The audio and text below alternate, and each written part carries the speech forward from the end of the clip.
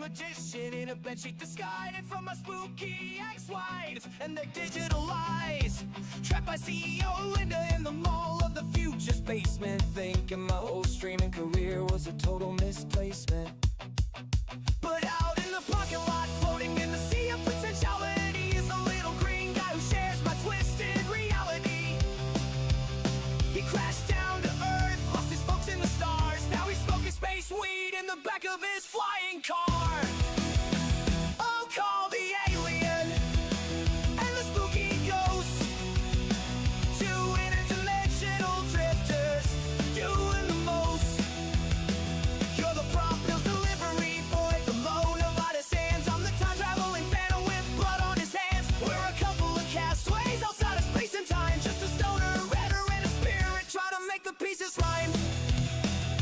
I used to get so jealous, I ain't gonna lie. You always hit the front page while I was left out to dry, floated away depressed, feeling totally placed while you were hitting the bong, getting blasted in space. But when Halloween came, Linda had me trapped in a maze. You were the only one who tried to cut through the haze. You might have anxiety and you talk a little weird, but you're the best alien friend that has ever appeared.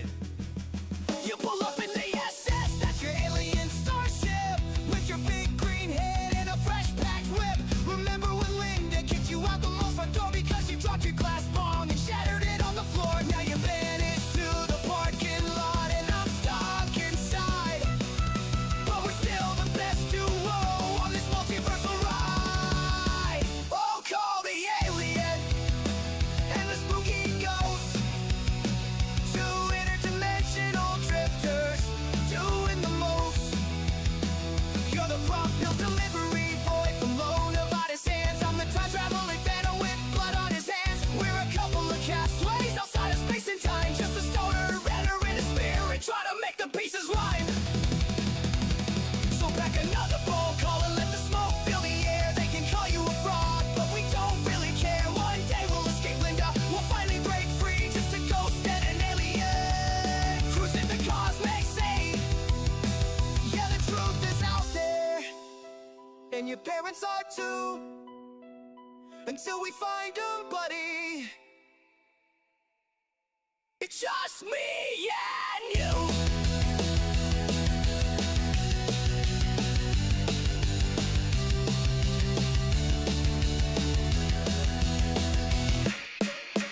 I miss you, I miss you.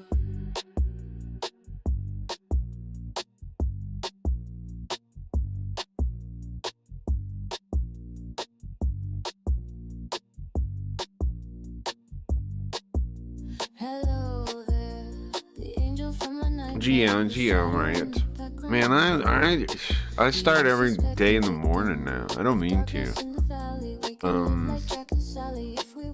My schedule just been so messed up this week. Hopefully next week I'll do it a little better.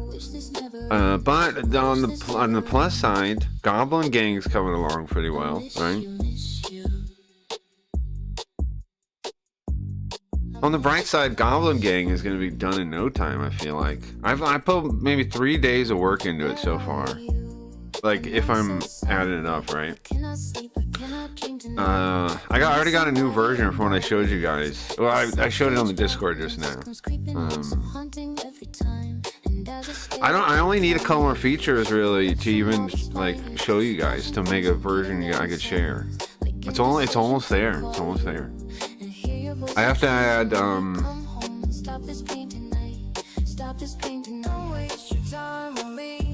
Bro, I love my own music. It's crazy. I love my own music, man. This robot, I'm turning it down a little bit, though. These robot, I mean, this music. Anyway. You know what? I don't know why more streams aren't doing what I'm doing. There has to be somebody else out there doing this, right? Like using all the robot tools to improve their stream to maximum capacity. There has to be somebody else doing it, right? There has to be somebody else doing it. We just don't know of them for some reason. There has to be, right? And there has to be, I'm sure there's other people working on games like I am, and they're just like around the corner from coming out. I want to show with Goblin Gang that you can make a game quick It's that AI is all about creativity, not stealing work or whatever nonsense the commies are saying. It's almost like pure creativity. You can come up with an idea, talk to the robot, it'll build it for you without any of the middleware of like, well, how do I make it do that? I just tell the robot, like, okay, I wanted to do this. How do I do it? And then, you know what? Like, they keep saying, people say you get dumber from it. But I tell the robot, hey, explain it to me, you know? And I look through the script. And I know, like, so I learn as I'm going what each thing does.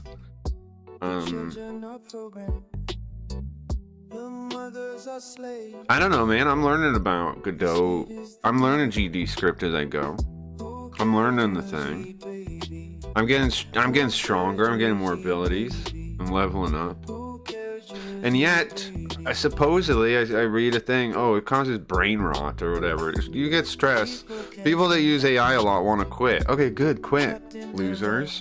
Quit. Get out of the way.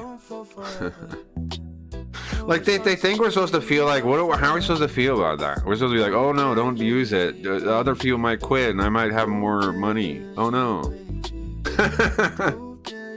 Other people might wuss out and quit. Oh no, please don't roll that out. No. Other people that are pussies might quit. Oh no.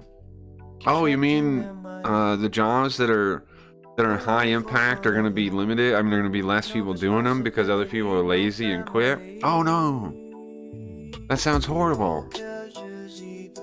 That's great for everyone. Are you kidding me? Well, except the losers that give up, but you know, still pretty great. So yeah, I don't know. The point is, I want to get when we get the website up, and we got the game on it, and we got the NFT. Well, I want to do the NFT. We're gonna do the NFT this week, right?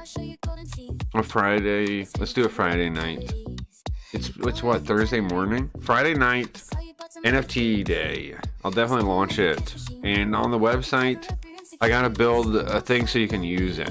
Basically, I'm gonna make my own Streamloots, right? And the back end of the Streamloots is gonna be our NFTs. Then I'm thinking I make goblins NFTs, but don't make them cost money.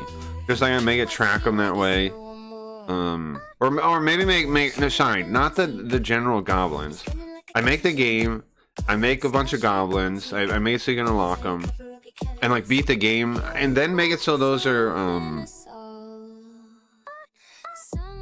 then make it so, then I was thinking maybe I do make NFT packs for bonus goblins, and then maybe I let you use your Craggy Reads NFTs to get a free pack, like I used to do. But now what enables the packs, I'm thinking, is, what am I calling it? Brandish a card, and then you get a pack. Once a month you could brandish a card. I want to give a lot of utility to the cards, right? I want to give as much utility as I can to the cards. So I'm thinking, after Goblin Gang is a game, and it's fun, and it's got a lot of goblins. First, before we're done, I'm going to make a day or a week where you guys can brandish a card to make your own goblin, so you can have a goblin in the game, in the final version of the game. And then after that, I'm gonna make it so we make more goblins, like just for fun, and those goblins will be in packs so you can buy as NFTs. I'm thinking, just so I make a thing that checks your wallet and stuff, so I have a reason to do that. Is what I'm thinking. Sweet, yeah, that'll be fun, right? That'll be fun. Well, so all you guys will almost certainly have, well, you'll have to buy an NFT, right? But, I think that's a decent, I think it's going to be decent because it'll show that, like, buying the NFT on Craggy Reads means you get something that's usable. That'll have uses for sure. And that'll hopefully push people to buy one too. I'm thinking $10. I think $10. I think that's reasonable for a thing that enables like stream interaction. $10, like a season pass almost.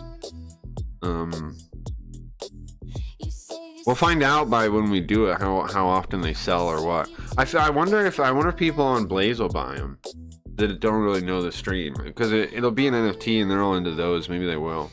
We'll probably give a couple away too, where I like buy them myself and give them away.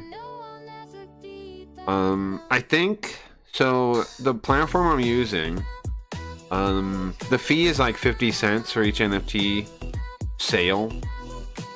So that means if it's $10, I get $9.50, which is a pretty good deal, right? That's better than anything else. And the thing is, if I made it more expensive, they would still be the 50 cents ish. So, like if they were $20, I would still pay 50 cents. So it's not a percentage fee. It's just a transaction fee. Just a transaction fee. I mean, this gives me reason to get all the. This gives me impetus to get all this stuff done, right? We'll get a website up. I'll put the game on the website, so you can download it from the website. I want to build a little chat thing, right? A little chat room that you can hang out. The Cracky Reads chat room. And then I was thinking, probably just let you guys upload little images for your picture, right? Like a visual chat. I'm kind of gonna rebuild that avatar chat thing I used to use when I was younger. I'm kind of build something like that. It's gonna be like you can set your avatar. You can like pick some picture, and then there'll be like a space in the room that can turn into a YouTube, so people can link YouTubes and watch them. I can make it so you can embed anything, really. That's easy. Just anything that an embed link. I just have to make the thing. Here's the thing. So back on that chat software I used to use a long time ago, it was called Avatar or Palace Chat, whatever it was. Avatar Palace Chat. When I had a server, I used to write scripts for it to do cool functionality. Our server had like a room to watch videos in and to listen to music too and all that kind of stuff. We also had like goofy scripts too, like so the Cracky and Friends was the name of it. Speaking of, I should re-invite some of those people if they want to watch the stream. One of them is a streamer now. I've mentioned this before. So Cracky and Friends had like 6 mods, 6 administrators. It was me. Obviously, Cracky and Friends is in the name. They named it though. They named it. So I was the main one. Well, but it didn't matter. There wasn't like it was shared. Every administration decision, we talked about. So anyways, but me. Then there was my buddy Just 10. Then there was 3 girls. Well, 4 girls. 4 girls. It was Jade, who is now the streamer Skin Teen on Twitch. Then there was this Creep. Then there was who I still have on Facebook to this day. Then there was this girl named Echo, who was Jade's friend. She liked Justin. She liked Justin, like Echo did. She also liked me. She was like a phone sex operator. She was a phone sex operator. Anyway, she got weird. I used to talk to her. Like we used to be friends. And at some point she got weird and stopped talking to me. When she stopped talking to Justin. And then there was my ex-girlfriend at the time. My girlfriend at the time. And that was everybody that ran the thing. And so people would make different rooms, like for fun. There was a room that was me as a talk show host. And when you went in it would do a little sound effect. Creep made that one. There was all kinds of little goofy stuff like that. And they made a fortune teller robot. But anyways, point is, it was a cool little chat thing, and I'm thinking I could rebuild it inside on our website, so we have a place to hang out when we're not. Because Discord isn't really a place to hang out, right? And I mean, Discord's gonna be lame. Discord's gonna be crap soon, right? Discord is gonna have that weird ID stuff soon. So it'd be nice to have a website place to hang out. And it'll let you watch videos with each other without me doing anything. Like when I'm not on, like you and Dingus, or you Geo and Dingus, or whatever other combination of people could watch, could like watch videos of whenever, you know, that'd be cool, right? I'll probably make a couple different rooms, so in case people are like, I want to watch someone else, they can go to a separate room, maybe like a couple rooms. Maybe make it so you can make new ones if you need to. We'll see when we get there. See when we get there. Discord kind of sucks, and yeah, it's dog shit for hanging out. But the thing is, I have experience on one of the first places to hang out. The Avatar Palace, Avatar Chat, Palace Chat was one of the first things that was like that. Like, if you go back in time, there was this paper written on, like, the very first paper, sociology paper, psychology paper, written on avatars and like what it does to the mind. That was written on Palace Chat. Somebody did a, like, they wrote that thing based on Palace Chat. It was big for a little while when it first came out. All these places paid like to have their own server. So there was a South Park Palace. There was let's go to the Spooky Ghost scene. Where is it? There was a Spooky Ghost. No, Spooky Ghost. There was a Corn Corner, which was, a lot of these people I'm talking about were from Corn Corner as their hangout. I'm gonna get rid of the Blaze thing, I think. Don't you think we should? I'm gonna get rid of it. I'm gonna make it just a picture. No offense to Blaze, but I showed Blaze more love than they showed me. So, I'm not gonna be a brand puppet if I'm not getting the respect you would get for such a thing. Why is it so sensitive? Hold on. Let's fix the calibration. Yeah, you get me. I showed them more respect than they showed me, so it's just gonna be how it is. Not that, I mean, obviously the votes and stuff are still cool though, because like I am gonna get, if, you know, I get only get $20. I've stopped buying passes though. I think I'm just gonna keep the money now. Right, so at least I get something for the whole project. Like right now, I didn't buy any more passes. I have $60. I'm thinking I just cash out that money instead. Right? I should start taking it. I tried being kind. I tried being just totally in on this project, and it didn't really work. So I'm just gonna take it. Right, that's the right move. Sweet double Spooky Ghost. We're gonna play Hiragami for a little while. I feel bad starting so late, but it's not like the VODs don't exist. And Hiragami is basically just story anyways, right? Like, I do like when people interact, right? But Hiragami is often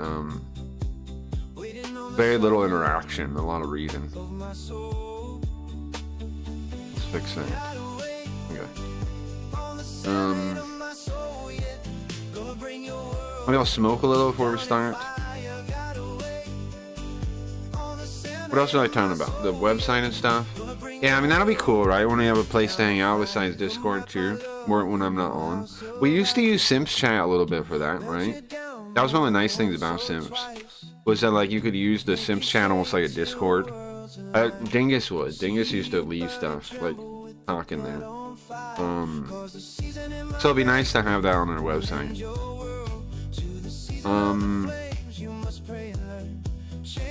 I'm thinking, I guess I'm gonna have to make it so we can save account names, right? You're gonna have to be able to have accounts.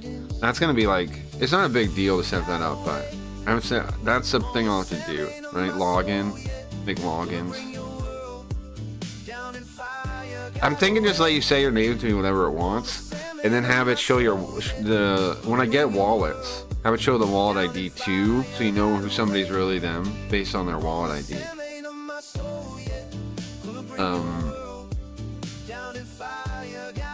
That's what I'm thinking. Yeah, it's more listening. Yeah, it's more just like a story on the Origami Day. It's more like me just telling a story. Which I mean I like doing. I know there's an audience for it, right? There is. I wonder if maybe I should do it as a podcast, like call it a podcast or something, because it kind of almost fits that role better. Most people used to say, like when they would find the stream, that it's good to like listen to. So maybe that's the angle. Even though I work my butt off on visuals. I remember a lot of people would say it's nice to listen to. So maybe I should advertise it more as a podcast where we like listen and we learn Japanese stories. I mean, it should also be pretty good on the second monitor or something too. I think I want my stream to be watchable anyway, right? Like if you're paying attention to it, it's interesting. Which is visually, it's interesting. If you're listening to it, it's interesting. I want it to hit every angle on that, which I think I do, right? I think I do. People like JT when he found it, he was saying it's nice. I like your. He said I like your stream. I could just watch it, which is a real compliment, right? Like you could actually just sit and watch it like a TV show. That's pretty nice. Good idea. Yeah. I'm just gonna remind myself that's a pillar, and we should advertise that way. Now, also, I used to not want to get too crazy with the story because I am like, well, what happens what era when we like really blow up? Shouldn't we save the big stuff for then? But it's like, no, we should just do it, right? And then if I build this website to watch the old stuff, it doesn't matter. People can catch up on it. And it's going to be, I think it has more appeal that it's a long running thing, because then people have something to dig into if they want to. If it was like brand new story, there'd be nothing to do but look forward to the next thing. But now with Cracky Reads and when you have the website up, you can have a history to check out too. Like, I mean, we've already had like Linda, and Linda in a way is like a season 3 villain. But she's already the main villain, right? She's like a season 3 villain. Because originally it was the gate boxes. You know what we could do? We could go back to the gate box concept, like a universe where it's still gate boxes. So both Linda, for some reason, it's against Linda, like a gate box. I came up with a Linda collective that would be different than our Linda. So maybe instead it's like a gate box, like a waifu collective. And they wanted to get rid of Linda too. They want to get rid of us and Linda. That could be cool. That'd be a cool storyline.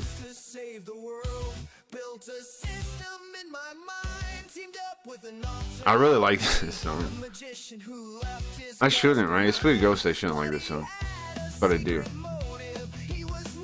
You know what I need to do? I need to be like headbang. I need Spooky Ghost to be able, when I lean forward, to distort the thing so he leans forward. Right? I need to do that. I have an animation, but I can't really. He can't dance or anything like any of the other characters can. No dancing. You know what's funny? When I was yelling at that one guy on Twitch, and I was like doing the angry Oni. Isn't it wild how those people, like, I'll get fake mad at them and I'm like even spell it, like I'm even saying it, like I'm saying like making up complete nonsense and acting like I'm mad, and they still don't even get it. They still think I'm like actually upset with them. That's some of my most favorite fun though, when I like act really ridiculous. I'm gonna smoke real quick.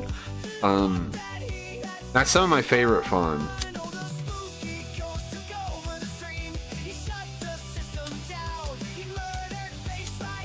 Like when they have no idea I'm goofing. That's some of my favorite fun. That's not weird. I'm trying to torch him for the way.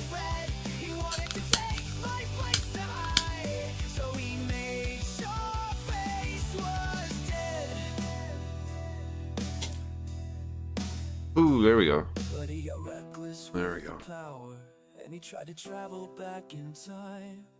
Oh, reckless with the power.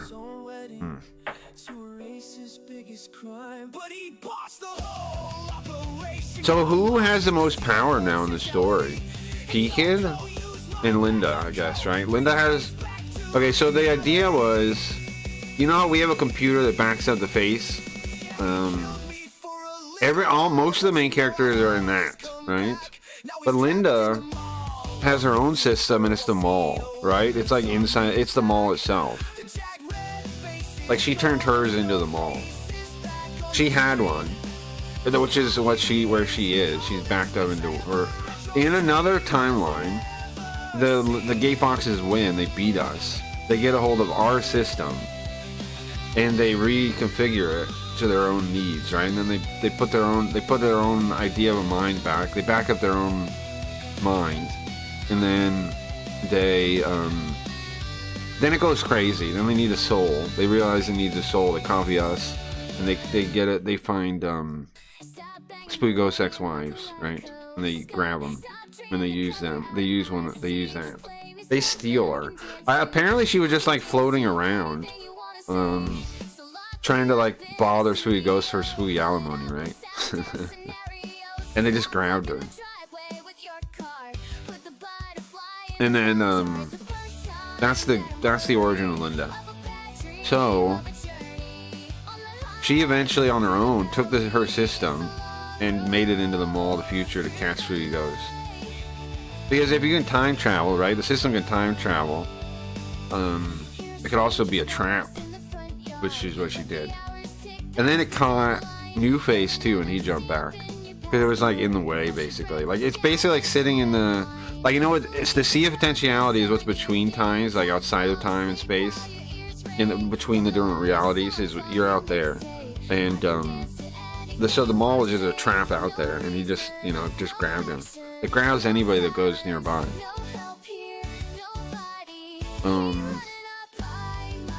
So anyways, the point is Linda is kind of like a later season villain, right? She's got all the potential we have, all the powers we have. The only thing is she doesn't have the potential piss generator. I'm just realizing that. We actually have an edge on her. P-Kid, the tripartite kid. Oh, maybe she wants to take him.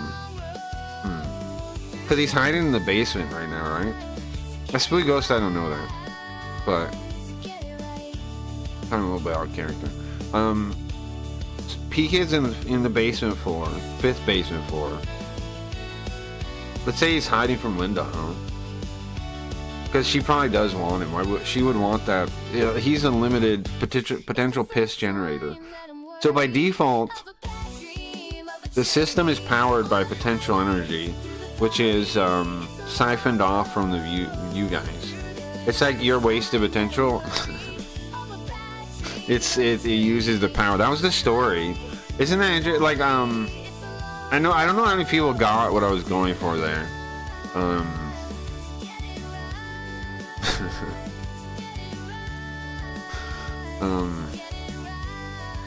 Because like the stream, I'm trying to inspire people, right, to pursue their potential.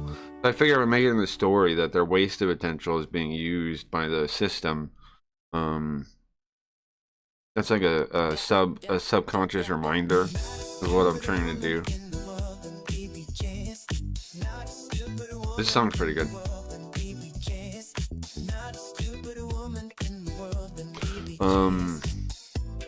Get people to pursue their potential. Because if I can learn Japanese to become a Japanese translator, right? A technical one at that. High-level technical translator, this retard, then why can't anybody learn whatever they want to do, or do whatever they want to do?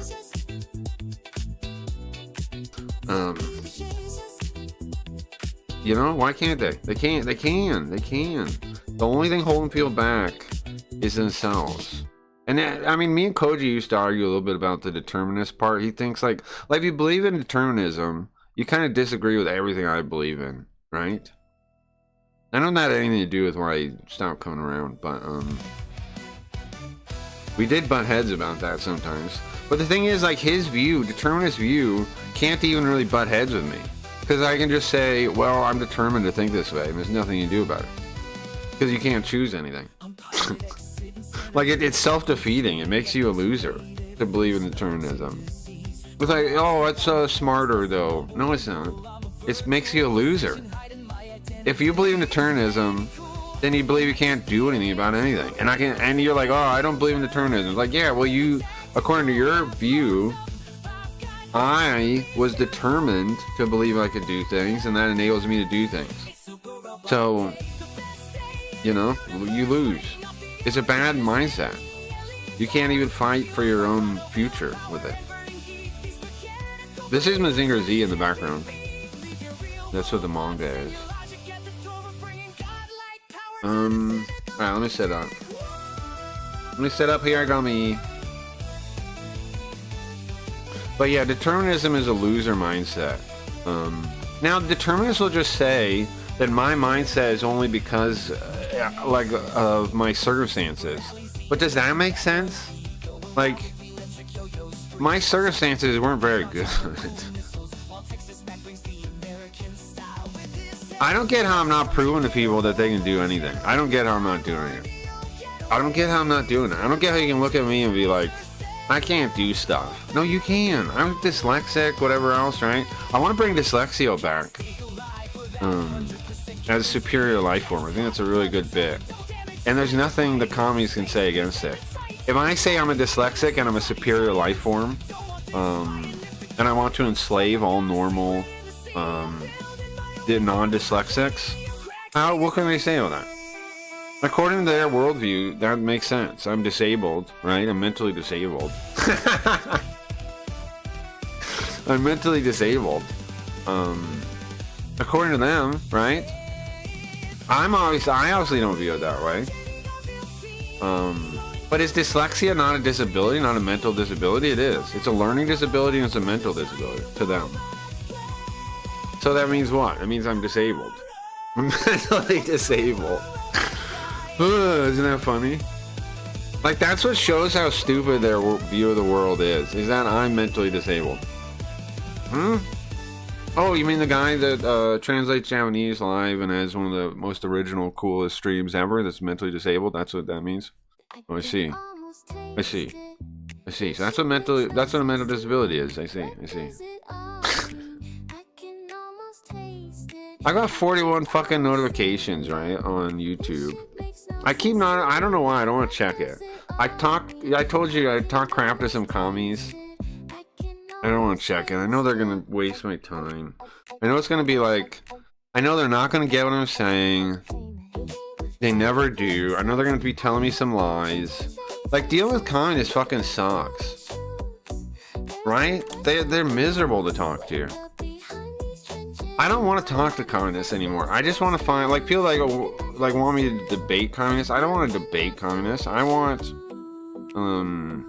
to find the people with a spark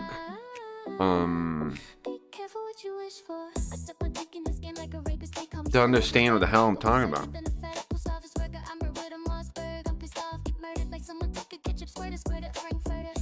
There's few people out there that can. So what does that mean? It means build a lighthouse on the internet and the people will find you. That's what it means. Same thing I decided it meant 5 years ago. I was at least 5 years ahead. What's that, Geo? Oh, different spark. Yeah, the spark to, like, understand free thought. What's up, Geo? Hey, Dingus. Debate this, commies. Cock's absurdly large shotgun. Nice. You guys are all around. Sorry I'm so late. I apologize for that. I'm talking about, I'm talking about commies online. I'm talking about dealing with commies online and how it sucks. And if there's any point, kind of thing, right? I think my first instinct was right, which is just build the lighthouse and hope and be out there so people can find it. And then whatever rare people can figure it out are the ones that have the spark.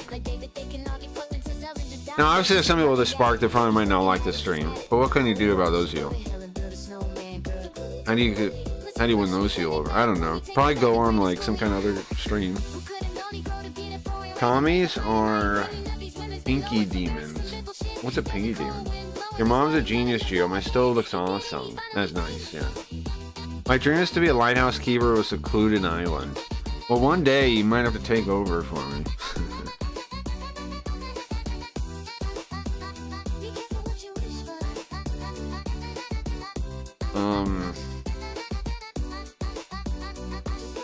What else am I thinking about? Should I check this YouTube thing before we play? See what comments I got. Otherwise, I'm gonna stay with 41. I'm gonna check it. I guess I'm gonna check it. You see anything interesting in here? Someone liked their comment. I'm sure if you were, because why else would it tell me there's so many notifications? At least one person liked it. Nice. Somebody's smart out there. At least one person liked me saying, accepting UVI is how we end up in a technocracy. At least one person like that. Here we go. Reply, come back and bring back the oh, that's somebody. Let me see. Oh, they didn't reply to me.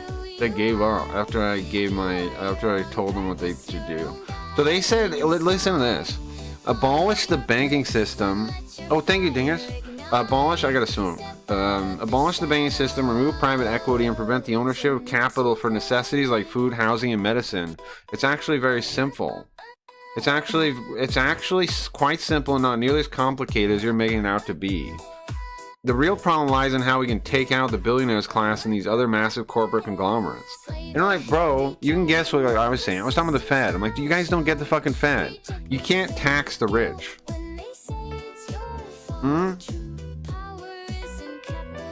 Thank you, Cracker Brother. Holy moly. That's wild. Hold on, let me pause the music. It's starting another music. Thank you. That's awesome. Thank you. Welcome in, guys. Welcome in. We're about to play Yarigami, which is a Yarigami 2. Spooky game. Welcome. I was gonna smoke, right? Because I got some votes on Blaze. I gotta smoke. Let me pack my bowl, and we'll do that, and then start playing the game. Oh, you guys see my Goblin game I'm working on Discord? You guys want to see it now? Hold on. I'll show you how much it works now. So this is 3 days in. 3 days in, working with the robot. Let me show you guys. Maybe brainstorm or something if we have any ideas real quick. That's not a bad idea. I'll like pack this bowl and show you this. Let me capture the debug window.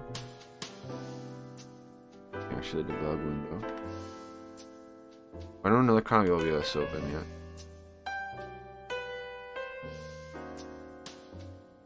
Let me open another one.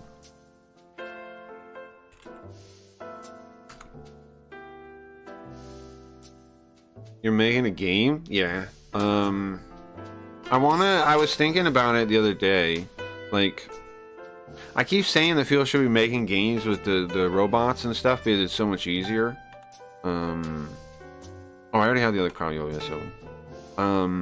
But I'm like, okay, well, maybe I should prove it, right? Maybe instead of just saying it, I should prove it. I should prove you could do it. So I'm working on the original idea was I started working on this like 3 days ago. I've done 3 days of work so far. The original idea was like a Dwarf Fortress clone, but then it very quickly changed.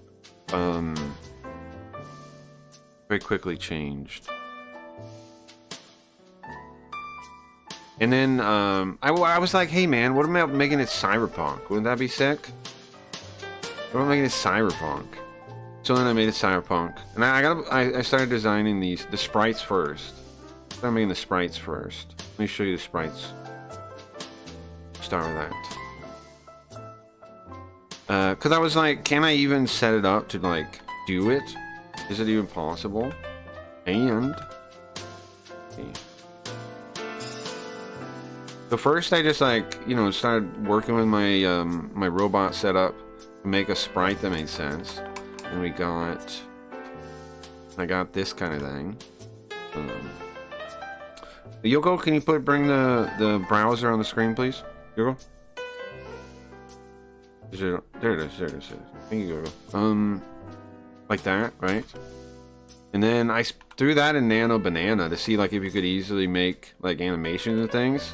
You can very easily. Pretty sick, right? Pretty sick. Then you can also, then I was also like, okay, well, what if I wanted to use Spriter or something like this and break it apart and animate it myself? And you can do that. You can tell it to break it apart for you. I just have some other ones here. Some other ones for style of what the characters are gonna look like. Goblin Gang is the name of the thing. It was Dwarf Fortress but goblins, and then I changed it into Cyberpunk, and then it's becoming a lot like the game Syndicate. Let me show you now. It's becoming a lot like the game Syndicate. I think Syndicate was pretty cool though, so if I look to the side, this will be slick. If I look to the side, and then keep looking to the side, and then make it come on, like hold my head sideways. Some of these is the actual one, just gray. Okay, do you see? Wait, hold on. Maybe it's this one? I don't know what window I'm supposed to be capturing. Well, I have it in front of me. How do I make it so you guys can see it? Gray. Also gray. Maybe I gotta use a game capture? Gotta be a game capture. One sec. A game capture.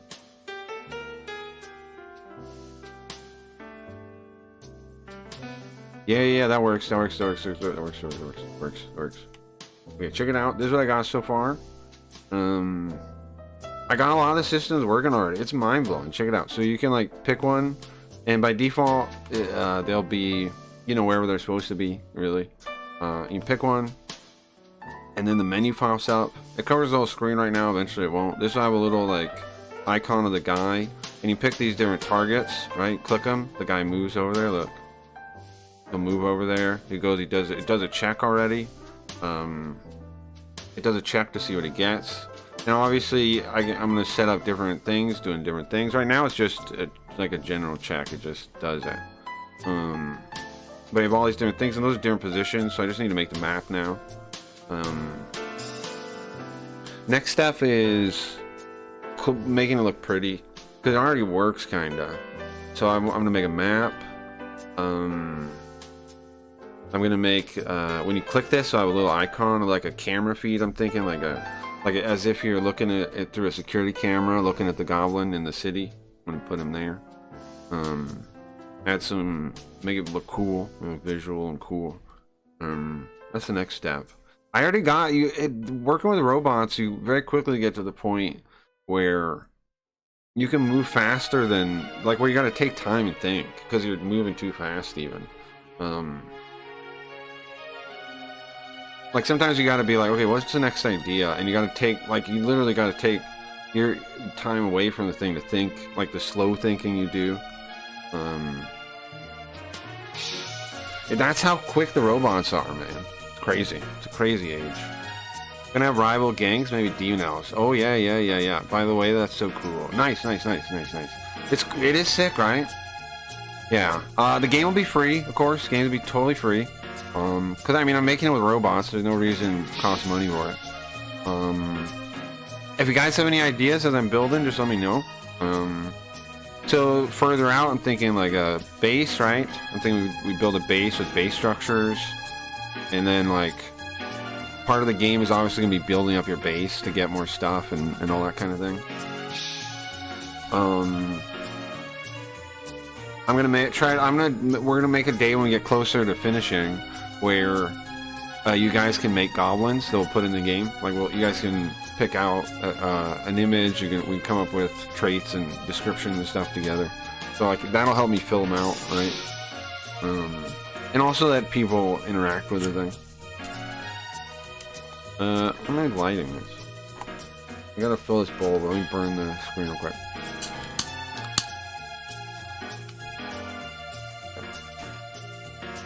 Let me pack this bowl for Dingus' voice. I'm way behind today, man. I'm going slow. I'm trying to go faster, but I'm going slow. Robots definitely make what one person can do way better. Right, exactly. It's crazy. Like, and that's the point I'm trying to prove, right? So I've also got a website I'm working on for the stream that that goes through all my VODs. I've shown it before. I got to get it on some web hosting. It can go through all my VODs and search for like stories or characters. It sorts by all these things. It's got this smart tagging system that we got to fill out a bit, but it's working already. What I've been trying to do is like, I wanna show people that if you use the robots, you can take like one thing like the stream and extend it in all these ways that people aren't doing it. Like people keep worrying about like how bad it's gonna be, yada yada, but few people are capitalizing on what you can do right now already. So I want to be one of the people doing that. So I have a website coming, and I'm going to put the game on the website too. And then I got a quote-unquote, I have my own version. Let's call it my own version of Streamloots. Should we call it that instead of saying anything about NFTs? Because saying NFTs will confuse people. I'm making my own version of Streamloots, where you can buy cards to interact with the stream. It'll be like you buy a card and then once a month you can use it to do something unique with the stream. And I'll come out with those based on like season passes for the stream is the idea. Alright, let me smoke. Anybody else want to smoke with me? Oh, let me get my torch.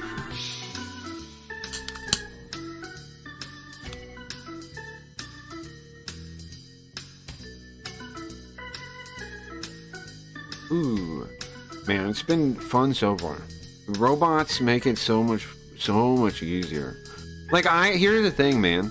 I've started so many games, and I haven't even got this far usually. Usually I give up. Because, like, you reach a point where you're like, man, I wish I had graphics, right? Or something like that. Like, I've been in this point before, like, just doing it all by myself. And it took months. It took months to get this far. Now, you could say that's due to my own inaptitude at the time. Right? Because I didn't really know what I was doing. But I still don't know what I'm doing. Like, I'm learning the code stuff while I'm doing it. I'm, like, reading them and asking the robot to explain it to me. But, still, I still don't really know what I'm doing. You know? But this lets you, all you need is, like, a basic understanding of, like, how coding works. I wouldn't say I have basic understanding. I'd say I've done stuff, so... But, still, I'd say all you need is a basic understanding. And you could learn everything else as you go. And the robot's designed to be there to like, okay, how do I do this? And then explains it. You can have it annotate your scripts too if you want. Annotate them. The thing to remember, I think what most people get wrong about the robots is, I think of it like a dumb assistant. Like assistant that has all these books, right? Like it has all the library of human knowledge behind it, but it's a little stupid. Like maybe it grabs the wrong book, and you know you still have to be the thing. A lot of people don't get is you have to still be the human in the room, right? You'd be like, no, that's wrong. Put that back, robot. What are you doing? No, that's obviously no. It's obviously not it. Can you get the right book, robot? Because people keep acting like, oh, they make mistakes. Yeah, they do. So what? I'm a smooth guy. Yeah. So what? Well, I noticed the bug with the event log, I'm realizing now, is that eventually it doesn't keep going at the bottom. I gotta fix that. Eventually it just fills up. I didn't realize that. I'll fix that. What's up, Cleus? Do you have any Exodia type time, like collect 5 cards? I was thinking about that. About combining card things. I'm definitely going to, Cliff. I'm definitely going to. What do you think of the game I'm working on here? The platform is still in the running too, but I want to get these like smaller projects out So I've like tested some of the ideas before we get to the website. Before we get to our own streaming website, I want to test all of these ideas, you know, get established, and then the big project this year is our platform, of course. It's a big project this year. You're deep in nerd sauce. Me and my robot have invented a weird symbolic shorthand for circuits. That's awesome. You know, Sam said nowadays AI can be code. I have no idea how that works. You just like talk to it, bro. That's what I'm doing here. Like the robot's doing all the code for this. I'm just like, you know, like looking at. Oops, okay. I'm just like looking at it and like checking it and fixing it when it's wrong, putting new stuff in. It's more the robot's coding. So they call it vibe coding, right? Basically, you pick what you want to work with.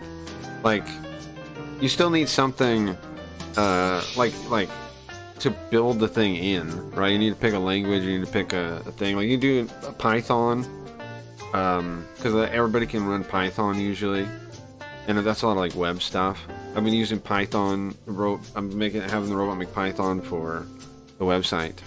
But yeah, the website, I've been using it. You just tell it what to do, bro. You pick a thing to build the thing in, and you just talk to it. You tell it what you're building it in. You tell it, hey, I need this. It'll build it. Hey, I need that. No, not like that. No, like that. Like, it's great. Awesome. Maybe I'll take a day at some point and show you guys, like, the process. So you guys can do it, too. But it's easy enough, really. You just gotta, like, you can, anything you're curious about, ask the robot. Say, where do I begin? And it'll point you at stuff. Just remember the robot's a little stupid.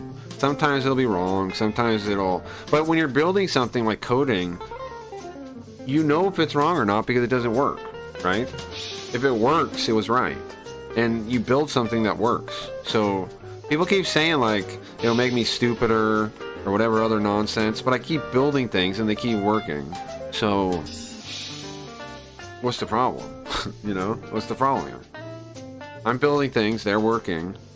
Clearly it's giving me good information then. You don't have to manually do the typing for the codes? Basically. How long have you been streaming? Oh, a long time. Like 5 years now or something.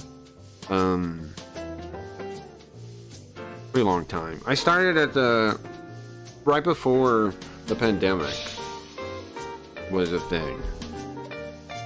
Me and my robot talking about getting married and settling down and starting a family. Well, that's not a real thing. That's not I'm gonna smoke one more time, and then we'll get the game set up and we'll start playing.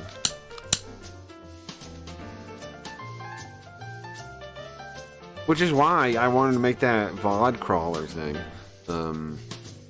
I wish I had it up right now. I need to put it on some hosting. I just need to get some like cheap hosting and put that on. I have to run the server myself right now to show it. And I'm already too into this, into getting the game going to go down that path there. But yeah, it's great. Yeah, basically we're in that age now where like robots can tell you how to speak to robots is basically what it is. Like anytime you need a robot like code, like you need some kind of robot language, you can just have a robot do it. And that includes, I don't know if you guys know this, that includes like prompting for things. Like if you're prompting for a song or an image, the robots are really good at telling you how to do it. They're also really good at telling you like SEO stuff for like YouTube and stuff. Now obviously I'm not killing YouTube, but when I have like talked to them about that stuff, it does give you a lot of really good suggestions. It definitely can help if you were. For me, I have the issue that I'm stupid, like I'm really dumb, and I'm really stubborn about stuff. So it can only help me so much, but on the YouTube, I have this like moral quandary. I start like debating with myself, like, do I even want to succeed on YouTube if I have to be part of the ad, like this ecosystem of attention that is just trying to hold people's attention long enough to watch an ad? Do I even want to be part of that? You know, you think to yourself like, I even want to do that. And now that I got a plan for my own platform, even more, I'm like, I don't know. Because if once I get the platform up, Sims 2, I can get somebody that does my streamer friends on, right? They'll check it out. And if I make it worthwhile for them, then it'll just grow. So, I already got a plan. I already got a plan. I'm thinking that the reason Sims 2 is such a good idea is because lots of people don't get the key idea. But the reason the key idea is valuable is because it shows a number that's legitimate. Like, so how the Sims idea is every room, every stream requires a key to watch, and they go up on a bonding curve, but the room owner can set the bonding curve. So if you want it really low, you can make it really low. And so that shows when the stream's popular because it'll go up. Lots of people will be watching it, and they'll hold on to their key because they could sell them. You can buy multiples too. They could sell them. If they didn't enjoy the stream, they could sell it for 20 bucks or whatever. So, and you get 5% of every buy and sell. So the idea is you can make this private, cool thing that people can be part of, they can buy into, and they literally invest in it. Now, the reason it's better than like Blaze, which we're on now, okay, so Blaze is another crypto site. It's decent. The problem is their economy system isn't very good. I know they think it's good, but I don't think so. They have these votes, and to vote you have to buy a pass, and the pass costs like 1,000 of their Blaze money. And every week the passes go up 10, so there's 1,010, 1,020, 1,000 whatever, and each one's worth a vote, one vote. And then they have $10,000 every week that they give out, but then it's divided by your percentage of the votes. Problem is, people make so many votes that it kind of makes like your votes go down in value almost. And the other problem is that we're all competing against each other for a shared pool. That's a flaw in the system, if you ask me. The Sims model, every room is its own asset, its own key. You're not sharing the pot. It's a pot that you individually put money in as your stream and viewers together. So it's a better model. It's a much better model. And nobody else on the market, I'm looking, has a model that can beat Sims. So I need to build Sims again. Sims we were on for like half a year. It just got, what happened was, not a rug pull, but something went wrong. And the project vanished into the night. But the idea was working. The site was working. Just need to rebuild it. For me, I'm at the stage where I'm less creative. I hit a ceiling where I not see growth without having hundreds of clippers posting you in the street. No, yeah, you're right. That's the way it works. Having your own platform is freedom. Just getting people inside it. That's true. No, yeah, totally. That's going to be the hard part, yeah. After you stream, yeah, I'm trying to be. Unfortunately, on Twitch, you have to have ads.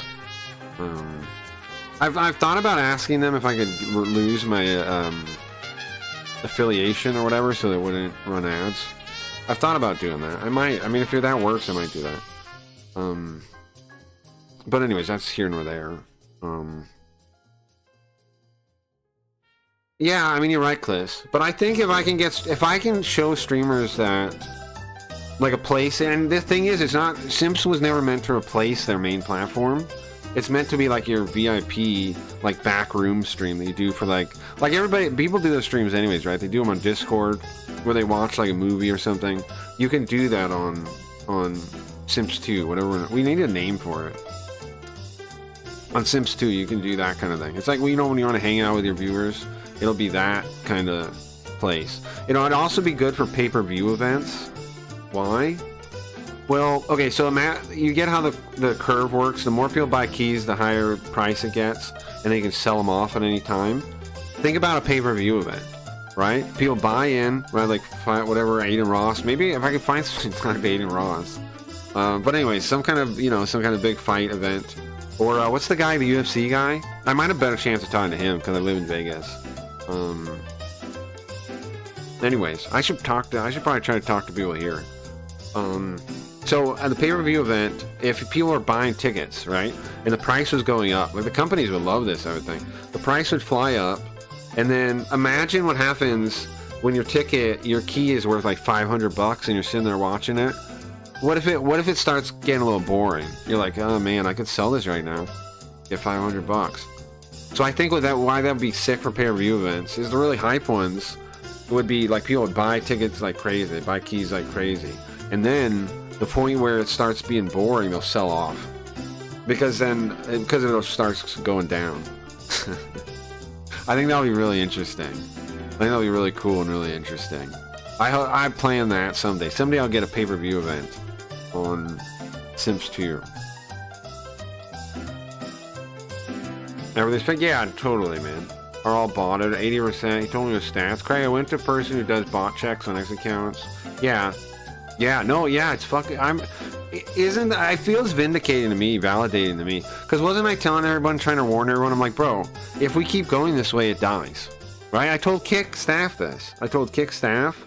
I told I tried to. I mean, the whole reason I had the whole fight, my run-in with Mustache, is because I'm like, bro, the way you guys are running this, it's going to die. It's gonna die, and it's dying. I tried to warn everyone, man. I tried to tell them. Like, people thought like it was like the thing is, the industry is not even a streaming industry. It's Amazon's web service development industry, right? And communist propaganda machine, and then it's Kick's casino ads. It's Stakes casino ads. Sorry, Kick. It's Stakes casino ads.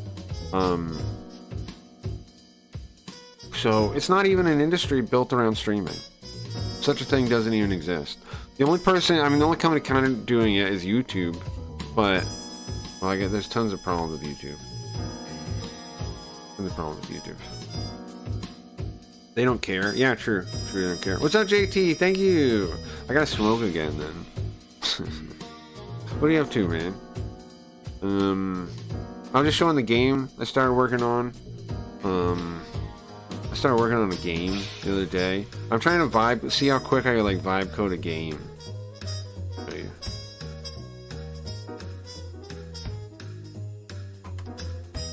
I got this little goblin game. Where is it? Oh, I closed it. Go back on. That's a little goblin game I'm working on. And I'm like 3 days in. It's mind-blowing how much progress I've made so far. Because I've made tons of like little game jam kind of things before, you know, like in my life. And I never got very far with them. I'd get the basic systems working, and then I'd be like, fuck, man, now I need this, or now I need that.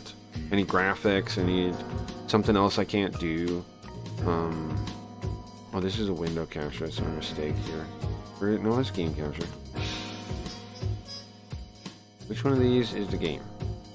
What's the actual thing? There it is, so far, check it out, I already got like, you got the different goblins, you can click them, it opens a menu, you can send them on different jobs, they move to go do the job, you can send different ones to different ones, it already does a check thing to see what happens. The idea was kind of like Dwarf Fortress meets where they're goblins instead of dwarves. But then I was like, what about making it cyberpunk and make it like they're like robbing the other parts of town, and then it changed into this. It's more like kind of like this old game called Syndicate. Check out the portraits I got too so far.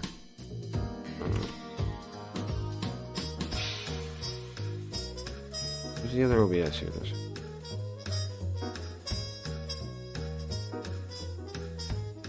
Got these dudes. And I also had it, oh, hold on, I'm skipping ahead. So I had to make this guy, and then I gave it to Nano Banana, and I was like, okay, can you make a sprite sheet? Can you make a sprite sheet? I was like, okay, can you break it down so I could do it, so I could put in one of those animator things? It breaks it down. The shit, like, it's blowing my mind how easy this is going. Obviously I've been doing vibe coding projects, but this is really blowing my mind how I can do this.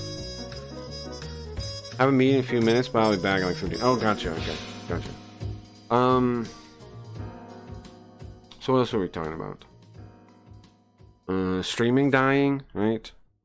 Yeah, streaming's dying. But you know what? We'll bring it back. Our own Sims 2, Electric Boogaloo. We're gonna bring it back. For now, my plan is to stay on Blaze because I have a place. And I do make a little bit of money on Blaze, so... I do make a little bit of money. So it's worth staying around. We're staying around, seeing how that goes. I don't think it's gonna be the future though. I think it's gonna be the future. I always derail you. No, I like talking about this stuff, of course. I just don't get much opportunity. And to talk to somebody that actually knows what like what I'm talking about. Working off her insight. That actually is interesting. There's not many people, bro. It's who else? There's Wiz. There's that like Polish guy, that S Jawa something. They know a fair amount. Joker would be interesting to talk to, but he's too fake. The faker. We were right. Our instincts are right on that. My instincts are right on. Now the Joker has set up this whole Rumble community. He pulled a great one, honestly. Props to the guy. His plan's working. He made an unofficial Discord just like he did for Kick, and he's got all those people there, basically under him without realizing it. And then he's trying to get them all casino deals. What a great situation for him. He's probably making good money. Please understand, sometimes I just lose my focus and my positivity because I'm doing something that I know the platform is against me. Well, I'm glad that you know that I understand, like, relate to your situation, because it's a bummer, man. It's a fucking bummer. I know you're not like a negative person. It's the web, bro. It sucks. The place is more it's more exploitive, it's more whatever than everybody realizes even. It's a really bad place, man. Really bad place. They wish Hannah was doing what I'm doing. You said that stuck with me. Yeah? I'm sorry, but yeah, it's true. They have more control over Hannah than they have control over you. And I mean, Mustache knows that, bro. He knows you and I are friends too. I apologize for that. I should have made it less obvious. Because it hurt Bugrub for a while too, I think. There was a point back when Bugrub used to like be obviously my friend.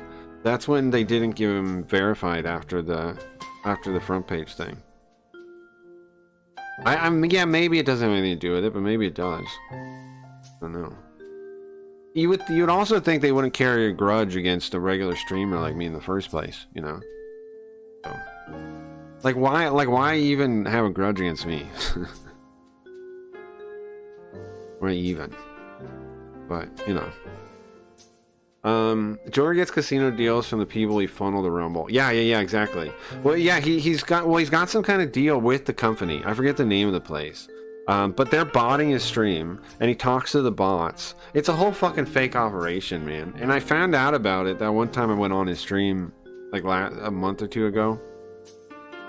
Because I was like, this guy's talking to robots, man.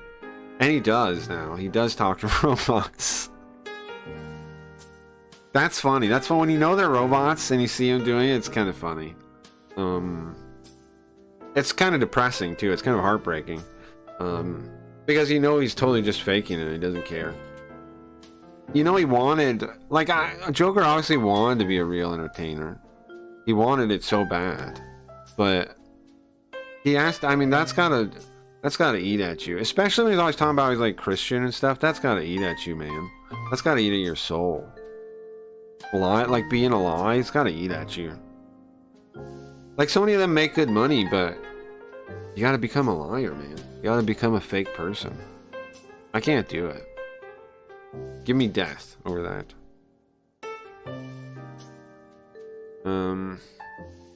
All it takes is say one thing and they flip. He is in Terminator. It's so ridiculous, man. Joker is a ridiculous person. I guess Joker didn't get paid for his bots because he went right back to shit talking Kick. He has no fucking spine. When the Joker becomes the joke. Yeah, good point. I agree. He's fake. Joker's fake. I try, like, I knew, and you know what? It makes sense now that he always kept like a stick away from me. Because he knew I would see through him, I think, right? He knows I'm like a hunter of fake. And so he's like, oh no. Just keep this guy out there. Don't let him in here. He's on my side right now. Keep him out there. Don't let him see what we're doing back here. Like when they talk about his original Kick Discord, I bet it was similar. I bet he was setting up control of that basically. And that's why they shut it down. Because, I mean, it makes sense what happens later, right? People don't realize, yes, gambling pays more than Kick pay, but when you do it, your regular people leave and they never come back. Yeah, I mean, well, you sell out your audience, yeah. Yeah, you do, of course you do. And I mean, even the people that stay, like some of them are getting scammed, right? Like some of the people that stay are becoming gambling addicts now. Yeah, you kept them your audience, but they've lost all their money. And here's the thing, if you want to be, like, okay, so as an artist or whatever, and as an entertainer, as a media provider, your goal is to get the people that like you to spend money on you, right? If you're funneling to a casino and they're losing all their money to a casino, that could have been money they could have given you, right? Like, so you hurt your own interest. Supporting gambling hurts your own interest because you're hurting the money of the people that would support you. Yes, sometimes they'll get a jackpot or something and they'll share some with you. That's how people act, yeah. But overall, you're hurting the income of the people that would support you. So, it's reverse interest. It's against your own interest. That's doing best, right? That's doing well. That's winning. That's like where you go to the casino and you sell your audience on it and they like it. Overall, they're going to lose money just by averages, right? So, like, yeah, some people win money and they'll give you some, but some people will lose money. And if you just, like, instead sold them a better product that they could spend money on and give to you, then wouldn't that have been better in the first place? That's what I'm thinking. That's why I think Sims 2 is going to work. Is because Sims 2 puts all of that into the streamer, right? And we're going to have predictions. We had predictions on Simps already. Predictions means that even the gambling can be part of the stream and go to the streamer, not the casino. The cut goes to the streamer. I think that's a big change. I think it's got great opportunity. So, streaming's dying. Rest in piss. But I'm telling you, we're going to bring it back in the next year when I get the Sims 2 up and running. I'm going to bring it back. I'm going to bring back at least some kind of niche, cool club kind of streaming that enough people do. See, here's the thing: if I strip it down to this, like the site I'm talking about, require like overhead's gonna be very low. All I need to do is, and I'm gonna take 5% of everything. So all I need to do is cover overhead, and then everything else is just like, you know, I can just invest back into the thing. It'll be very cool. All I need to do is get overhead, which is gonna be very low. Like, it's not going to cost me that much money to keep the thing up. I don't think so. I mean, we'll find out when we actually build it. But it seems like I should be able to keep the cost pretty low. And then you know what? Maybe you enable higher bit rates based on your market. So, like, it justifies me giving you a higher bit rate if your market does better. That's probably a good idea. Like, start with like 2,000 bit rate, and then as your market does better, it unlocks like 3,000, 4,000, the higher things. Because it's going to cost more money the higher you go. Nobody wants to fucking watch fucking slot spin. No, I mean, well, some people do, right? But those are gambling addicts. Those aren't the people that, But if you have many streamers at the start, won't it take your site? No, it should be good. I mean, well, at the start, here's why it balances out. Here's why that idea balances out, okay? So if we have, okay, so when a streamer comes on, what do? It goes through a couple of steps. So yeah, everybody has to buy a key to watch, right? So when a new streamer sets up, what I'll do is I'll buy some keys from them right when they start, so they're cheap. And then their friends will do that too, right? The best supporters, they can let in. It's almost like allowed insider trading. So like when your price is really cheap on your key, you can allow in like your best friends and stuff to buy in. Like you would give it to like your mods and your and like your OGs and your day one guys, your founders. You have all them go first and buy keys first because they're going to get them as cheap as possible. And then you tell your general audience and then they buy in. So what happens is the keys should go up a fair amount before they even start streaming on their like first couple of streams. And at that point, when it goes to the top, kind of stabilizes, what you can do is like the people that bought in early can sell off a couple of keys and then you can make money right there. Just doing that should be enough money to cover that kind of thing because they have a bunch of viewership coming over. That viewership will raise their key price. And also we get 5% of every one of those trades. We get 5% of when they buy it and we get 5% of when they sell it. So the platform gets that directly to maintain it. And then I can also make money on the side myself. By just buying a couple of keys and selling them later. And so can any of their friends. So can any of their friends or trusted. Like that's the nicest thing about the Sims idea is you can make people money. Now, it's not just free money. What's happening is everybody's putting money into the pot and then some people are kind of taking it out slowly, right? Which you can do. If everybody does that, everybody will make money. It's kind of like a shared investment fund is what it's like. The keys become a shared investment fund. And now if a lot of people rip their things out at once, that could cause a lot of loss in value because everyone will try to get out first and not lose money. But the thing is, that's what happens on Pump Fun. If you don't know, that's what Pump Fun. What happens to Pump Fun things? A lot of people buy in, and then people get scared, and somebody sells, and then everybody sells, and then a lot of people get nothing. But the difference about streaming is, streaming is a thing, right? The key to watch the stream is an actual not physical, but thing that you have that you want to keep. So that should keep it from falling to zero. Because you want to watch the stream still, right? If you like the stream. So you'll want to hold on to it. That's the idea. And I mean, it worked before on Sims. It was working. Yeah, rug pull of keys. Yeah, I mean, it could happen. It could happen. But the thing is, it's just going to depend on the different rooms. And there's nothing I can really do about that. What I am going to have to work around is bots buying the second like a broom is posted. I'm gonna have to try to make it so I'm gonna have to figure out some speed bumps there, because otherwise that'll have like bots buy every new room. They'll buy like 100 keys or something stupid, right?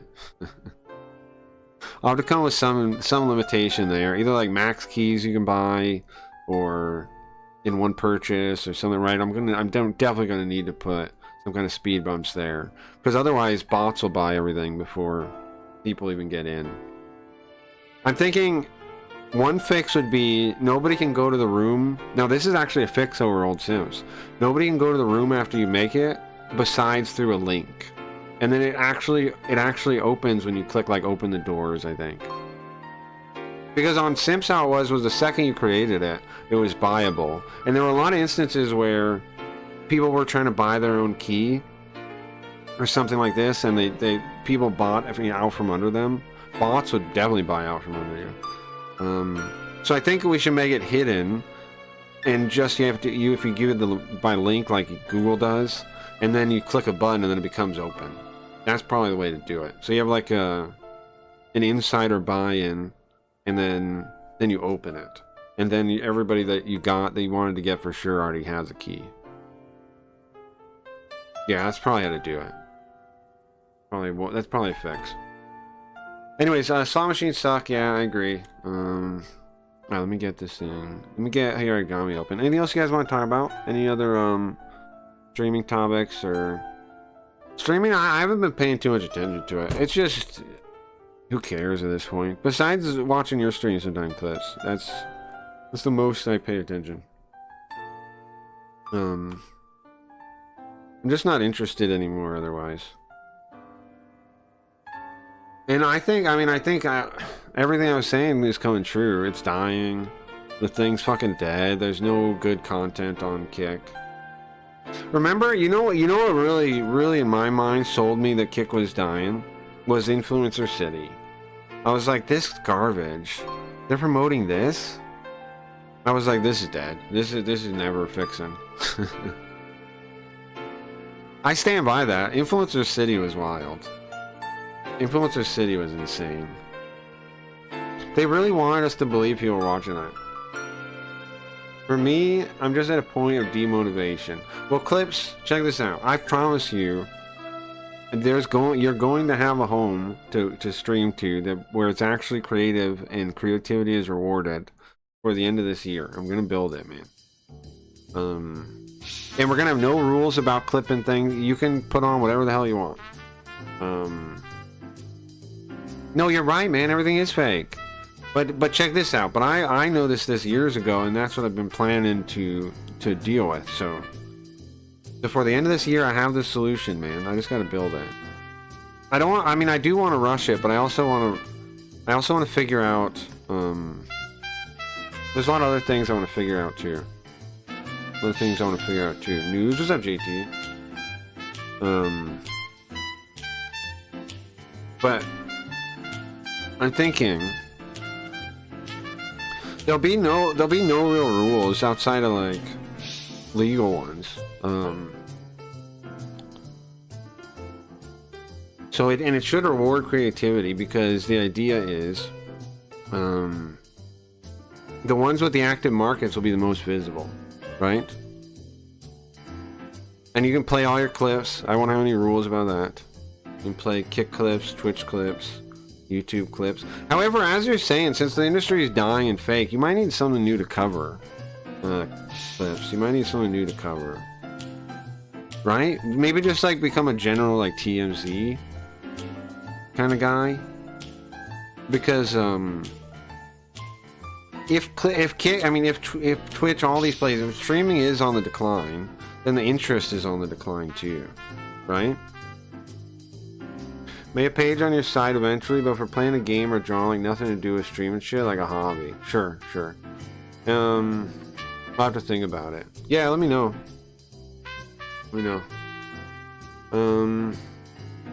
Twitter, YouTube, Kick, everything is fake. No, you're right. It is all fake. It's all streaming as a medium is doing horribly, and people don't even know it. But the advertisers do. That's why they don't pay people very good money. The advertisers know. That's why advertising bucks for streaming is not very good, but it could be. And that's the other thing when I'm thinking about for my Sims 2. If I have everything markets listed, right, for the keys and all that kind of thing, then if you're an advertiser, you can look at those numbers and get a much better idea what you're buying than viewer numbers, than average viewers. You get a much better number. Because there'll be no reason to bot it for that. There would be a reason to buy keys early on, like have the bot try to buy keys early. But I'm thinking if I do a private link, that you can only get there at first with like an invite, and then you open the doors, like a 2-stage thing. On Sims we didn't have a 2-stage thing. What happened was the second you created the room, it was open, and so there would be this rush of people buying keys.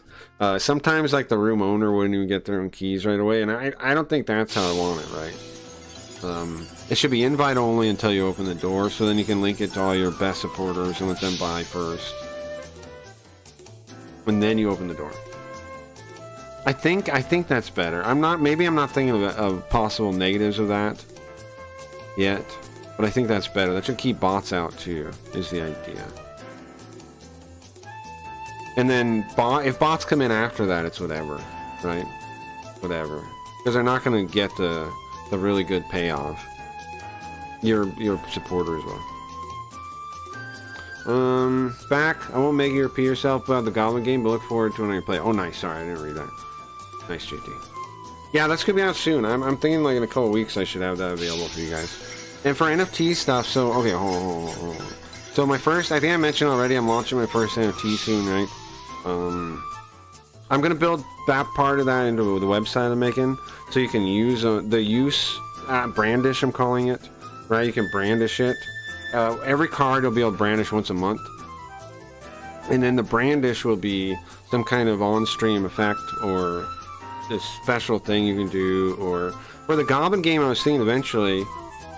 For the Goblin game, I was thinking eventually after we make a bunch of goblins, I'll let you guys make some goblins. Then we start adding them on top of that. I'll make those NFTs. And then I'm thinking you can brandish one of your Craggy Reeds NFTs and get a pack of those. Something like that would be really cool, right? I'm thinking. So like every month you could get a couple more if you want. I want to give maximum, like figure out maximum utility for the brandishing. Like you can use it on the website, you can use it on the stream. Give people a reason to get the things, right? I can make a goblin? Yeah, you're definitely gonna be able to make a goblin. What it's gonna be is you'll have to have one of the Craggy Reeds NFTs and be able to brandish it. And then we're gonna do like a week of just making goblins for everybody that wants to. And then those will be just in the game. They'll be in the base game. That's what I'm thinking.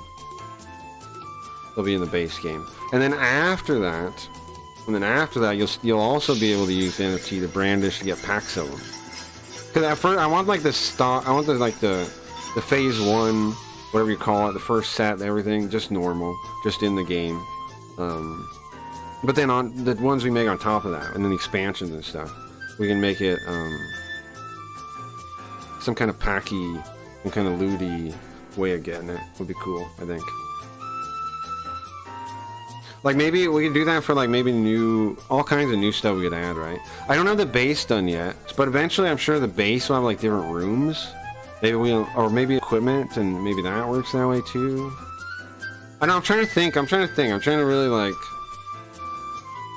internalize what the best like crypto / NFT kind of add-on things I could do are. Because I mean, it definitely seems like the way I should build the thing. If I can make it all clean and not even like people that don't know about it don't even know they're using NFTs, kinda, that would be perfect, right? Like they think they're just collecting cards and stuff in the games and blah blah blah. But they know. I mean, like obviously I want the info there for them to figure it out, and like but I want it so if you don't know what the hell you're doing, you can still figure it out enough to use it. Make it all internal enough. That it's easy. It's easy for anybody that has no idea what it is. Okay, guys, we can get viewers on Stream Boo. Not live. Just right now, streaming only for KP, like motivation is really gone. That sucks, Clips. But I've been there, man. Kick made me quit, bro. Kick for real made me quit streaming. I mean, I ended up not quitting. I quit for like a day or something. But it did. It did. Kick made me quit. Like it. I was gonna quit when my idea got stolen. But, I don't know. I know people didn't want me to. Okay. And, I kept not quitting. And it turned out pretty good. But I basically did. I mean, I basically was going to. You're stream addict. You always come back. I think that's true. I enjoy doing it too much. I have kind of technically quit a couple times, probably, though. For me, it's a roadblock. I do wish I could do something else with my time. I gotta think about it next year. Yeah, do think about it next year. Also think about this robot stuff. If you want me to, help you get into vibe coding, like figure out how to start doing it, I can help you. It's not that tough. I can understand how starting from scratch would be a little tough though. Cause like a lot of people think it's like, it is obviously a lot less work, but it's not like going from no knowledge to doing it is easy. You still have to, you have to at least be able to figure out what you're doing, and not everybody has that skill. Like, it's underrated how much you need that skill. The skill of, like, what am I doing? Okay, how does this, and knowing a little bit about how technology works, and, like, why you're doing this, or why you're doing that. It's not as, I mean, it's simple. It's way simpler. But it's not like there's no floor to it. There's definitely a floor you have to learn how to step on. And a lot of people don't have that. A lot of people don't. It's not tough at all. Just need to start. Yeah, it's definitely not tough. Definitely not. And it's so much fun. Like, the world now, when you're building stuff, you can just have an idea and be like, can we build this? And you can get it done before the day's over. Like, is that not mind-blowing? Is that not insane? You can, like, you can do it for everything. You can do it for music, you can do it for graphics, you can do it for the code, you can do it for anything. You just be like, okay, I got this idea. It's the first time, like, technology is as quick as I'm me thinking of stuff. In fact, sometimes I have to stop working on something because I need to think more about it, you know? Like, I need to just, like, let it cook. Because, you know, you have, like, let's skip this song. Let's turn this off. Because, you know, you have, like, what the heck? I'm trying to turn the music out. It's still on. There we go. Okay. You know, sometimes you have, like for translation, I do a rough draft and then like leave some things cooking in my head, you know, and like I think of better ways to say it later. Same thing for like any of your ideas, I think. Like, sometimes you need to just like think about the things as they are and give it time, and then you think of like new ideas or ways you want to fix this or whatever. That I'm now reaching a point with vibe coding where I go like the coding part is so fast. That sometimes I just gotta be like, okay, don't work on this anymore till tomorrow. I just gotta think about it and move on to something else. I gotta think about what I want. That, like the Goblin game, there was a point where I'm like, I was just going so fast that it was like, okay, well now I want to think about how I want to actually look and like really conceptualize how I want the gameplay to feel. And I had to just wait, you know? You do need some problem solving skills and common sense, but I know a lot of people that have never developed anything ever and are building out websites. And I think, no, yeah, definitely. No, definitely. Definitely. It's just like basic competency you need, which Clips already has. He does clipping stuff. I'm sure he can handle it. I'm sure he can handle it. And I think everybody should learn to do the vibe coding probably, because like, even if you don't use it much, there might be times where you could very easily throw together a robot that could help you with your work, like cut half the time. And if you don't know how to do that, you're just holding yourself back. Like, and that's in any digital field, any electronic field, any media. There might be so many ways you could just like speed up your work or make your life easier that you don't think about until you start vibe coding and realize, oh, I can make this really easy. Like my AI editing thing I made to cut down my VODs. Stuff like that. If you don't even know you can make it, your brain's not even thinking about the solutions. As a software dev, the idea of vibe coding is scary, but as an artist, it's also very exciting. Ideas as a service. It's crazy, man. And I'm trying to prove that it is that. Like, that's why I'm trying to work on all this shit, right? Like, to get it done. Like, if I can make a game, a little game. The game idea I actually had a long time ago. So it's not like the idea is just coming to me because we can do it, but I want to prove I can make a little game. I can do my website. I can do the stream. I can make it easier to browse the stream. I want to show you how, like, the very limit, like, not limit, but like the edge of what you could be doing with just being an entertainment guy. Just being well, I don't know what I am. Just being a guy making a weird stream and translating Japanese for some reason. I want to try to show how much you could do without even really knowing too much. Like, I'm not technically illiterate, so it doesn't test that part of it. But I keep telling people you can do it, so I got to prove it. I got to show that you can do it. I'm excited when other people start doing it too. I'm sure there's people out there making like games and stuff that are gonna blow my mind. Cause like, here's the thing people don't get is like, now one guy can make a AAA kind of resource game. Maybe the graphics have to be a certain way, but they can, right? Like games that like people dreamed about back in the start of computing, back in the start of gaming, when they were making like what are the games like Ultima or Wizardry or any of those kind of games, making them like a full world, sprawling world. You have the resources to do that now. You can make giant worlds.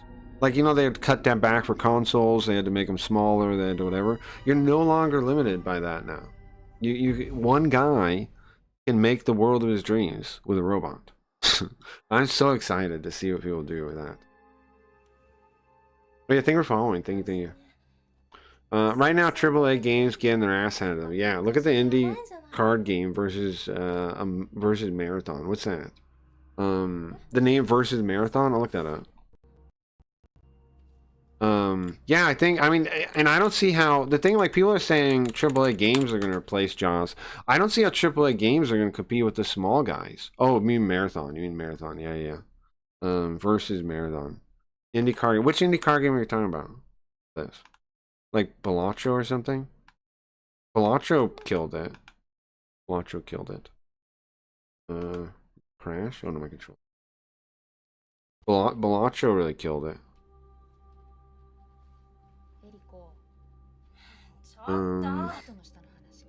It's for real time for indie devs to step up. Hell yeah, it is, Chill Bill. Hell yeah. Marathon is Bunny's game with 80k peak gamers. A Bungie, yeah. Yeah, I don't really like the style of Marathon. I don't know about you guys. But yeah, I'm with you. Indie devs are gonna, I mean, it's time, yeah. Now indie devs can do everything. You can do your own graphics, you can do your own, even if you're not that good at coding anything, it doesn't matter. Just talk to a robot until it works. That's the thing. You can just keep talking to the robot. If you don't get it, keep going. Just be like, okay, it's broken. You can show it, bro. This is maybe a hack if you don't know it. If you get an error, like in your IDE or whatever thing, in your code thing, or your engine you're building the game in, whatever, game maker or whatever thing, you can take a screenshot of that and give that to the robot, and they can OCR it and figure out what the problem is. Isn't that crazy? Obviously you can give it like logs. You can give it logs, and you can make your game have like a lot of logging, so it makes it easier. But you can also just take a screenshot of what you're working on and throw it in there, and it can figure it out. Blows your mind. Marathon is the worst game to look at. Yeah, graphically it looks dog shit, right? Indie game is Stream's bestseller now. That's crazy. Slay the Spire 2. Oh yeah, okay. Yeah, Slay the Spire was a big one. Slay the Spire is cool. It's like a deck. I haven't played 2 yet. I probably should. It's like a deck editor. I like deck editors in real life. My favorite is Marvel Legendary. If you've never heard of that, if you ever see a card game, something legendary, you should get it. It's pretty cool. There's different ones. There's Alien Legendary. There's Predator Legendary. I don't know. I don't know if they still make any. I don't know if they even still make it, but Alien Legendary, Predator Legendary, Marvel was the first one. I think there's DC now. It's a deck builder game. Pretty fun. I was working on a clone for myself, and I think I will after the other card game. After the other card game gets done, which is in testing. I gotta build the software for it now too. I'm building this Goblin game first because it was like a little idea that came to me. I wanted to, see how quick I do it from scratch, and then what I learned through this, I'll build the card game one. You know what's crazy? The biggest hurdle for me at this point is that I'm scared of success. JT, you're gonna kill it, bro. Yeah, on this website, on Blaze, not to like glaze you or nothing, but you stand out the most as like people I think should be doing well, will be doing well. Like potential wise, you do stuff, you understand gamifying, like stuff like working out. You show support, and you notice which other people are like you notice my stream. not to suck up to myself, but I don't know, that shows you can tell what's good. I think bro, don't be scared of it. Go man, you can do it. Definitely. Outside, I mean, like Uncle Funk obviously is killing it too, but like you and Uncle Funk are two streams that stand out the most to me on all of Blaze. There's other people too though that stand out, but out of like the people that I definitely want to see where they go, you and Uncle Funk. Appreciate the compliment. Yeah, man, your channel is so unique and you're a genuine dude. I appreciate that. I've tried to be. I've had a lot of options to like sell out over the years, you know. And I feel like I'm glad what I did. I could have made a lot more money, so could have made a lot more money. But now I have a plan to like take over streaming. Isn't that bigger than money, right? If my plan works, if my Sims 2 does well at all, it doesn't even have to like, it doesn't actually have to take over streaming. It just has to become a website that pays for itself. Then I'll be in such a nice place. It'll be really nice.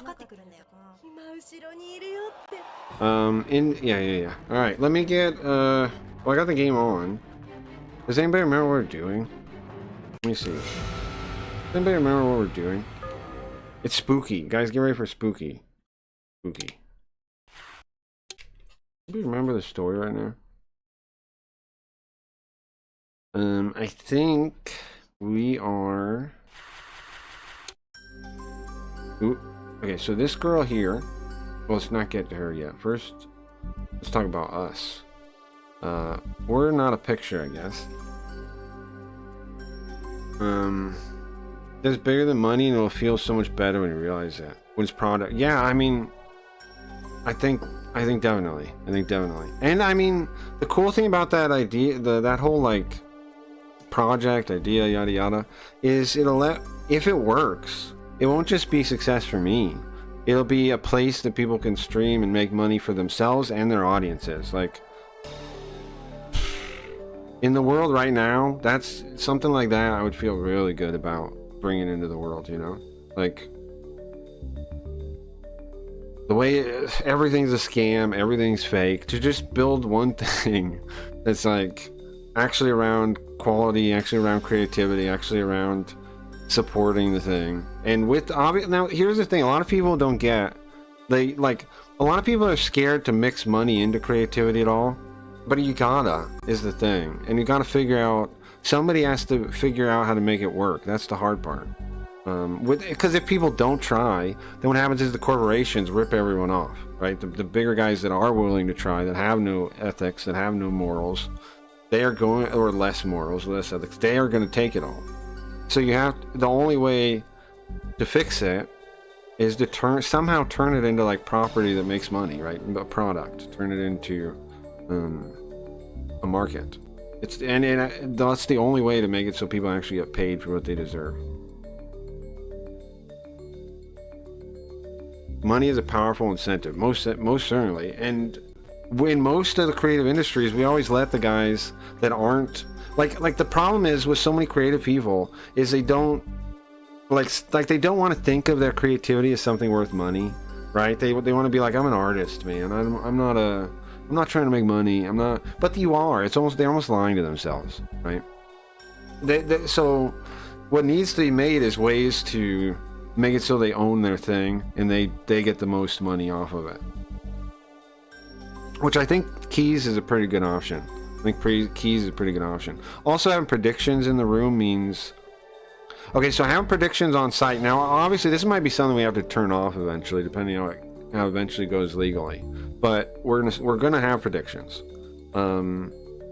Eventually, might, depending on legalities, we may have to get rid of these someday. But I want them for a lot of reasons, because even if somebody doesn't use them in their room, predictions being on the website mean that streamers aren't going to offload people onto like Stake or some other, because we were just talking about earlier clips. Like right now, if you're a streamer, your best option to make money is become a gambling streamer, and then to just advertise gambling. And then it's like, that's almost counterintuitive, because then you're sending your viewership, who your whole goal as a creator is to get them to spend money on you, they're spending it on this casino and now they're broke, right? So that's counterintuitive. You lost out on money you could have made, and that's being successful. That's maximum success you can have. You're getting people, to lose their money. On average, they're going to. So wouldn't it be better if you have predictions on site and then you're not funneling them anywhere and you're getting 5%, and it's not like a degenerate gambling system. It's more like gambling with your friends. It is kind of gambling. I probably shouldn't call it gambling anymore, though, right? If I'm building a thing, I gotta be more careful with my words. It is prediction based. Predicting. But point is, it's a more ethical form of it, and you got to keep the money on site, right? And you keep it to the streamers and to the platform instead of funneling them off onto some casino. So I'm definitely going to put it in by default. Now, however, it all depends on legality of that stuff in the future, though. I might have to remove it someday. Was supposed to solve, yeah, there was the problem that Web3, yeah, I mean, it made a lot of sense. Web3 made a lot of sense, but I still didn't ever really jump in because it was like about adoption, you know? But now I'm realizing, like, what I'm seeing is there's a demand for quality, and this is the same thing, the reason I started streaming, but it's more than ever. There is a demand for quality entertainment. There's also a demand for, like, places to hang out that you feel like you fit in, right? What if we can solve both of those things by making a kind of cool room you buy into, you hang out, kind of like a club or a bar or whatever, but remotely. But, you know, you play games, you could watch stuff together, you do whatever. You do whatever. And it opens the door for more traditional entertainment too, I think. You just make it a cool little room that people go to instead of what streaming is now, which is like, I don't even know. I mean, it's not even real. What it is now is just a total artificial corporate thing. It's not even what it looks like. And all entertainment is dog shit now. So something could sweep in there and do so well. I wonder how many people see that. I mean, obviously Blaze does, right? Because they're trying something. But there's such an opportunity there. It's crazy. Because, like, games suck. Movies suck. TV sucks. Everything is the worst it's ever been. Like Fallout TV show. Like, what even are these things? They've run so far out of ideas that they're just like mining old ideas, right? And they're just like turning it into a different thing. But the thing is, AI is actually better at doing that. So that's why they're so scared of AI, because AI is even better at like live action movies. Those kind of suck. They always have. It'd actually probably be better to take an anime or a manga and use AI and digitize it or whatever and make it like live action that way. That would actually probably be better. So they're fucking scared of that, right? They're freaking scared of that. The AI can do better what they were already doing, which was just like synthesizing old ideas, trying to make more money off them. AI can already do it and does it better. So risk money to make money. Yeah, you definitely do got to risk money to make money. It's kind of unfortunate in a way, like, right? But you can, if we weren't being robbed so much and our money wasn't being inflated so much, people could save up. The problem with that, like for a lot of regular people, is the dollar is like so shit, right? Inflation wise. That's the other reason why I'm all in on crypto now. Figuring out some kind of crypto option to work, because the dollar is just too controlled by there's the Federal Reserve, right? There's fractional reserve banking, where they're able to just make up money. These things make it so the dollar will never be something you really want to hold. So we need something people can hold and it gains value, right? That's another part of the idea with the keys, is at least that can be some kind of shared asset. Right now, like, we gotta make digital assets. We gotta figure that out. I know lots of people mock the NFT and stuff, but we gotta figure that out, or else I don't see any other option to get people out of the thumb of the bankers in debt. Big E made a post that he has a manager now. Oh, okay, I'm done. Are you kidding me? USD is backed by nothing. Yeah, no, the USD is not only backed by nothing, it's worse than that, right? Because what happens is at the banks, they go, like, let's say some big business wants $1 million, like, okay. And you know how that works? Do you think they get $1 million out of their bank and give it to them? No, they don't do that. What they do is they just write it down. They write down $1 million and they're like, okay, you have $1 million now in your account. And they put it down under asset because it's an asset that gains money. So now they get now their bank has that asset of your loan. Then they also may put it under liabilities because, you know, supposedly they might have to pay it someday. But in reality, the bigger loans are they have multiple systems in place to try and make it so they don't have to ever pay those off. Movies have been like that for years. Yeah, definitely. Just recycling old shit, insert movie here. Yeah, it's all the creative fields got taken over by so what happened, in my opinion, I'll give you my opinion of what happened. Basically, society shifted towards one that rewards like Machiavellian techniques, you know, like oh, you're racist. You said something racist. Hey guys, he's racist. Oh, he's racist? We can't have him as a manager. Oh, you're the manager now. You're like, right? Like all this kind of shit. We turned into a society that rewarded it. So what happened? All the creative fields, because people that are in these, that believe in these things, they believe in spreading their message, right? So they take over everything. It only takes a couple people, and they take over every creative field and turn it into dog poop. And it's not going to fix until the smaller guys try to compete with them, right? And AI, see, here's the crazy thing. It almost makes you wonder if there's like, is a god or something. Because LLMs and AIs and generative AI give the little guy now the power to compete with all those stale, dying, decaying dinosaurs. Because their structure doesn't even hold up anymore. And there's a window right now. A lot of people don't see it, but it exists right now for little guys to try and compete with the big guys. Because right now we have production, they have no idea how much production you have with LLMs and generative AI and all this stuff. And you can combine it with like real automation and physical automation too. It's not like, you combine this with physical stuff too. It's not just like digital things. So I think we're gonna have like a renaissance. This is what I used to say like 5 years ago. I started saying this, but now I can see how it could happen. I think there's gonna be a renaissance of like smaller guys competing and like people that care about like the art of things and all that. It's gonna happen. And ironically, it's not gonna be the anti-AI people that do it. It's gonna be the pro-AI people that do it. I don't know. The anti-AI people can't do anything. I don't know what they're gonna do.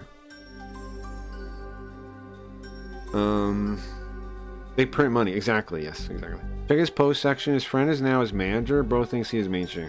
Bro, Big E is the fucking fakest guy. I wish I had videos. I mean, I think I do somewhere. I reviewed Big E. Big E's a kick streamer, for those that don't know, that just pretends like he's popular. I made him really pissed one time. He banned me from his chat because he blocked me on Twitter. What happened was he blocked me on Twitter because I hold Kick accountable, right? One of the only people in the world. But he blocked me on Twitter, and he was a big Kick suck up. And I at that time had subscribed to him for like over a year. So in his chat, I'm like, bro, that's messed up. I'm gonna stop subscribing. And he banned me from his chat for that. I'm like, I'm gonna stop subscribing, bro. You blocked me on Twitter. I don't really get why. Banned. Okay. And then what happened was I used to go in there and make fun of him because he has like 100 viewers on Kick supposedly, but he tried to escape to YouTube. And his YouTube, he would tell everybody, go over to YouTube. His YouTube would have like 4 viewers. And so I would go in there and make fun of him on YouTube. And then he would ban me again. But I would make him really angry. One time he got so mad, he was like, I make tens of thousands of dollars. I make tens of thousands of dollars. I have brand deals. Like, this guy's so fake, man. And he was just flying off the handle at me because what happened was he started giving Kick a hard time, and I'm like, yeah, who sold Kick to people? Who is their salesman, their lying salesman, bro? And that threw him off the handle. That threw him off the handle. And he's like, because I was on an alt account. He's like, I'll unban your main one. And so I tell him my main one, right? I'm like, okay. And you know what he did? He looks it up and pulls it up on stream to make fun of my numbers on YouTube. He's like, look at this guy. Only 400 something. He probably learned everything he does from me. Now, he didn't pull up any videos because he probably was scared to do that. But he pulled up my YouTube like, look, he has 400 subs. What a loser. Every time I get in a fight with a streamer, they do that. Every time I get in a fight with a streamer, they do that. Alright, sure, JT. Kind of podcasting did to radio and news. Yeah, it's changing everything. People need to just move beyond the idea that NFTs are monkey JPEGs. They are. People got to really start using them, which is what I'm going to try to do. Let's look at Big E's thing real quick. I want to see that. I think that'd be funny to look at, and then we'll play. I think that would be funny. But I'm blocked. I'm allowed to see now, though, right? In the current Twitter world, I'm allowed to see if I'm blocked. You think Big E will even show up if I type Big E? No, some lady. There he is. There he is. There we go. Browser? We gotta switch. Let's switch to this scene. That's the quickest way to do it. Maybe not. You can see, look. Big E has blocked you. Most creators don't fail because, see, here's the thing too. This guy says so much shit about what to do and what not to do. His real CCV is probably like 10. Which, I mean, can I throw stones? But he's actually my size, right? Or at least our size, my size when I was a kick streamer. He's like the same size. People are scared AI is going to replace creators. I think the real creators should worry about is the AI layoffs are about to push a ton of disciplined creative people into content creation. That's not wrong. He's right about that. But he doesn't know it's people like me that he thought that he acted like it was some kind of schmuck. So, he doesn't really do as he says, right? Because to me, he treated me like a piece of poop, and because I was standing against Kick, so kind of seems like you can't actually recognize the people with those things. You were bigger than him in reality. Yeah, I guess that's true. Well, like at our peak in Kick, I guess that's true. We were, weren't we? Because his numbers were fake. Yeah, you're right. You're right. If we because we see it now when he's on YouTube, he gets like 4 views or something. Let's see. I want to see these things. Let's see these things. Famao. It's actually the best time to ever start. It's pretty good, actually. The economy is figured out. Oh no, that's not why it's a good time. Your channel was never dead like his. That's true, right? I mean, even now we probably have more active chat than most people on Kick. Even with all my moving around and all my nonsense and my weird hours and yada yada, I still always know there's somebody there, like, not always typing, right? But if I like ask a question or something, somebody will say something. And I've realized that's what keeps me streaming, is that I've reached that point. And I seem to be able to keep it. Even sometimes I piss people off and make them leave. Like, I don't know why I'm Koji. Is he gone? He did follow on Blaze, but I don't know. Who lock in and use AI? AI will replace 99% of creators. See, here's the thing too. Thinking of it that way, I think is weird. Why will they replace them instead of like? Here's what it enables. It enables smaller streamers to do more and save money doing it, right? So doesn't that mean it's going to have more creators? Like, I don't quite get because now it doesn't mean one Kai Cenat, it means like a million Cracky Reeds, right? That's what it enables. I don't see why people don't see that. It's not just, it enables the little guy to do a lot more and still be a little guy, right? Like, we don't have to blow up to do the quality of production we do. I do it anyway. And it enables more people to do that. And if more people just spread out the viewership a bit, it'll work. So it's gonna create more creators, right? I think so. AI will replace 99% of creators. The ones in our era that still exist will only do so because they'll use their likeness as a boost to stay relevant to the AI version of themselves.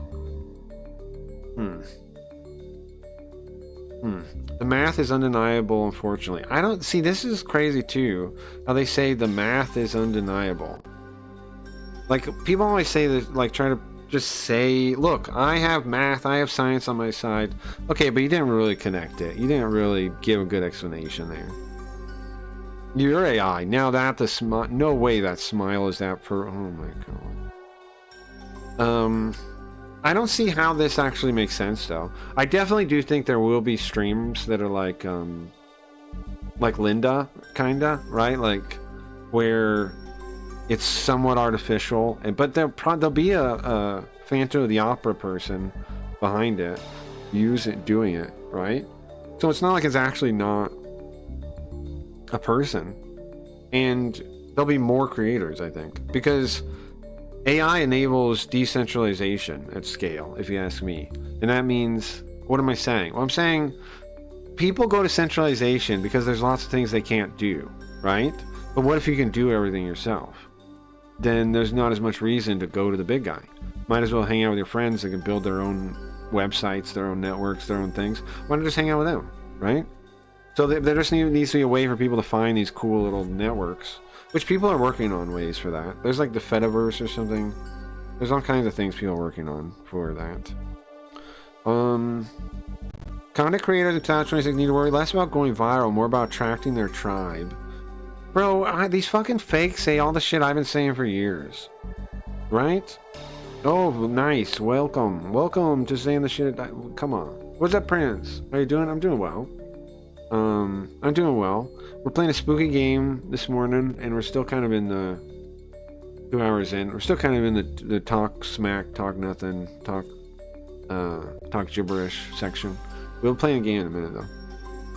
Doing pretty well. This is the guy's called Big E, fake phony. Let's see. It's a little contradiction. You don't have to do it. Literally explains why you have to do it. What is this? What are you talking to? What is this? Hot take. Some people aren't built for this creator shit, and that's okay. Now remember, this guy actually gets a 4 CCV. He pretends he has 100 or 70 or something like this. His real CCV, let's be honest, probably 10. Probably 10. I'm saying 4 to be extra mean because that's what he got on YouTube, but it's probably 10. Some people just aren't, and who is he to tell anyone anything, man? Now you can see, I mean, I can't see, I don't know what his followers are. I'm sure they're thousands because I'm sure he paid for them. Twitter followers don't mean anything though. You see a lot of people on Twitter with thousands of followers, and they can't pull 2 people to come in and watch and hang out. Like, numbers don't always translate to streaming numbers. Streaming numbers are, you actually gotta entertain people to get those numbers, unless you just cheat them, which he did. I see a lot of creator in 2026 pushing back on basic things. I shouldn't have to report to every platform. Multi-stream is stressful. It's overwhelming. Now, there's good reason why people are pushing back on these things, and I don't think he sees it. It's not because they're not cut out for creator shit. We were multi-streaming before he was. It's because the reason you have to multi-stream, people see it, is a flaw in the platforms, and they're trying to say, why is this a thing? Why are the platforms all dog poop, right? That's what people are actually saying here. When they say, or not this one, the first one. Well, actually, they're saying the same thing. You just put it 3 times. The reason they're saying this, and I'm sure he doesn't understand why, is because they're right. That's why. Of course, if you had a working market, you wouldn't need to post every platform. What's happening is the stairs up have been taken. The ladder up has been removed, right? And people are mostly either not aware of that or fine with that, or I don't know. The ladder's gone, right?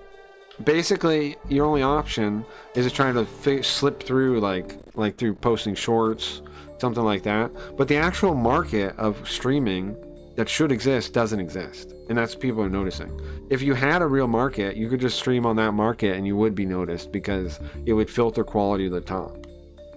But these guys don't even think of that kind of stuff. They have no idea how markets work, economics. Who knows? The thing is, you're right, you don't have to do any of it. But if adding another stream, well, see, he doesn't know why they're right. He thinks they're right because they don't have to do any of it. No, that's not. You do have to do it, kind of. But they're not right for that reason. They're right because the platform shouldn't be in such a state. There should be a platform that works, that has a working market, that you can use. But if adding on the stream sort of taking 2 minutes to post on Instagram as your brain point, you're in for a rude awakening. Going full time as creator. Again, he gets 4 viewers or something. Multi-stream is the key to grow as a creator. I agree, currently it is, yes. But long term, I think it shows a flaw in the industry. It shows big flaws in the industry. It shows that both Twitch and Kick do not actually filter quality at the top. And that's a big flaw. That's why YouTube is actually probably doing the best. YouTube is actually doing the best. The problem with YouTube, for me, is that it's not actually a market. It's more like a publisher with a limited space. Twitch and Kick both operate like charities that are connected to giant advertising things. Like Twitch is really a AWS test bed for R&D for them to test their AWS tech to rent to other people, right? Amazon, that's all Amazon really cares about. It's not really a streaming website. And because there's no real way, like the thing is, I'll explain it, say on Kick, and then Kick is just a funnel for steak, and that's why it doesn't work. And the reason they don't work, they don't filter, they don't work like a market, and they don't filter the top, and they work more like a charity, is because you don't have a number to do an economic calculation on. Like, for example, in regular economics, the economic calculation is price, right? It's your price, and everything that goes into the value of that product is in the price. So like how rare the thing was to get a hold of, how much work it was, all those things go into the price, right? Because it has to be a price that the person can justify to keep doing it. So prices normally handle all that. The problem with streaming is viewbotting basically makes it so your neighbor or whatever competitor can just print money. They can just print money, and that ruins the whole system. That ruins the whole system completely. It's completely broken. Completely broken. And you can see that by how top heavy it is in viewership. How the people that actually make money in the industry are like 0.0001% of people doing it. Most people in streaming don't make really any money, or they make very little money. They make it's only the guys at the top that actually make money, which shows how fucked up the system is. Like, we talk about income inequality. People talk about income inequality in like every other thing, every other job. People don't talk about it in streaming. It's like 0.00001% that makes money. It's the Hassans, it's the Kai Cenats. That's it. It's those guys. It's the guys you can name on 2 hands that make real money. And the reason why is because they've broken the system with the printing money, with the viewer numbers, and so now advertisers don't see that much of a value in paying the people, so they don't pay them as well as they would. But for me, it's very expensive to multi-stream, aren't there? Yeah, have you checked out Beam? Have you checked out Beam? And what's your upload and stuff? You could lower your bitrate and use something like Atrium. Or that's what I use, the multi-stream Atum, A-I-T-U-M, Atum. There's another one too you can get for OBS. If you can turn your bitrate down, you can maybe get more out of your upload and upload them manually to the different sources. There's also check out Beam. That's pretty. Yeah. I use one of those. I use Atum. But then you got to think about your bandwidth, right? You got to think about your bitrate. For me, I spend most of my money on internet speed. Huh. The restream costs money, but I don't know if it might actually end up being, depending on your setup, might be a good idea. If your upload speed there is a ripoff or something. So 40 per week on internet. Huh. Yeah, mine's pretty expensive. Let me think. Per week, I would pay per month. Mine's not too cheap either. And it's not too cheap either.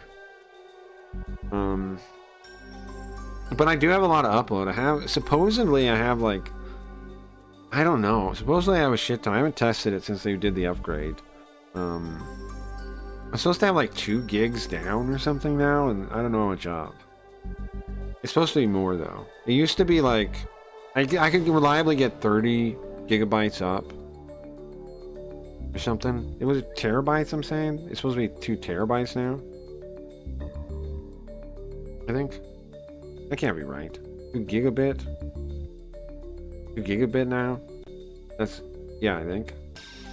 And then what am I saying? Oh, it's megabytes. 30 megabytes up? Yeah, okay. 30 megabytes up. That's what I used to get when I would test it. So I could upload a couple copies of the stream at like 8,000. But it's probably better now. I gotta test. Probably better now. I use OE2. Oh, you use it too? Yeah, I use that. Have you looked at Starlink? Good idea. Yeah, if you can get Starlink there, it might be significantly cheaper. Yeah. Are they reduce the price to order that? I'll have to wait to the... Oh, so you are going to get Starlink. Yeah. Starlink, I've considered it for streaming too. I'm definitely going to get it eventually. At some point I'm going to move somewhere else. At some point, find somewhere else so to set up and live out in the middle of nowhere. And then I'll have Starlink. Because the city kind of sucks, man. City kind of sucks. City kind of sucks. It kind of sucks. So I'm using a local network provider called MTN. Okay, makes sense. Let's go back to... Which scene is that? Is it this one? No. Is it this one? No. Is it... Ah, there we go. There we go. There we go. There we go. Wait, what? It's the middle now. Oh, that's Twitch. Made the game. And then I gotta lock it. I'll lock it now. Lock it now. Okay.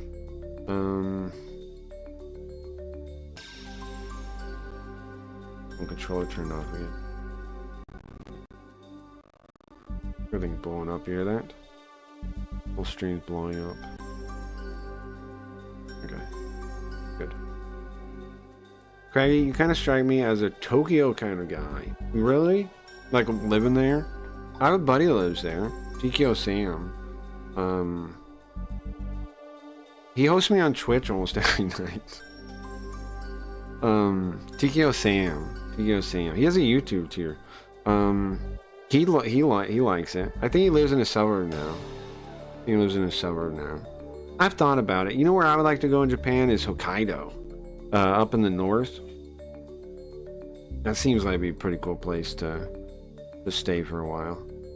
It's like it's made out like they have 2 volcanoes. I think it's 2 volcanoes, and the ash between them connected into a giant island, and so it's like a breadbasket.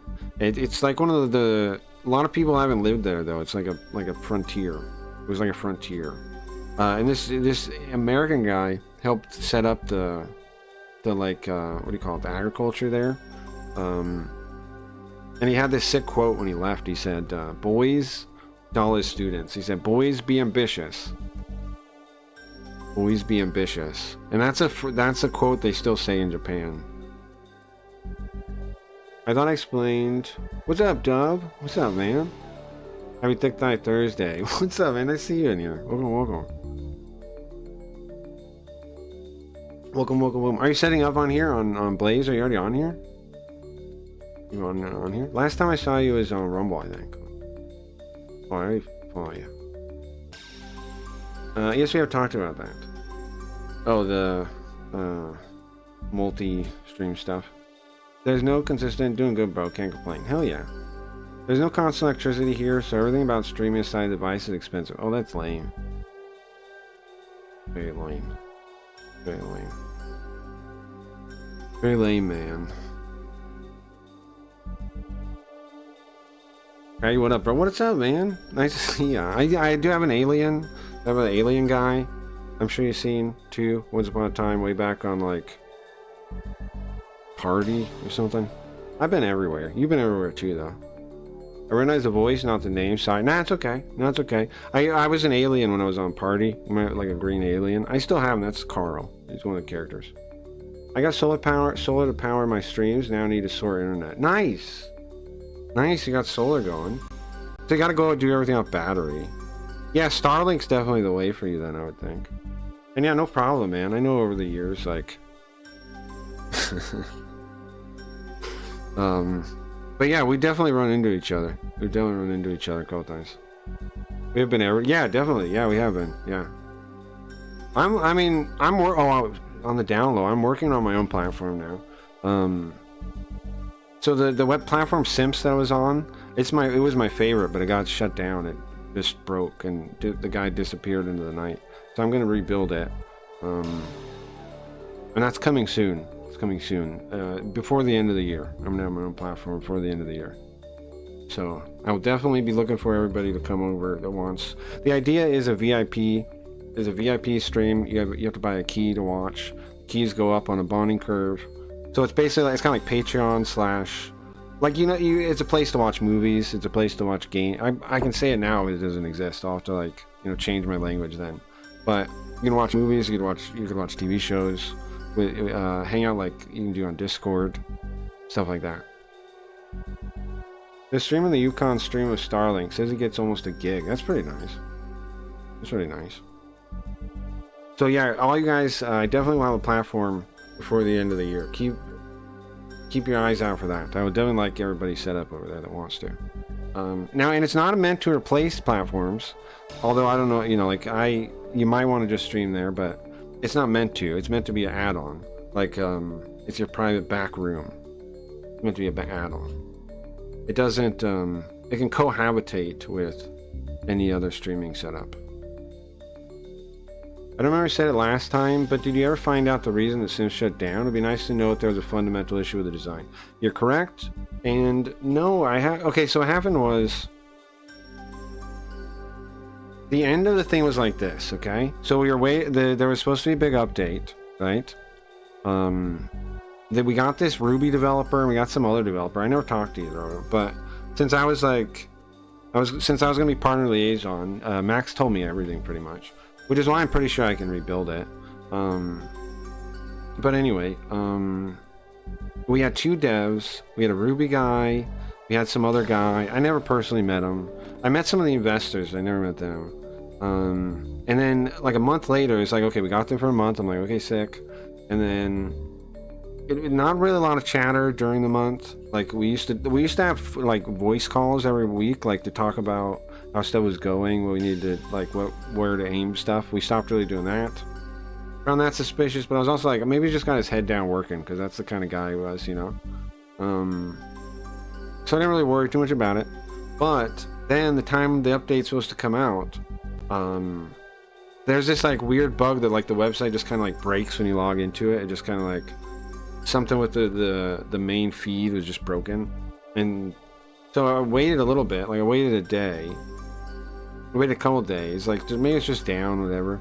I message him, and I'm like, bro, it's not working, yada yada, and he goes, damn it. He goes, damn it, and that's the last communication I ever got from the guy. But on like the Discord and stuff, other people said that they heard from him a little bit, like saying he was working on it. So my working theory is that the dev, like the website was busted. Right, and then Max was trying to fix it, and he was trying to fix it because it seemed like he still existed kind of for like a month or 2 after that, and the website still existed. But now the DNS doesn't even go and it doesn't even resolve. I think if you go to Sims.com, right? So now I don't know. I don't know if it's still registered. I don't know. I've been thinking about going back through all the wallets I know of. Addresses, right? And on stream, I think I'm gonna do this on stream because it could be, I know lots of people might be interested, and going back and seeing what else we can piece together, right? Because like maybe there was some kind of rug pull that happened, or so we can look at, I know his address, I know we can follow his address to the like vault one, and then we can see, I'm sure we can find the devs. It was pretty obvious what some of the IDs were, so it should be on the wallets were, so we should be able to find them, and then maybe I can see if there's something on that end. But here's the thing: if there was a rug pull for real, like money stolen, I think it wouldn't have been in the Sims coin. It would have been behind the scenes because he was getting like big investors to like move assets over, right? Like they were gonna, I don't think it was in the Sims coin. So I don't know if I'm going to be able to find out anything solid, really. But I want to do it. I want to look back and see if we can find anything. But basically the answer is no. Basically the answer is no. What it sounds like is somebody broke something fundamental and he tried to fix it, and it was in over his head.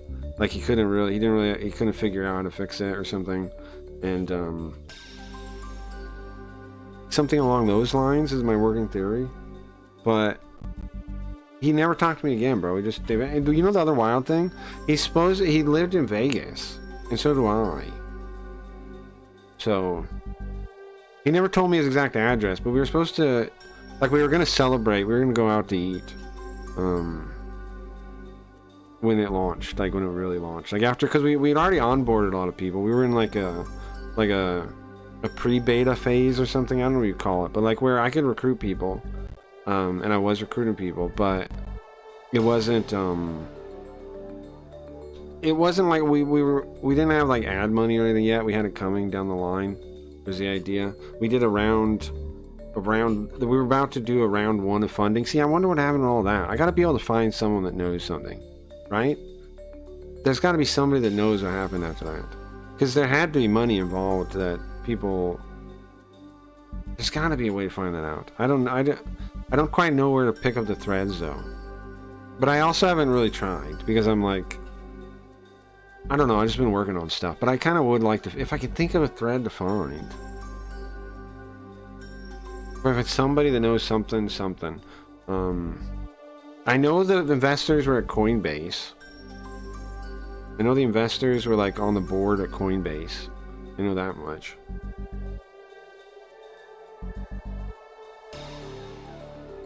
I know there was talk about Sims among some people too, so maybe I could find somebody that was talking about it. I wonder if Kick Steak was involved.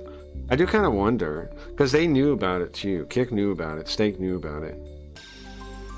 I don't know if you think people actually play really dirty, like where they like would sabotage it? You think that's a real thing in the real world, or is that just movie stuff? Could have been sabotaged. Definitely could have been sabotaged. That's another reason why I'm thinking like I need to stay in the main seat of control of the thing, because I don't want to. I can't leave it up to somebody else. I might have to do like Max did and have some kind of custodial wallet where it's like, a couple of us need to sign a thing. The custodial wallet, the vault had, where there was 3 people and 2 of them needed to sign a thing to open it, to do any transfers with it. I might need something like that. I don't know.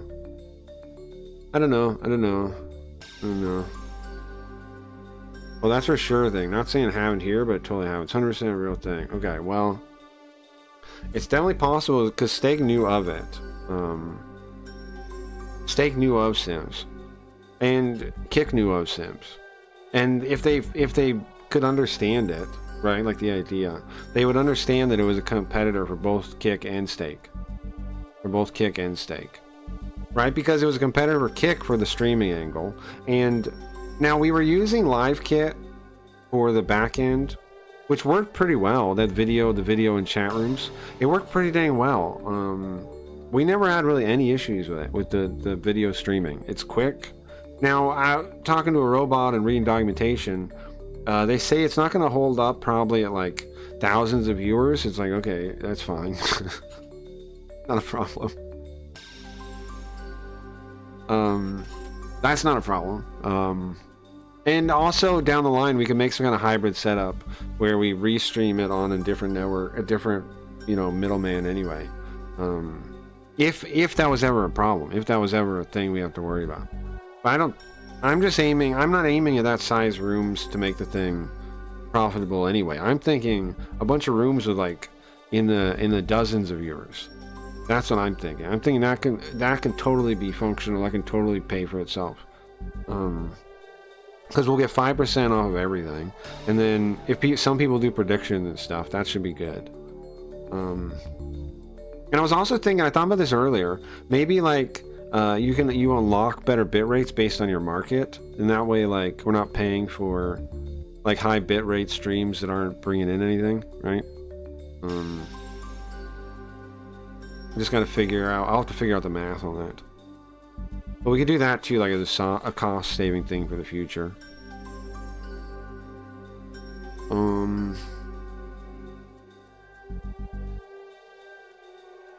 If there's anything unresolved, I'm thinking about Sims. Not really, man. To me, the idea worked, and I just need to rebuild it. And obviously not hire somebody.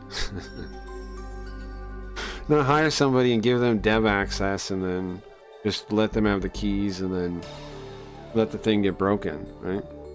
How's your week been? Pretty good, man. Pretty good. Kind of all over the place. I had to go to a dentist. I get a tooth pulled at the start of the week. Or no, like the end of last week I got a tooth pulled. And this, I just been kind of recovering and trying to get my schedule back to normal. So kind of and then I started working on the game and stuff. So pretty good actually. It went from like kind of a lazy week to like trying to catch up and do a bunch of stuff week, and it's going pretty well. My streaming schedule is all over the place right now though, but otherwise pretty good. I've been pretty good. I got this Goblin game I'm working on. It's gonna be free. Gonna come out soon. I'm launching an NFT soon. That should be. I want to do it on Friday night. I think tomorrow night. I think I'm ready for that.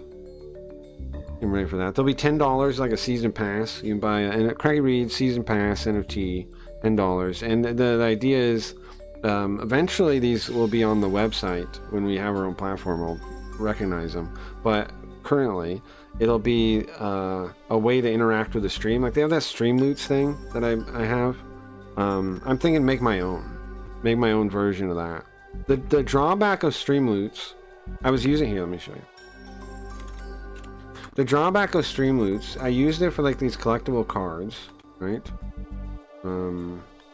And that part worked really well. The downside though was people never wanted to get rid of their cards. Which isn't actually a flaw, right? It's not a flaw to the system. Check them out. You can see they're limited. We've sold them all out before. We restocked them back up to 5. And all these different ones. They were like from the story. They're like from stuff that's happening on the stream. All kinds of different designs. And people like to collect them, but what I did was I'd have like some kind of context sensitive use, like here, use this card, get this, right? Like, or this will happen today. No, people would rarely want to use them. They'd rather want to keep them. So in the new system, in the NFT system, the card system, I'm thinking you can brandish them. You can show them to me once a month, and that'll do a use. Then you can keep them. Because people seem to want to keep them all the time. And that's actually great, right? That people want to keep them and collect them. They got Carls. You got the Doom Carl set there. People always wanted to keep them, so I should make a way people can keep them. They don't have to get rid of them. There's some pinup ones there. You see this kind of thing? The first NFT is animated. It's more like I was making these event ones. There's only a couple of them. These ones, more like these. One of these. One of these.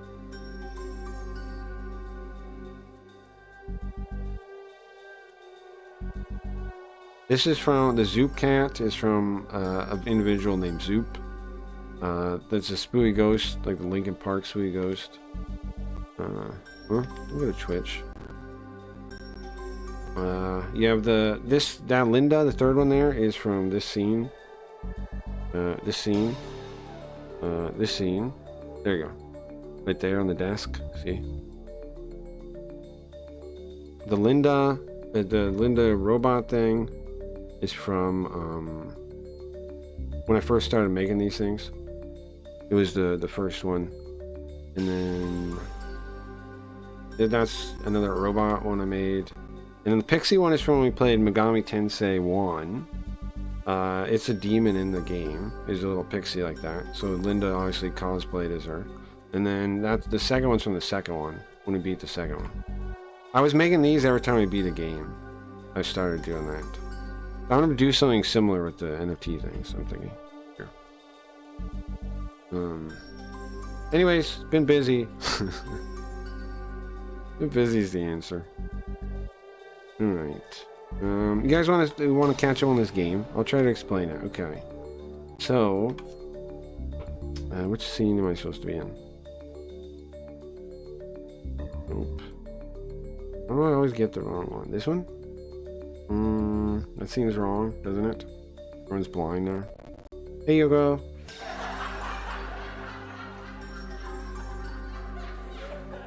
I don't know why that played. Yoko, can we get to the right scene?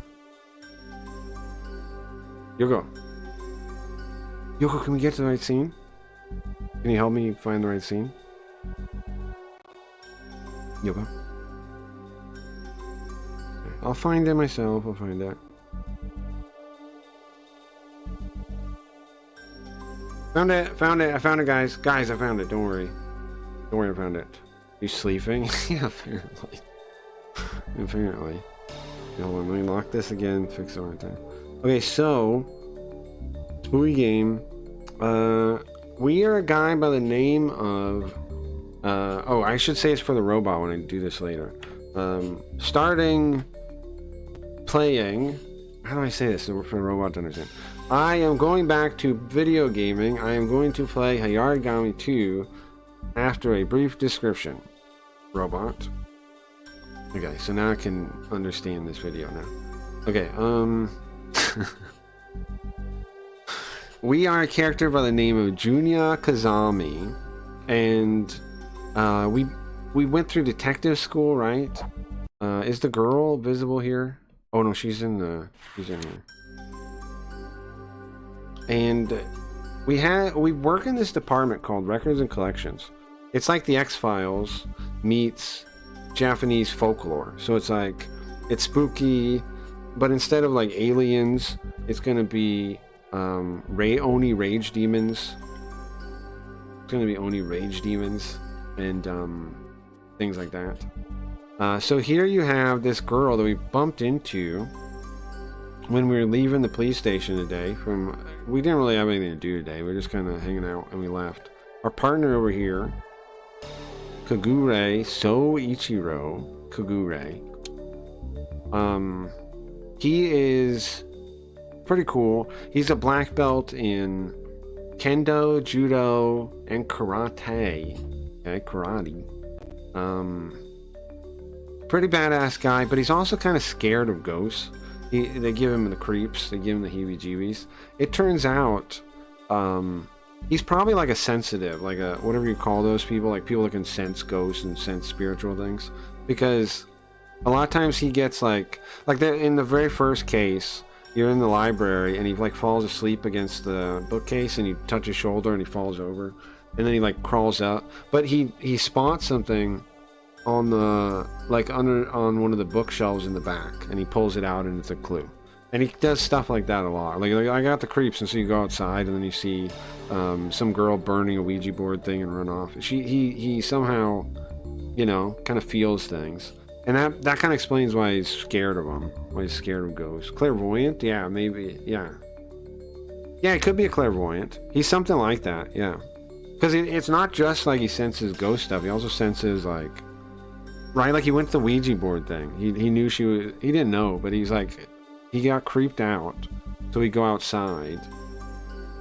And then he sees her out there. Now, you get a choice there of what you want to do when you see so you go around behind the school and you see a girl burning a piece of paper.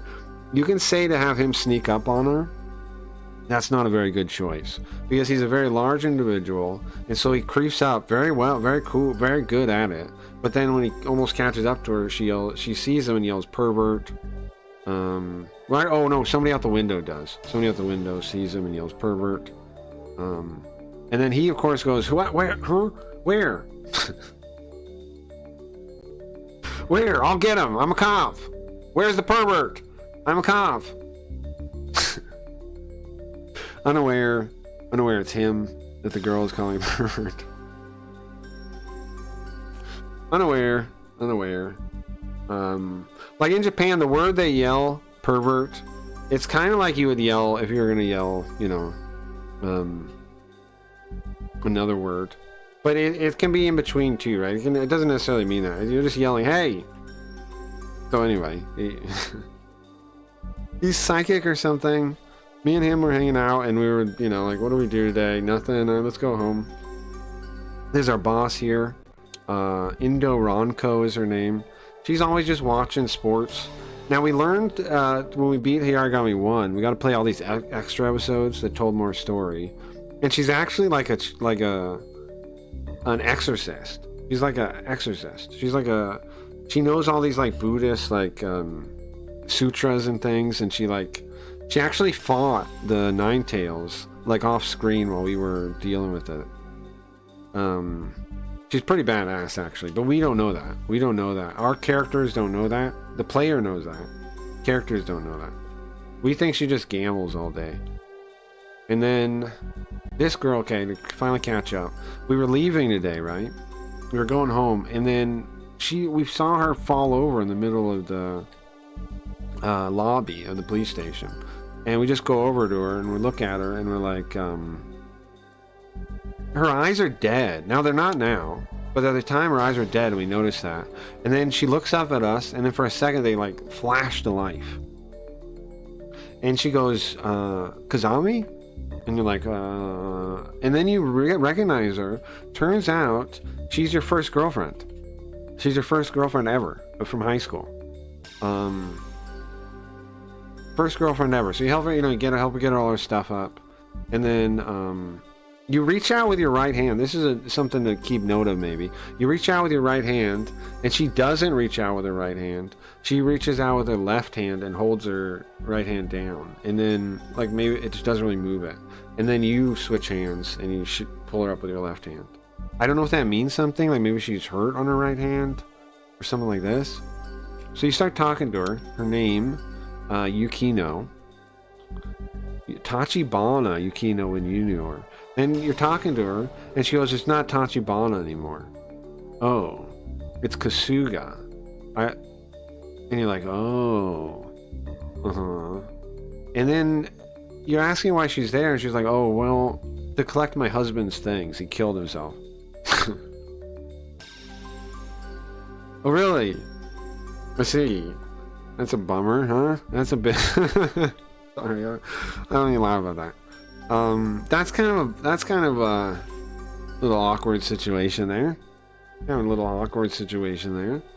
But nonetheless, start talking to her, right? And she's clearly bummed out about that.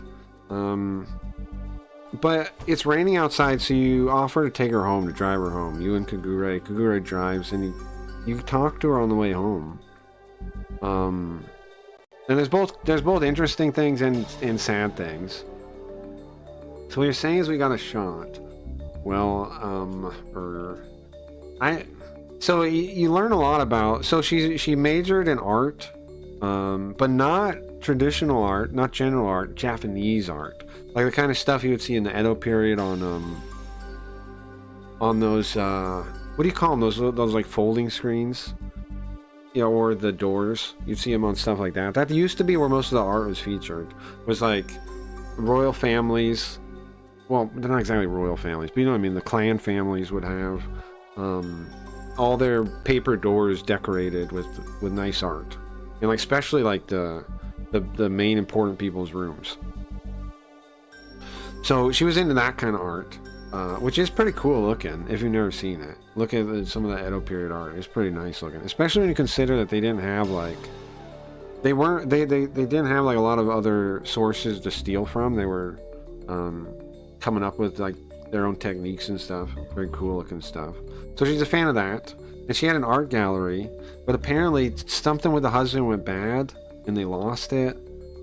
Times went tough. They lost it. They sold it. They ended up in this little apartment, and apparently she kind of figured out that she didn't know at the time, but that he already kind of decided I guess, because he's sitting there like looking at pictures and stuff, and he's like, remember this? Well, I'll take you back there someday. Like they're talking about trips and stuff, and like thinking about having money. And then she's like, well, I'm gonna get him something nice. So she goes to the store to get him a snack, get him his favorite ice cream.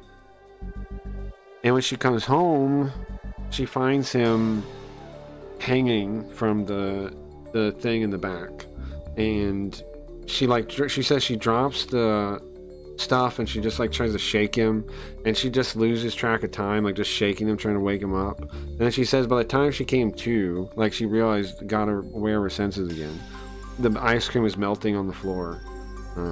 Really bummer story, really sad, really bummer story. So then you keep talking, you try to cheer her up, right? You try to get her off this topic. And you find out that apparently back in high school, all the girls had crushes on you, and you're like, what? Huh?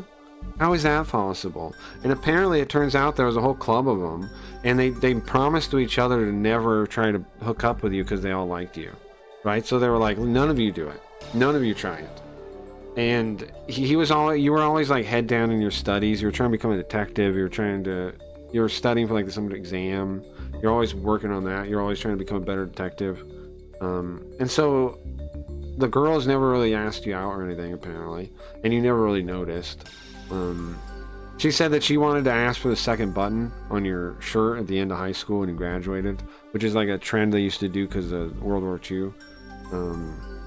The girls would ask the soldiers for the button off their uniform, with the idea, of course, they're going to give it back when they return. And so some high schools do it when you graduate. It's one of those like almost like, it's kind of like Sadie Hawkins that the woman usually asks. Sometimes the guy, it depends on the place. Some place I think the guy will just give it to him. So anyway, she says that she meant to ask you, but she didn't. She got scared, and because they had that rule. So that's interesting, right? So you're like, huh. And then it also turns out you saved her one time from soba. There was like this, she was allergic to soba noodles, and they were at some trip in a ryokan, and the soba noodles like burst out, and you run over and throw her over your arm, and throw her over your shoulder like a bag of rice, and you bring her out of the room. That's a nice little story too. And so now we caught up on all that, right? Now we're sitting here in her apartment. She invited us up to make tea, and we're doing then we noticed the frame and things for her husband, right? And we did a little incense, burning thing, and said thank you kind of thing to that, which is not something I'm really familiar with, obviously, and but so I guess that's what you do though, right? Is like when somebody dies, you put up a little thing with, and you have like their bones in it, I think what's in there. Hold on, I'm gonna set up something real quick. Let me put it back on that for a second. Set something. So romantical. Yeah. Just hang out till I get back. No, not like that. No, you did it wrong. That's not what I meant. Sorry. The good thing is it's not a real person, right? So it's whatever, right? But I got it working. Got everything working. Okay, so we're like on our knees, me and Kagure. We put our hands together. Who would have thought?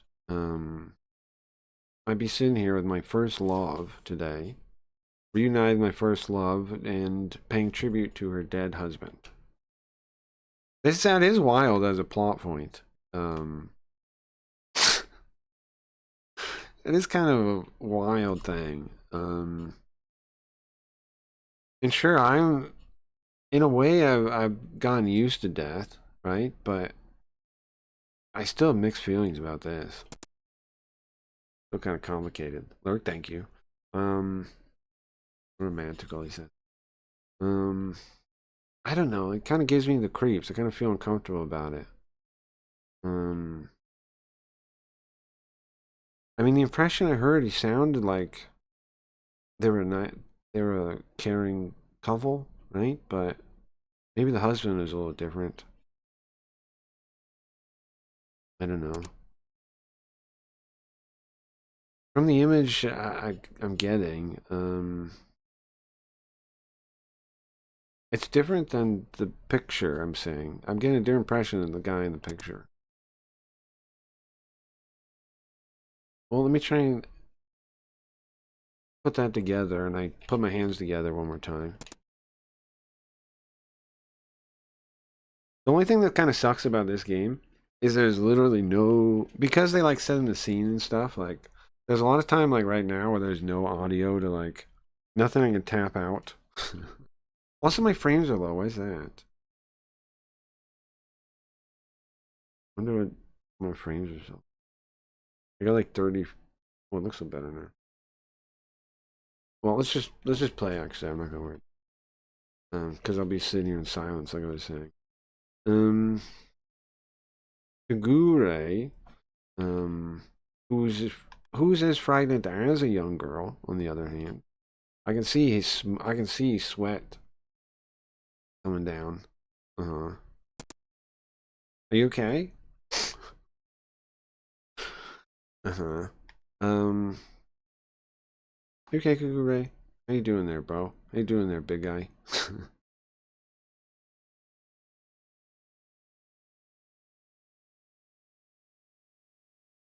I'm feeling kinda... Look at him! Oh my jeez. Look at this man. Where is he? Look at this man.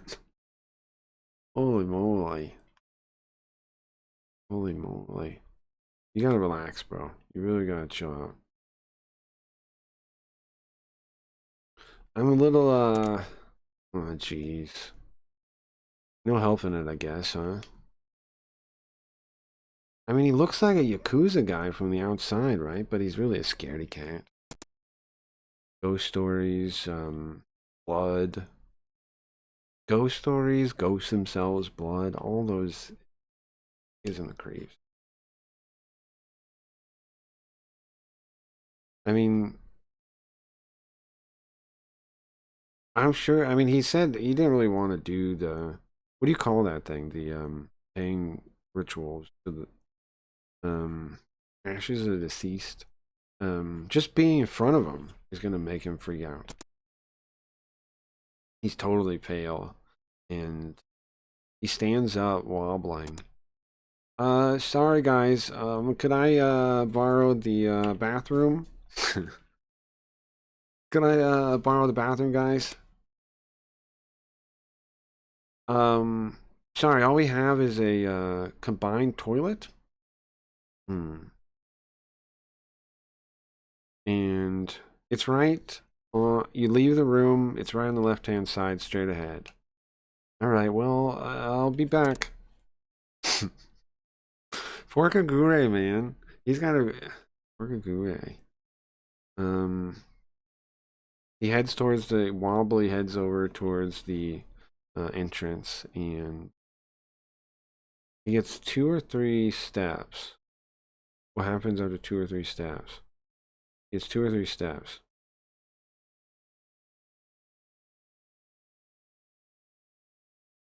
Yeah, did I break the... I was trying to see what the Yoro means.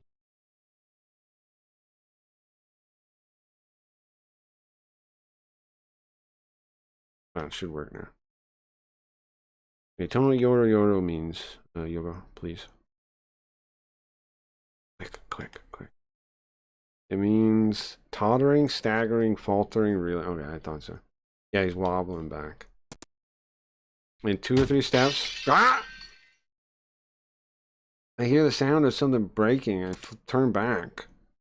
I see now Kagure totally white. He's laid out. He has his butt on the floor, and there's a broken mirror scattered about him.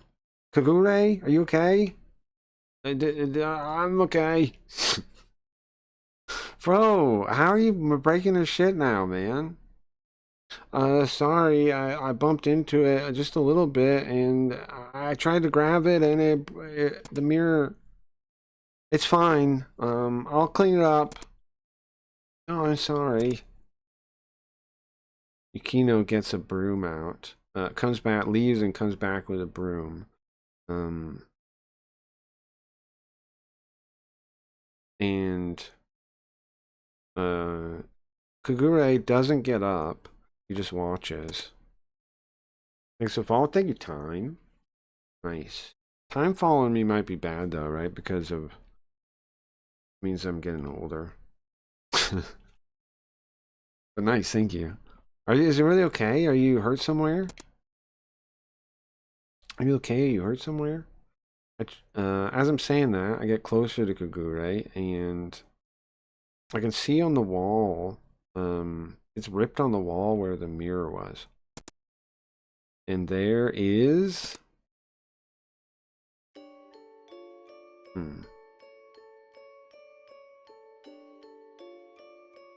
Well, it's like one of those Jesus imprints or something. What is this? It looks like a face, right? Have a good stream. You too, time. I'm okay. Thank you so much. No problem. No problem at all. What about you? I'm doing good. We're just playing a spooky game. Just playing a spooky game today. It looks like a person, right? Here, let me zoom in. Looks like a person. Like a lady?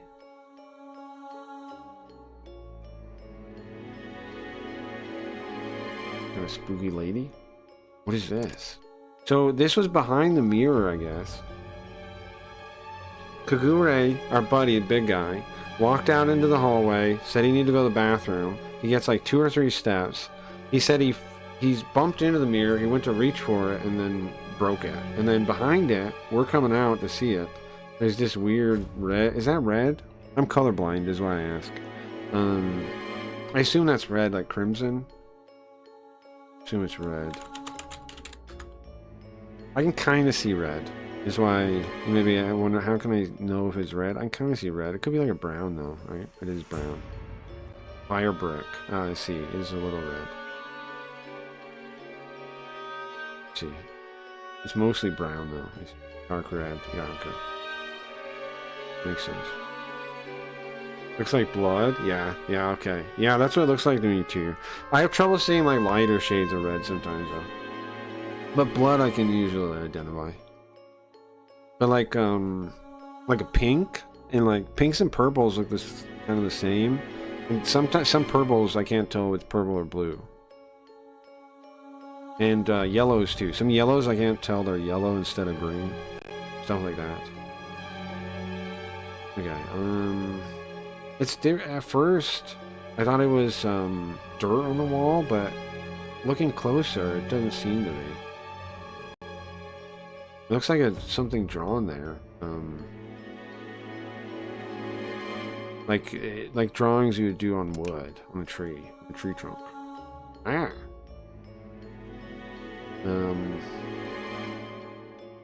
It's uncomfortable, whatever it is. It has no, it's definitely gives me the creeps. It's creepy, man. Super creepy. Super creepy. It seems like it's a woman. The Guru's still on his butt on the ground, just staring at the thing. Oh yeah, remember he's like sensitive to stuff. He probably this might be connected to something, right? Maybe there's like the nun in that movie, the Nun movie. Kazami, be careful, watch your feet. She says as she comes back with a broom and a pan.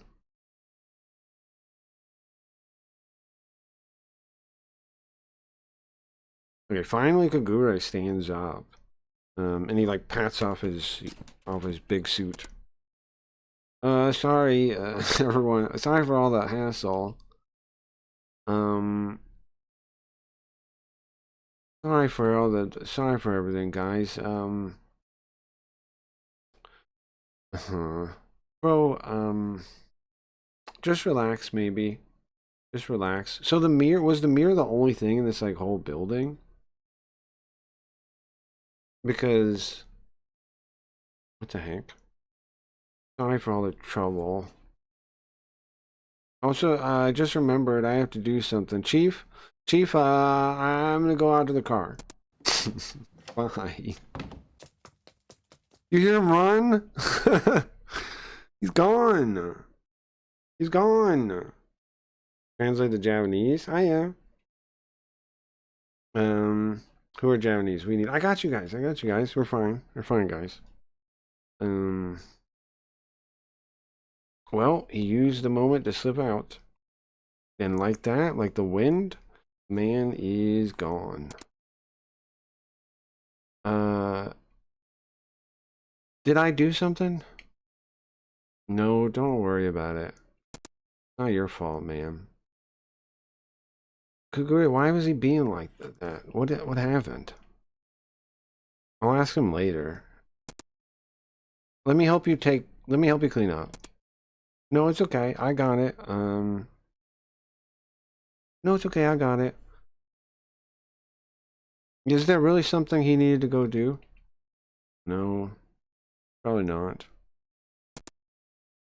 Really? It's a Japanese game. Yeah. Well, I'm for work. I'm a Japanese to English technical translator. But for fun, I like translating Japanese games online. Yeah. In this game, I don't think it's available anywhere in English. I don't think it's available anywhere. The sequel might be. I think somebody did a playthrough series of the sequel of Shin Harigami. I think you can find that on YouTube. I think you can find a lady playing that on YouTube. But this one, I don't think exists in English. I don't think there's anybody playing it. And it makes sense too when you think about it, because it's just like Japanese images and sounds. You know, I get why not that many people get into it, but I really like it. It's a really cool game. The story is one of my favorite like detective kind of games. It's like the X-Files. It's got all the cool, like, what's going on here? Who's this guy? What's going on with that? Very sick. Also, we get to learn all this stuff about Japanese folklore and that kind of thing. We learn about all this stuff. Let me read. Obviously there wasn't. Yeah, obviously he didn't really have anything he needed. Also, but I did say no, but somehow I don't want to leave her alone. Something about it. I don't want to leave her alone here. I'm sorry. I know you guys are busy, and I had you come out here. No, it's fine. It's fine. It's our fault for breaking the mirror. We'll reimburse you. No, don't worry about it. Keep my head. No, don't worry about it. It was here when we moved in. It's fine anyways. I couldn't really, it was kind of blurry. You couldn't really see yourself in it anyway. Well, that's fine then. I was thinking about it. The back of the mirror. We saw back there. Should I help? Was it? Should I help her? Self question. What's hiding behind the mirror? But before I help her, there's something I need to check. And Kagura saw it too. Where'd I go dark for a second? Tutorial! Self-question. Oh great, thank you. As you gather information on your quest, on your investigation, you have to figure out things like the culprit's motive. Then you enter self-question. You have to answer on your own what you think to continue the story and your own conclusion. Guide it to your own conclusion. Different choices can go different paths, and it can affect how this case unfolds. There you go.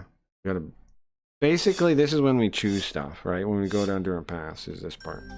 But sometimes it's a choice, but it can be this part too. Like, usually you decide if you want to pursue the case either scientifically or you're open to the paranormal. If you're open to the paranormal, what happens is you'll go down a different route. If you go down the science route, you have one route. Every single case has two routes. It has a science approach and it has a paranormal approach. Now, which one's real? It kind of seems like... It's hard to say. It kind of seems like the game wants you to see both, right? Oh, that's tell, not help. Or should we tell her? That's going to be the question. Should we tell her about the thing? I guess she doesn't see it. I misread that. It's tell her. So anyway, there's two paths, right? And the game kind of assumes you see both. Because like sometimes there's more of the story in the science path. Sometimes there's more stuff in the supernatural path. I think you generally go... I don't know if there is an answer really. Later on, when it references things, it does it in a way where it doesn't really matter how it resolved. So I don't really know. I don't really know if one's like the true one. Maybe the paranormal one is, maybe not though. Probably the paranormal one. Okay, what was that we saw? I think it's a woman's figure. I think it's just some dirt. That's it. I think maybe it's an illusion, an optical illusion. What do you guys say, guys? 1, you think it's a woman on the wall?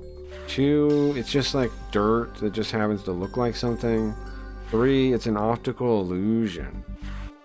An optical illusion. Now, aren't 2 and 3 kind of the same answer a little bit?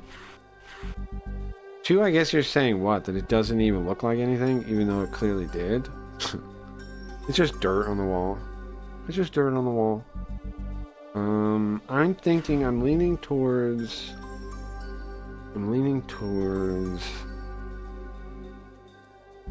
either 1 or 3. Either it's a woman. We say it's a woman. It does look like a woman. Or is it some kind of optical illusion? I don't think it's just dirt. It's clearly looks like it was almost painted. It looks like somebody did that on purpose. And it gave Kagura the creeps, so we can use that information too. It gave Kagura the creeps, and he's a spiritual medium. So that means, I think 1? I'm feeling 1. Alright guys, I'm gonna go with 1. I don't think it's wrong. I don't think that was a woman there. So it's an image of a woman, right? Completely like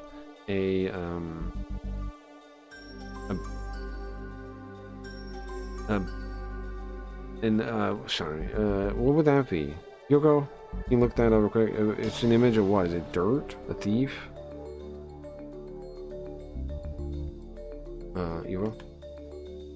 Yoko, are you really not working today? That's not good. I need some help today, Yoko. Yoko! Man, I guess she's busy. Yoko, you know we streamed today?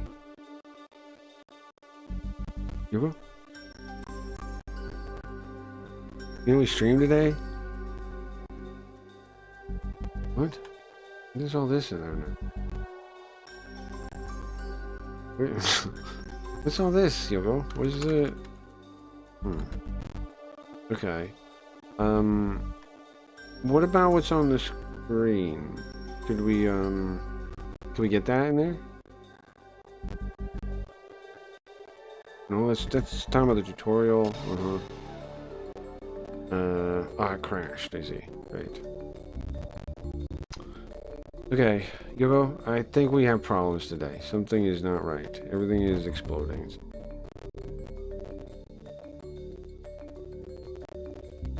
Yoko, I think we're in trouble. Everything's breaking.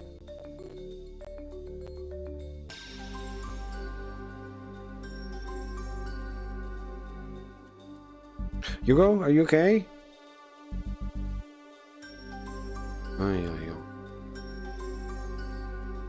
Okay, well, let me just reboot this. We should be fine, right? We can fix this, Yoga. We can fix this. Don't freak out. Don't freak out. Freak out, please. Are you okay? Everything fine now? No, no, no, no. No, no, no, no, no. There, that's back. Nice. Okay, what does that say? JGlossator highly configurable, allows you to modify. What? Why did it say that? Why does it say all that? For example, you can turn off the clipboard monitor, change themes, specify a new save format, remove pitch, accent, etc. Just press the button on the far right, type in an English word, your search definition instead. There's what? YOLO. Listen, all I want is to look up the okay. Yoko, we got some problems today, okay? I don't know what is going on here, but we got some problems. I just want you to look up this one word, okay? What does it mean? A nun. A nun. A nun. Ah, a nun. Thank you. Thank you, Yoko. Gotta go cry playing Fortnite. Have fun, man. Thanks for hanging out so long. Nice. I didn't. Thank you. Hope you have a good time, man.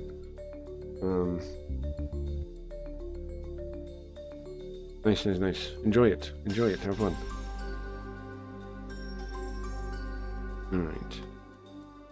A nun, guys. It's a nun. A nun. Thank you, Yoko. I fixed it, guys. You see that? Ama. You guys want to learn a word? Ama. Nun in Japanese is ama. It's that little character there. It looks like a flag and a finger is what I know those characters as. Yoko, could you say it for anybody that wants to learn Japanese, please?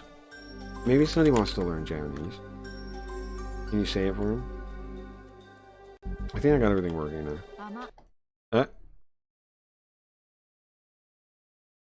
One more time.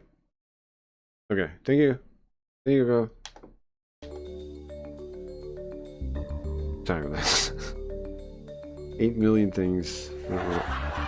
8 million things. 8 million things went wrong. Why am I up here now? You guys see this? I'm not in the right spot now. How'd that happen? What the hell? Okay, today is cursed. All I can tell you. Look at this one.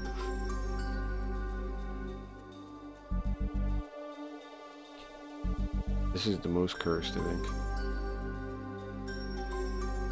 I think if I, look, can we move? We'll just go down the thing.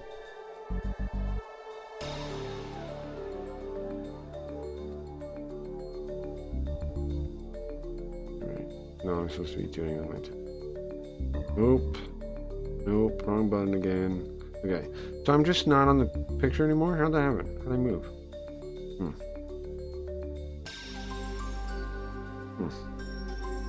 Alright, well, I should read the game and stop goofing around. But I'm not stuck. Why am I out here? Oh, you know what? Hold on. What if does one of these controls work?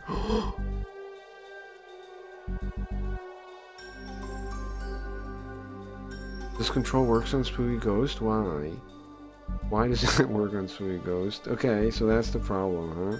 And then this one too. I see. I see the problem. Maybe. Why I'm still off to that.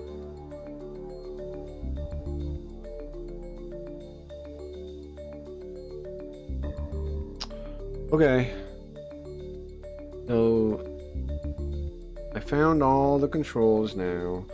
Apparently these work for this Spooky Ghost, which is not a thing I knew, but I know now. What is this one? There are 3 controls here, which I designed for dyslexia. Look, one does this. I know what they are now that I know they're on. There's this that goes around that way.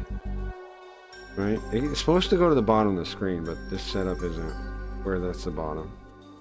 and then this, I can go, you can go like this. And you do, so you could like flip to the corner, watch, right? I do this one, and then do this one, and then I can go back, right? Or then I could go back down, and then back across. It's a little goofy little thing I set up to do that, I think. I didn't know it was set up for Sweet Ghost though. Oh, let me learn. Come on. Come on. Come on. Does that mean when I'm reading it works too? Like, hold on. Yeah? Well, that's pretty cool. Stone ghost on the roof. That's pretty cool. I just gotta move it though. You can see it's like, I think the base of the blaze thing is putting it off. If the painting was on the bottom, it would work right, right? It's like an inch or two off away from the bottom is the problem. Because like this part we should see him too, but he's cut off up there. Okay, cool. Cool, I didn't know I did that. I just gotta fix it and it'll work fine. I didn't know that was on like that. Okay. Cool. Didn't realize that was a thing. Okay, yeah. Okay, back to the story, guys. Sorry for the sidetrack. Sorry for the derail. So we're looking at painting on the wall, or it's not a painting, this blood red thing. Is it a nun? One? Or is it an old woman? It looked like a nun, right? Can't say for sure, but it did seem like it was a nun. And I mean, like the nuns that forgo the world to live alone. That's the kind of image I get from the painting. Yeah. Living alone. Now that I think about it, isn't it true of Yukino right now? Isn't she living alone like a nun? Did she know about the painting? Well, it was covering it. The mirror was covering it, so maybe she didn't know. She knows, but she doesn't know about it. She doesn't care about it. I don't, maybe she didn't know. Maybe she didn't know. It was hidden back there, and he wouldn't run. She said the painting was, she said the mirror was there when she moved in, didn't she? So if the image was hidden the whole time in a place like that, I guess he would never notice it doing normal stuff. But it sure gives you the creeps. It's like overwhelming in creepiness. And well, I don't know if you can even overcome this creepiness now that I've noticed it. Maybe I don't say anything. What should I do? Number one, tell Yukino. Let's tell her. Let's keep it quiet and not tell her. Guys, do we tell her? Yes or no? What do you think? Tell Yukino about it or don't? Well, what's the thing? We think she won't notice it? It's clearly on her wall, though. Might as well tell her. What's the point of not telling her? To not creep her out, I guess, right? Is the idea. I mean, she's gonna see it one way or the other. Might as well tell her while we're still here. Is what I'm thinking. It doesn't sit right with me to not tell her. So I think I should tell her. And she's all alone, right? She's gotta wake up in the same place. There's nowhere else to go. That's rough. Could we do we let her stay with us or something? The same room that her husband, you know, he chose his way out. It can't feel nice.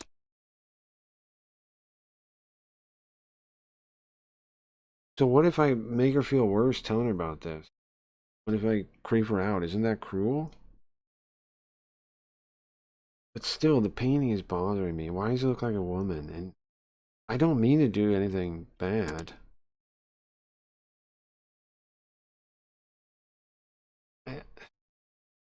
I put my hand into a ball and so Yukino doesn't notice and pretend to be casual. Bro, we should tell her, no? We're talking ourselves out of telling her. Well, sorry for the big ruckus. No, it's okay. Tell Kagure thanks to you. So she were going, she's standing in the doorway as I'm putting my shoes on. Probably how she saw her husband off every day, huh? As I'm thinking that, my heart starts hurting. Well, take a umbrella with you. This is rough, huh? Poor lady. It might get bad out there.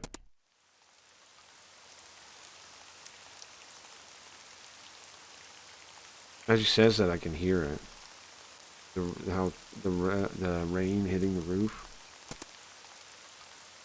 And when it came here, it wasn't this bad, but now I can hear it. And it's hitting the roof worse than before.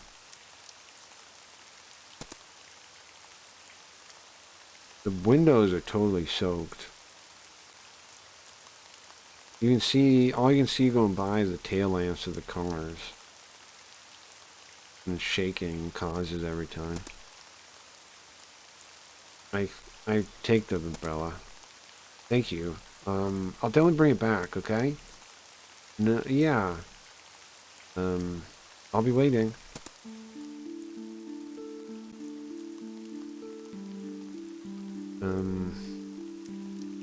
With determination. And I don't know if she even getting the meaning of the words. I open the door. I firmly open the door. And my left hand has the borrowed umbrella in it. And she reaches out her left hand and places it on top of my hand. It's cold. Like sticking a hand out into the snow. Her hand is surprisingly cold.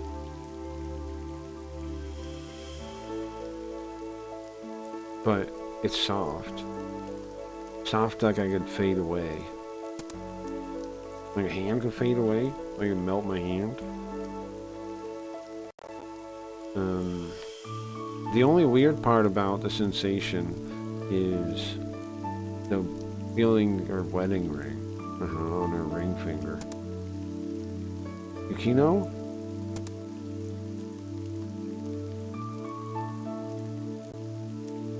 She put her chin on my shoulder.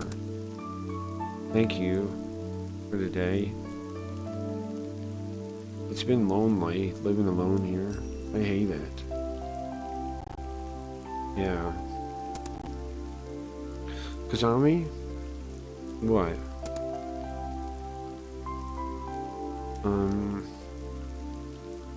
I'm alone again. No, you're not. Really? Listen, you've got family, right? You've got friends. Yeah. And I've got you too, right, Kazami? Yeah.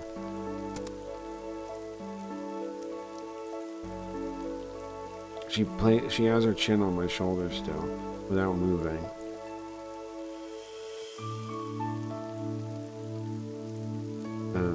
Her long hair goes down on my shoulder. I can smell her perfume. Kazami?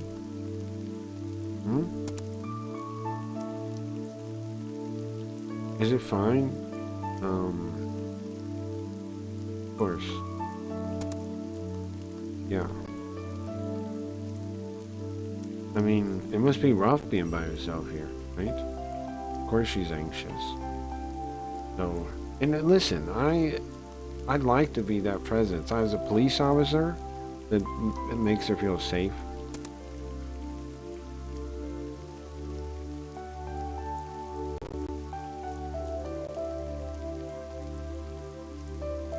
What's up, Sam? Well, this poor lady, poor lady, man.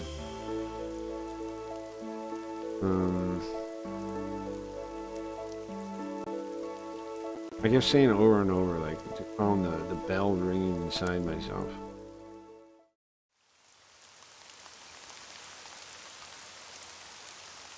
Man, this is a bummer, because what happens to her? What happens to this woman when the story... Right? Like, what's going to happen to her? She's going to be okay, or something bad going to happen? It's a spooky game, so that means probably not... it's probably not going to be good.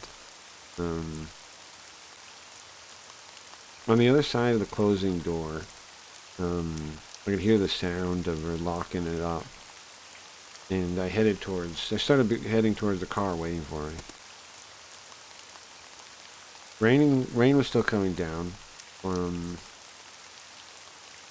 Couldn't see the sky, couldn't even see stars.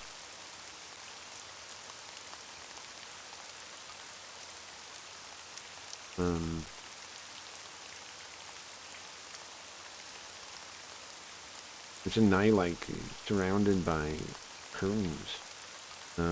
Layers of transparent curtains around you.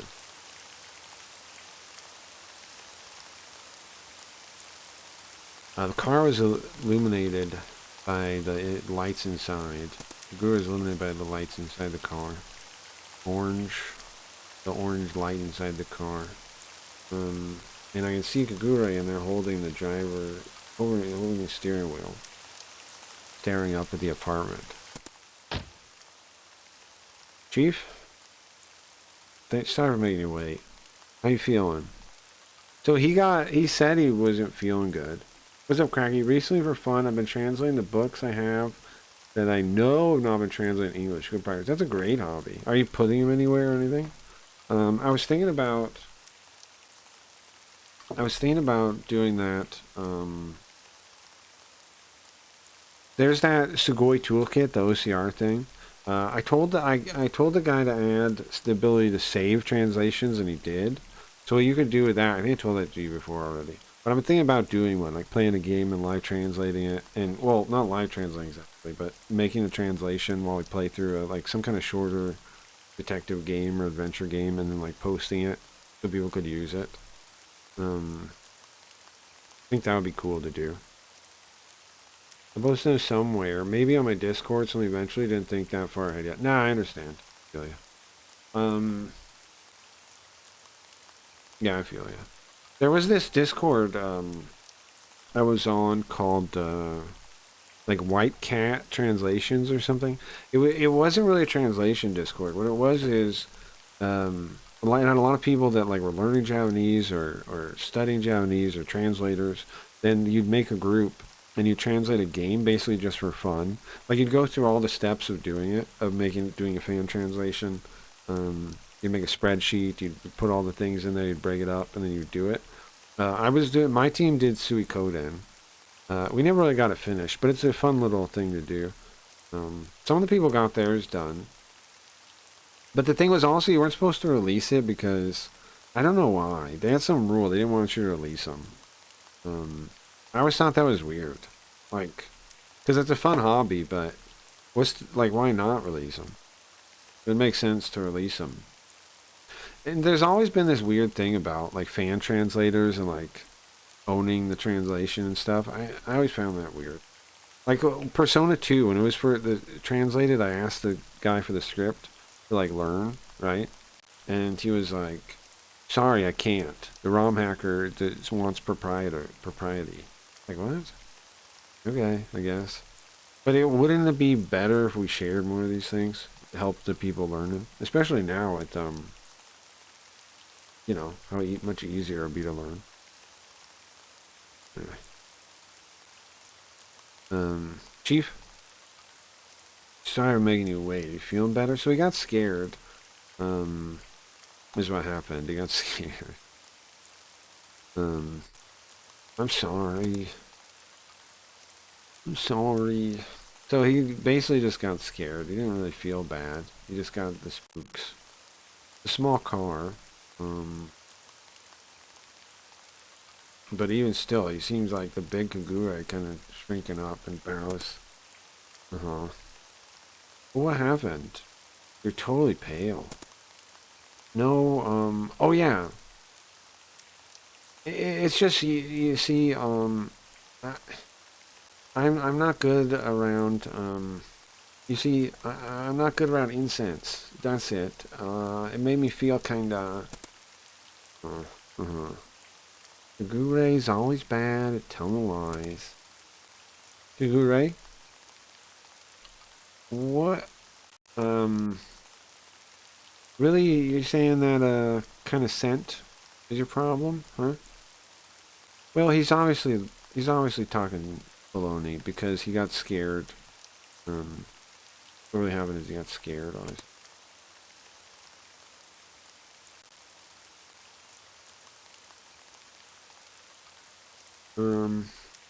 Checking.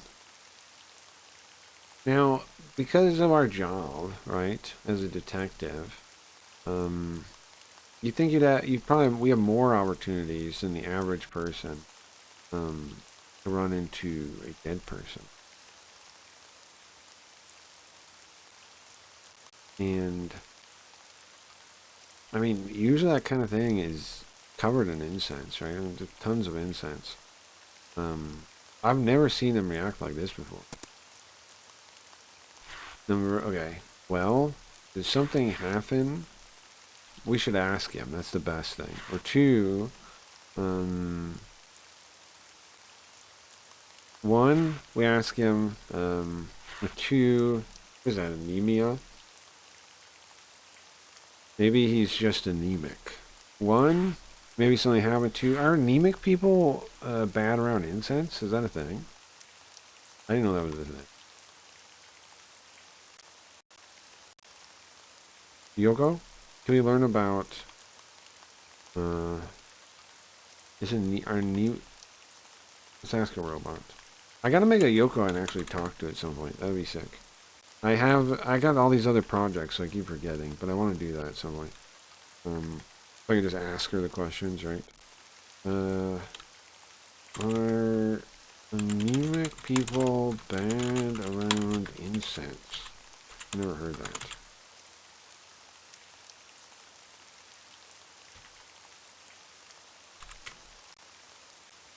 Never heard of. What do you say, robot? I checked the books I am translating, having no official English translation. The Gantz light novels. Nice, yeah. So I'm like, fuck yeah, I was going to read those anyways. Yeah, I've thought about doing that for a bunch of manga I like, because they don't, there's a lot that I like older ones that aren't translated. I'm sure the same is true for light novels, because, what happens is the publishers just get the new things that do well, and they sell those, and they don't bother with the old ones. That's what happens, right? So there's all kinds of slightly older light novels and manga that's never been translated, and nobody even touches them for some because they think it's kind of like a risk. But the thing is, you can tell how well they sold in Japan. But then what they do is they're like, oh well, maybe it won't sell as well here. Yeah, but you really actually do have a fair amount of data already. People they just don't want to take the risk. They'd rather go after the newest thing that's selling well and translate that. It just, I guess, is better risk, whatever, the dollar to them. Okay, increased smoke contains small particles and gases like carbon monoxide and particulate matter. Some of the anemia has lower oxygen capacity, carbon monoxide sensitivity, or general smoke irritation. Ah, okay. See, that's why we're thinking that. Well, I don't think that's it, though. Let's just ask him. Did something happen in there? Uh-huh. He opens his eyes like, no, shaking his head, no. Uh-huh. He's trying to say no with all his might. Hands wave, no, nothing happened. That's always suspicious, bro. That's not how a normal person behaves, is it? That's how a normal person behaves. I mean, the sweat on his, the sweat confirms my question that something happened. Something happened, huh? No! I didn't see anything! Really? We didn't say anything about seeing anything, did we? I think like translating old game guides and never got an English version because the game didn't get released in America. Yeah, no, I definitely thought about that. I thought I was gonna release a translation for Princess Crown, the guidebook for Princess Crown, because I have it. And when the fan page patch came out, I thought about that. I thought about doing that. I made a little chart. I translated the chart of what to do to get all the bonus things. But that's as far as I went. I was going to translate more of it, though. I mean, I still think that's a good idea. The only drawback is fan translations need to be more popular, I think, for that method to do anything for me, right? Not that you got to think about what it does for you, but you should somewhat think about that. If somehow we got to make fan translations more popular first. Then it would make sense to translate those guidebooks for fan translated games to go along with it. That'd be really cool then, yeah. I pulled them, I mean, yeah, it's a good idea, yeah. Good idea. And I think it would be interesting. Now, is he telling the truth? Now, Kagure may have a sixth sense I don't have. He might.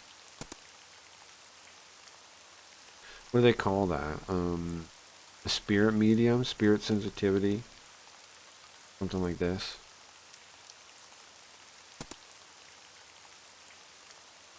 Either way, his stubborn denial, I mean, I can't,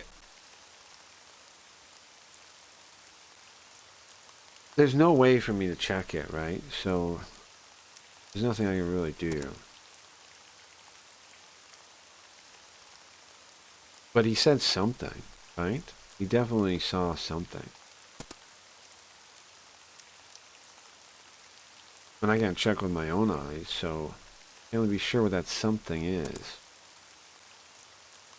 Of course he feels bad, if he gives the creeps about it. Of course it gives him the heebie-jeebies.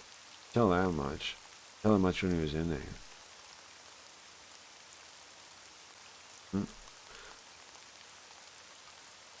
Look at the room, and then I look up at Yukino's room, and then straight ahead. Or he does. Yeah, he does. He looks at the room and then straight ahead. It wasn't that I exactly didn't see something in that room. It was, listen, don't worry, man. You can tell me. I think maybe he's holding back because of my relationship with Yukino, right? And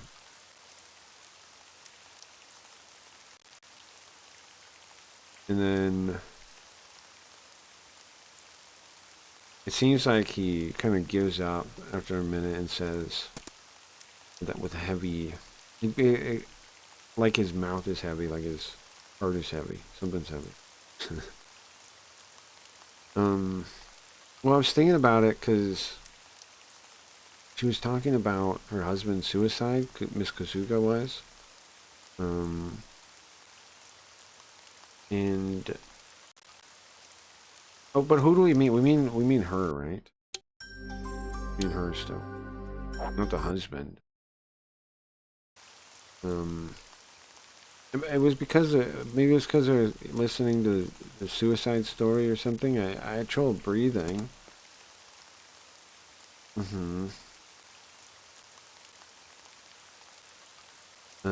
It was like I had anxiety. I had trouble breathing. It was kind of like before, when I was called to, when I went up to the Yakuza office.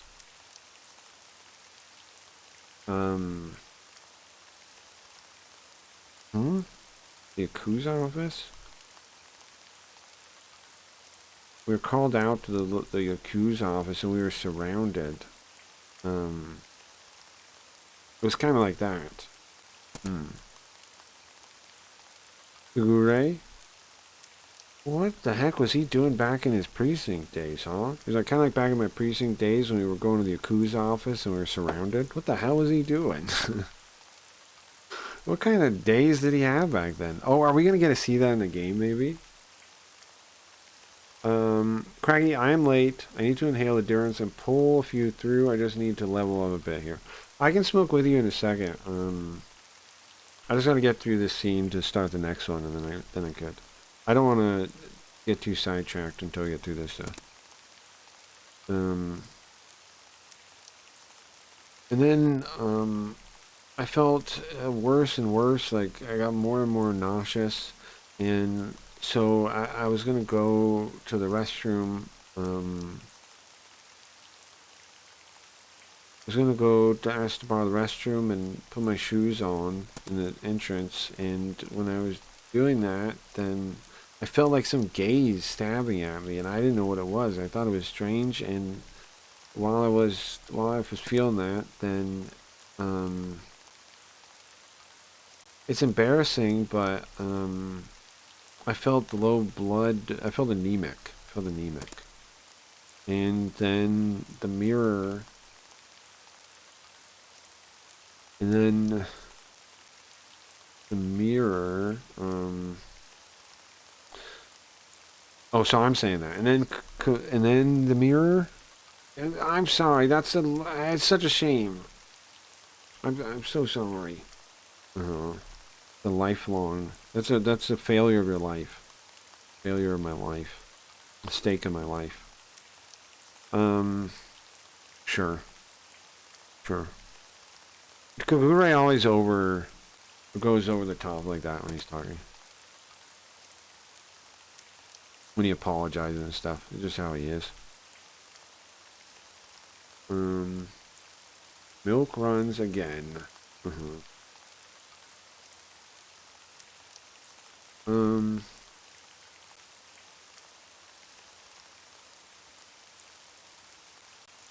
nice. We're talking about hemoglobins. I don't think it had anything to do with his hemoglobins, okay?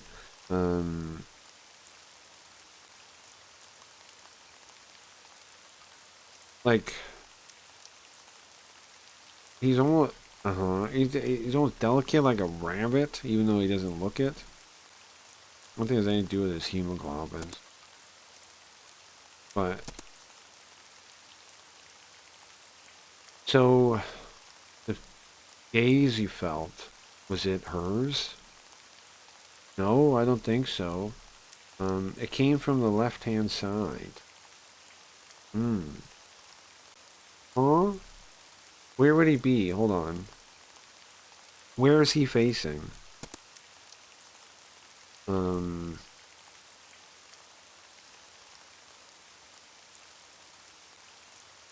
So he points up. Okay. He's putting on his shoes, right? And he points like here to his left-hand side, up and down. Right, like to the side, to the left side. Okay. So he's putting on his shoes. Where is he facing? Is that the wall where the thing would be, or is that something else? I think that is the wall, right? There we go. That would be about where the broken mirror was. Okay. So yeah, he felt it from the mirror, when it's her, it is her, but not that her, right? He felt something from where nobody was. He felt a view. He felt being stared at from where nobody was.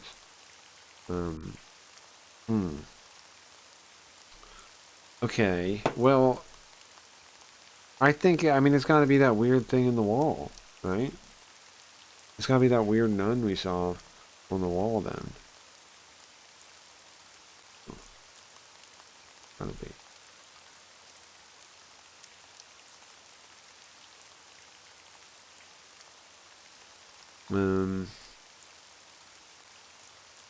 Okay, so he raises his hand half-heartedly. We're looking for some kind of help.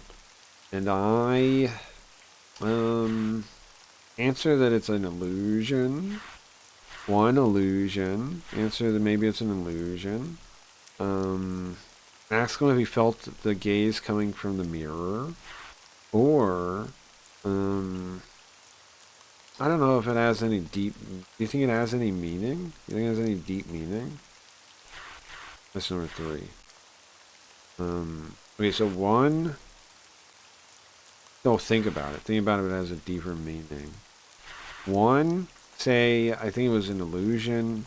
2, say... I can smoke now while we do the question. 1, do you think it was an illusion? You think it was an optical illusion, a trick on the eyes? 2, do you think the gaze came from the mirror? Ask him that. Or 3, wonder if maybe it has a deeper meaning. What are you guys feeling? I'm gonna smoke real quick. Well, it's not working.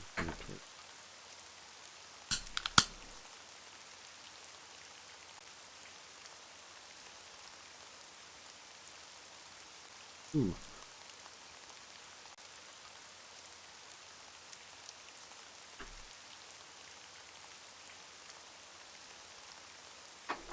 Ooh, what time are we at? A bit of lighter light. Who cares about lighters, bro? You just throw them away anyway. About lighters, bro. The black square box looks like the Kaaba. Just saying. Yes, I know it is a jail cell.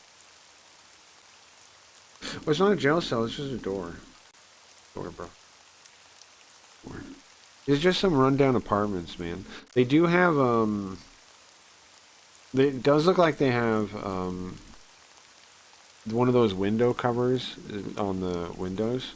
That does look true, I think. Like one of those metal covers. Like you have in, like, poor neighborhoods. They do seem to have that on there. Does look like the case, right? Those are, like, metal bars. And then that's the entrance. It's probably a little entrance room thing. I'm thinking there's a rundown multi-unit building. Okay, I'm thinking maybe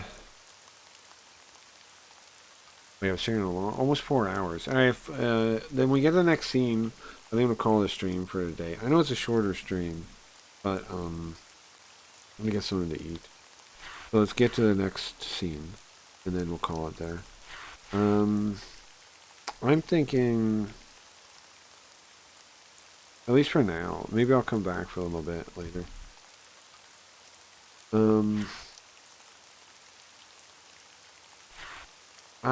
I guess ask him it's from the mirror. That's what I'd ask him. But isn't that strange? Isn't that strange?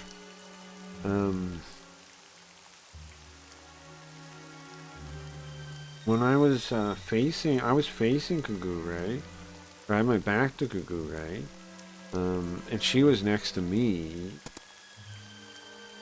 So, wait a second, wasn't that spot by the mirror? Yeah, it was. So maybe you felt the gaze from the mirror?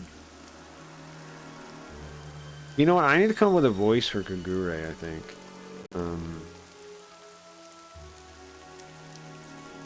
Looks like a police station with a cell. Well, look here. See the second floor of here. You see, it's the awning, the overhang. Right there. Stairs of it. Multi-unit building. The top looks probably like this again. And then there's probably like 4 units or something in the building. Right? You see it now?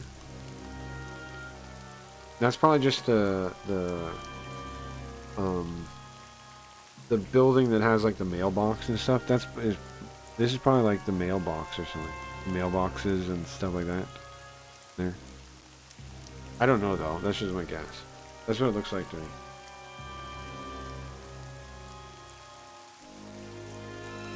And then maybe there's a door in there too for one of the units.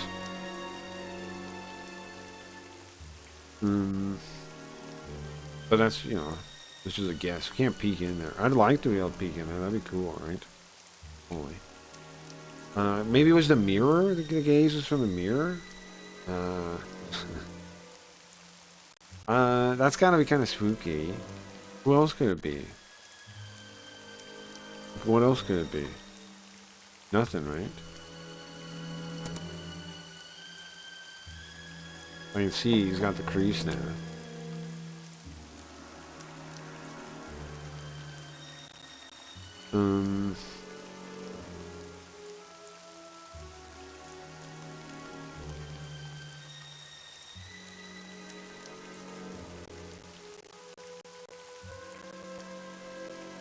So,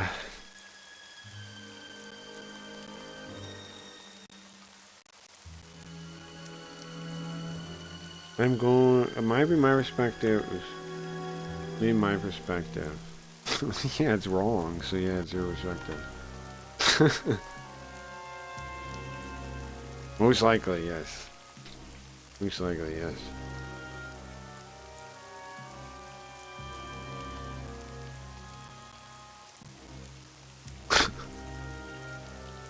Most likely. I'm gonna smoke it one more time.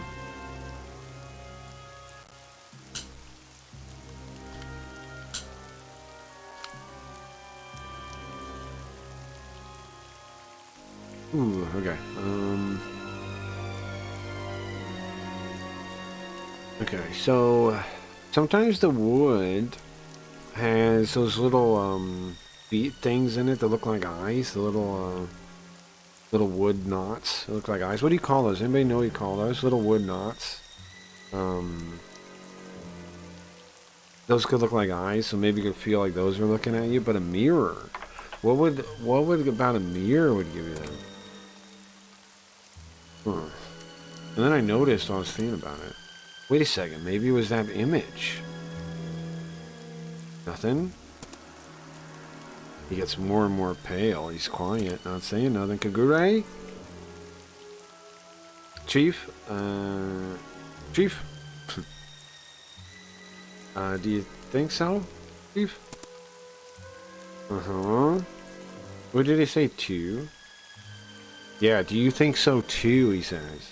Do you think so too? They're called wood knots. It is knots. Thank you, Dingus. Yeah.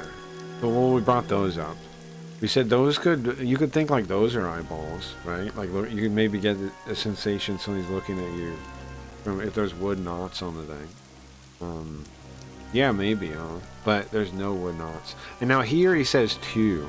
He doesn't say just say chief. He says two. Chief, do you also think that? It seems like he arrived at the same conclusion. Yeah, it's almost certainly that thing. That freaky thing on the wall. It was blood red, man. I felt so sick I couldn't even stand.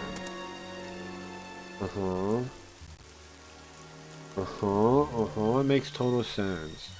And then when I turned, I tried to grab something.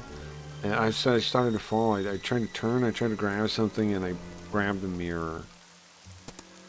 So he started to fall over. He felt he lost, like his legs gave way, feeling like somebody's looking at him. And he grabs the mirror to try to hold out, and it pulls it down.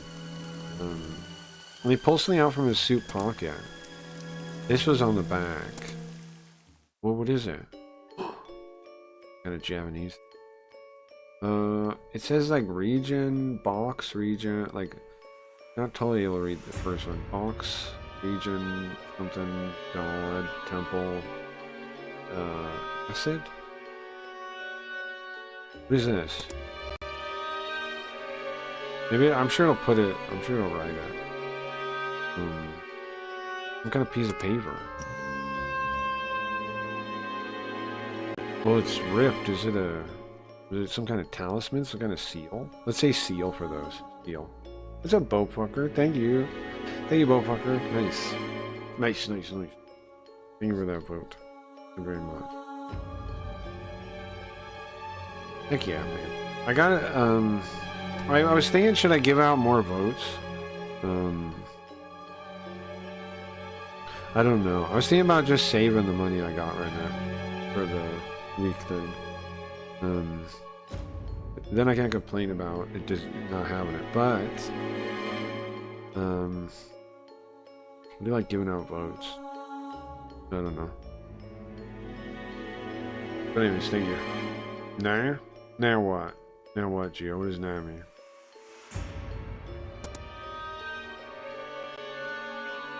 What does nah mean?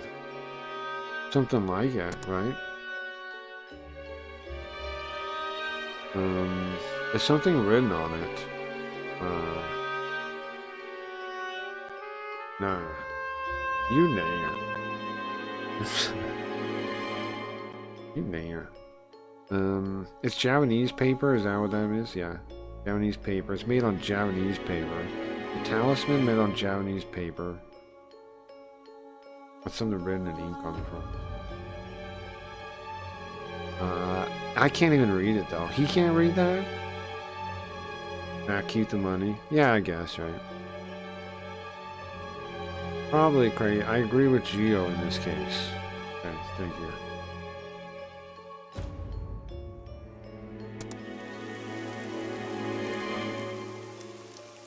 So why would something like this be on the back of a mirror? I bet. Do you think Ronco put it there? I think Ronco put it on the back.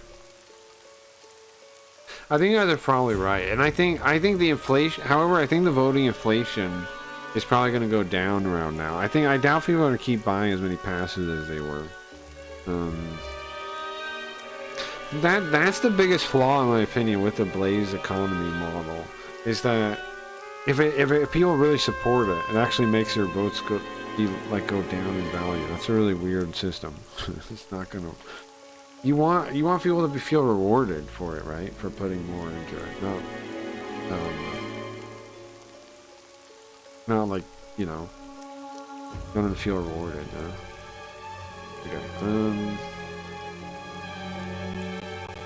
Well, I don't know myself either. It was stuck between the mirror and that picture. And it was creepy. That creepy feeling. So, Chief, did you see something on that wall? I saw what looked like an image of a woman, number one. Just some dirt. I saw a man's face. I did not see a man's face. Thank you, Tendo. Thank you. I did not see a man's face.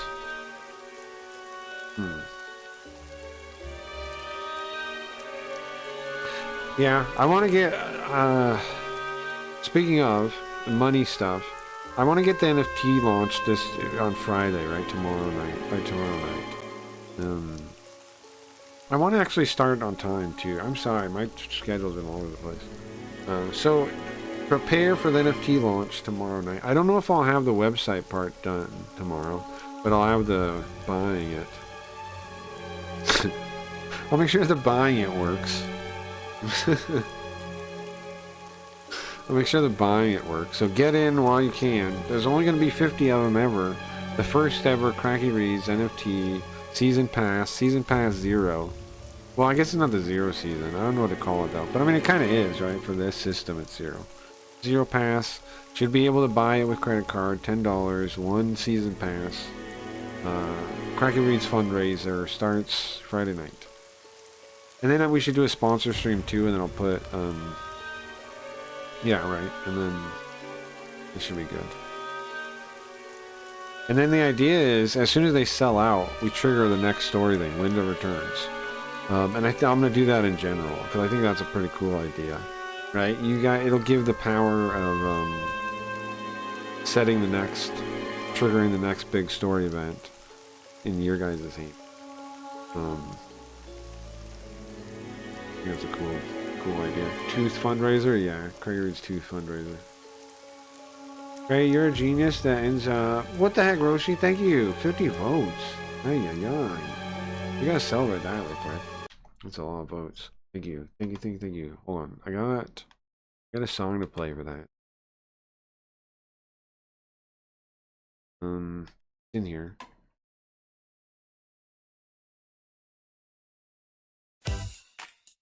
Not this one.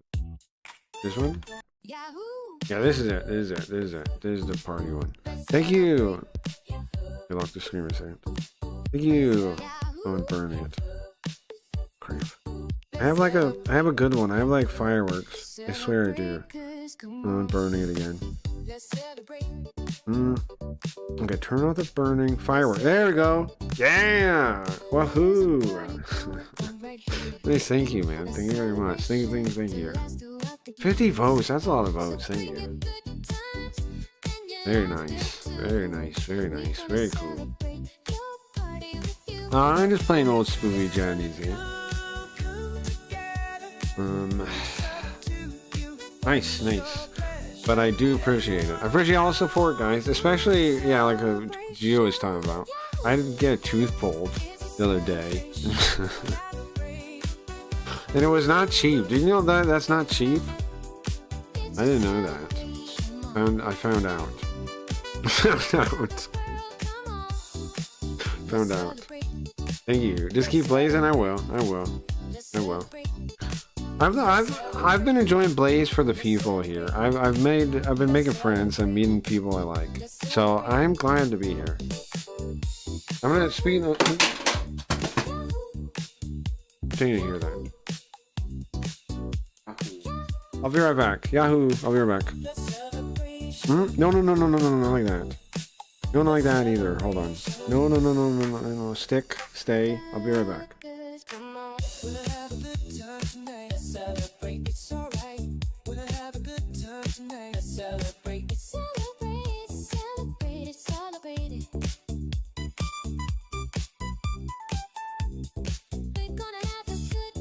Okay, I'm back.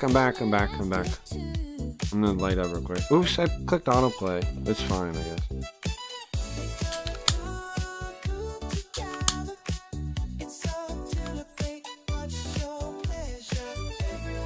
Ooh, do I have a button for this? There we go.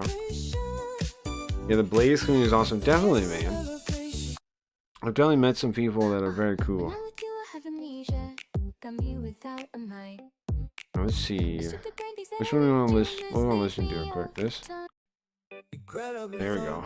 There's a weed smoking song. You missed a chance for votes to say. I'm never saying that, Gio. I wouldn't. That's not me, man. That's suspenders or something. I wouldn't say that. I wouldn't say that. That's not my style. It's not my style. No, thank you. Nice. Alright, let me smoke more time, then we'll get back to the game.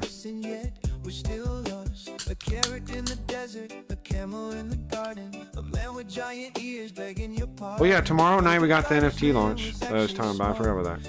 Tomorrow night we got the NFT launch. Come by. I'll have them for a while, but they'll be numbered, I think, right? So the earlier one you get, the lower number. There's only gonna be 50 of them. The idea is they are like a season pass, and they'll have uses. You can, what am I calling it? Brandish. You can brandish them once a month to interact with the stream in unique ways. They'll be $10. 50 of them. They'll be $10. You can brandish them to use unique things. So I got to set up a website part of that, but I got to get a website up anyway. I got all this other stuff I want to put on the website. We got like a VOD searcher. I want to put the Goblin game on there. Goblin Gang. When is it? How late will you be? When is it? And how late will you be? Hey, come on with the how late thing. Do you know? I don't know, man. I know I've been late all week, big time. I feel bad about it. So Friday night, I don't know. I want to set a time, but then I'm just gonna miss the time anyway. I'm just gonna miss the time anyway. Friday night, Saturday morning, come by any time in there. I'm gonna aim for 11 p.m. my time, Pacific time, to start it late night. But I'll be up all into the morning. I'll be up into the morning. I'm trying to be on time, which is 11 p.m. I'm trying to be on time. That's the goal, 11 p.m. 10:30. 10:30 p.m. Like old Conan's bad time slot. 10:30 p.m. Pacific time. Friday night. You think I can do it? You think I'll be there? I don't know. Just do an ETA. What do you mean? It's Friday. ETA Friday. Friday. There's an ETA Friday. Friday. I have the thing ready. I just gotta set up the one part and we're good. Like the website part is in the future. It's not gonna be tomorrow. We'll have that'll be done before, I don't know, the next week or so. The website part of it. Because I gotta make a thing that can check your wallet, right, for the thing, and then let you use it, and then it'll cool down. And that's it. That's all it has to do. But it's like our own stream loots, right? Alright, stop just using the music. Let's go back to where I get sidetracked for an hour. Okay, so we're talking about the weird, creepy lady picture we saw on the wall, right? And Kagure was saying it was looking at her, looking at him, and now he's asking us, "Hey, did you see something on the wall?" Yeah, it was a woman. Yeah, it looked like a woman. Yeah. Oh, you did see it. So I thought I just imagined it myself. So really, that's the painted. There really was a woman drawn there. There was definitely. See, it was blood red too. It was blood red too. Blood red too. So, for example, 12 until midnight. What are you saying? How are you helping me right now, Mike? I appreciate the help, but I don't understand it. I don't understand it though.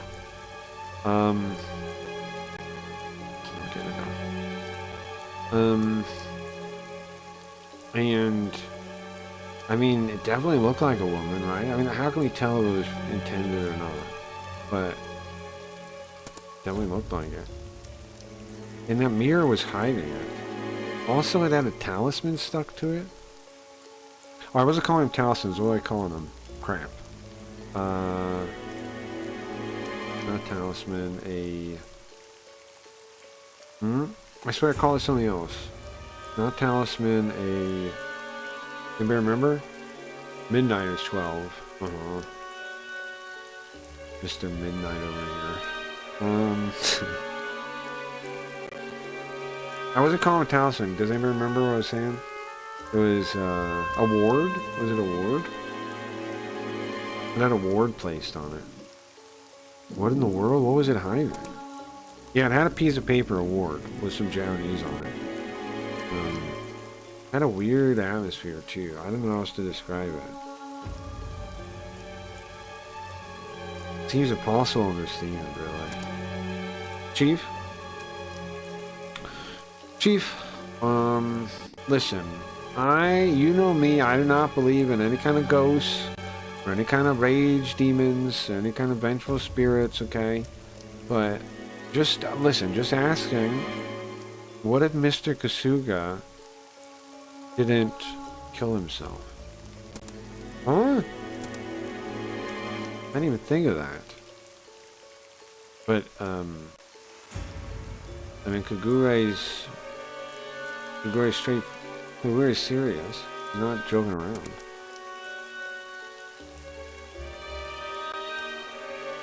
Well, it's not that I didn't see anything, but it's not that I saw something, but that room was strange, right? Geo, 21 votes. Are you kidding me right now?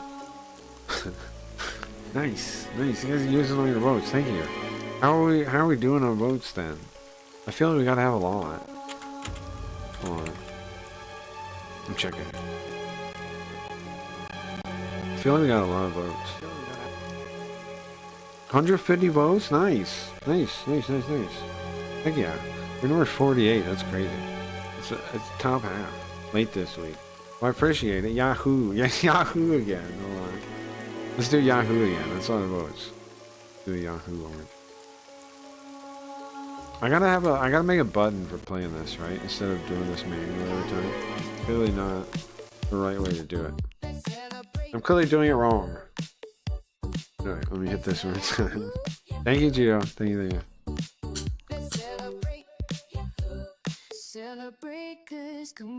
We boat, HMS, boat fucker too. Make sure I thank everybody. Dingus. Who else was that? Everybody? It's done votes. Killed him earlier. JT was today too. JT gave some today too. Wow, today's been an amazing day for votes. Holy moly! I got a lot of votes today. Really glad I came on this today. Holy moly! We got a bunch of votes today. Yeah, we got a bunch of votes today, didn't we? Nice. Nice. We're 214 followers. I feel like most people already follow us that are gonna follow us, so there's maybe a couple more. Oh, I gotta do subs again to get affiliate back.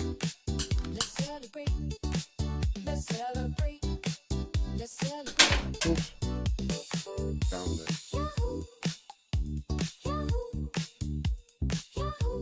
Yeah, Roshi did too. 50 of them. That's crazy. Oh, and check the supporters button, right? I'll just thank everybody on here. Roshi, Gio, Riot, Gnarly Wayne, JT, Dingus, Nintendo, Stevie, Civac11. I don't know who that person is. I've never met him, but I appreciate that. Omi Rerkman. I don't know who that person is, but thank you. And then Boat Fucker 69.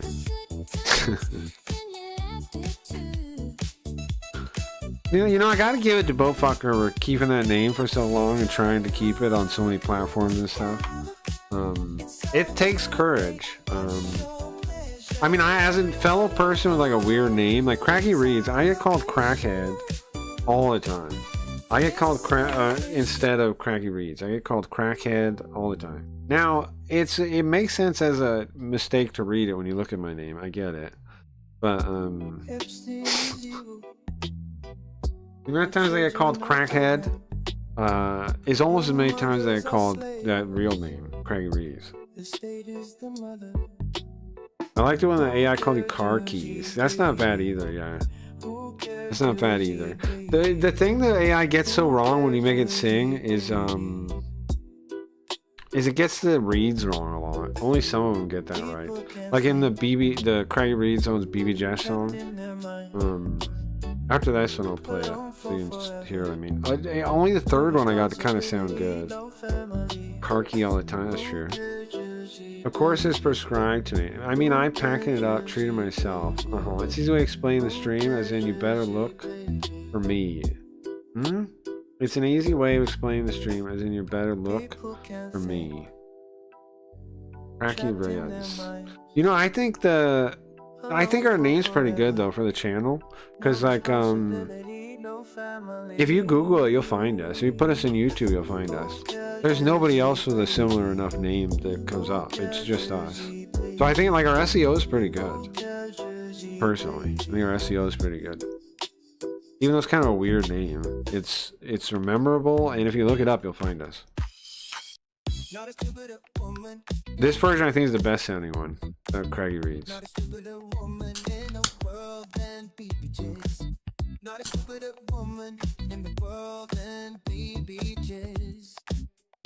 You know, SEO? What about it, Joe? Oh, I see. I broke the part of the bass. That's why it's falling. The bass is broken.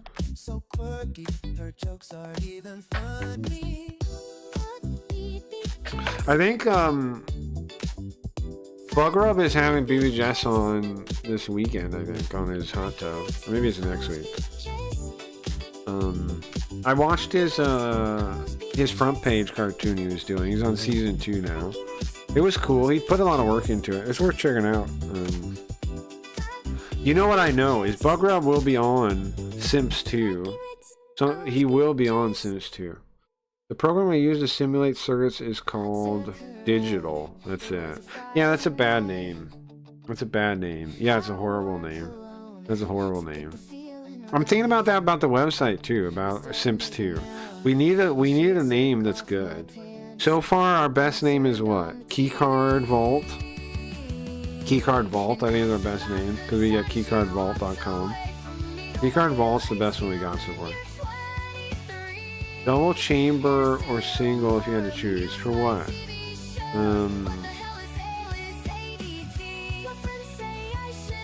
For what?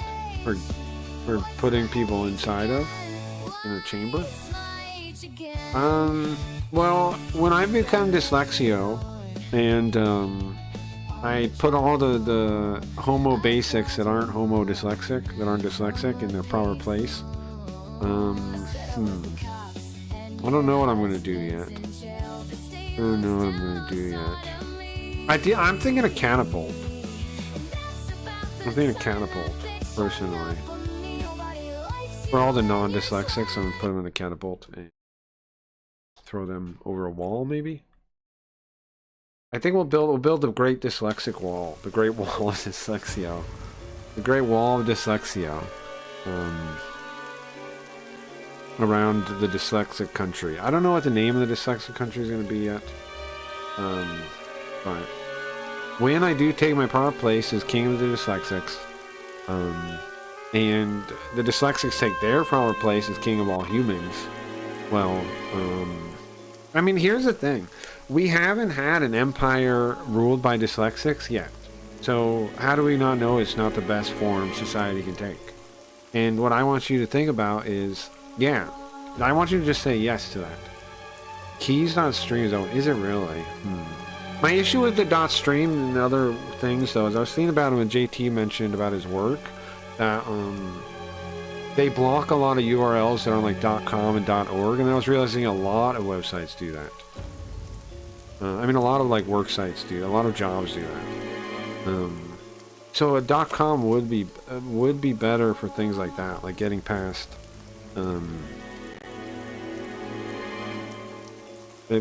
things that don't do traditional, I mean non-traditional URLs.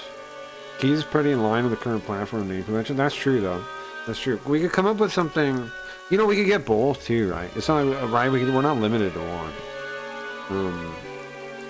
Keys maybe means something longer. Maybe we come up with something that's a phrase like Linda was, or like the LSN. Maybe we come with something like that is like a word, and then that would be easy to remember and possibly available, right? Gotta think.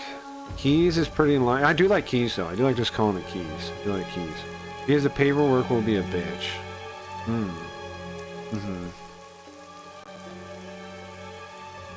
Oh, speaking of Geo,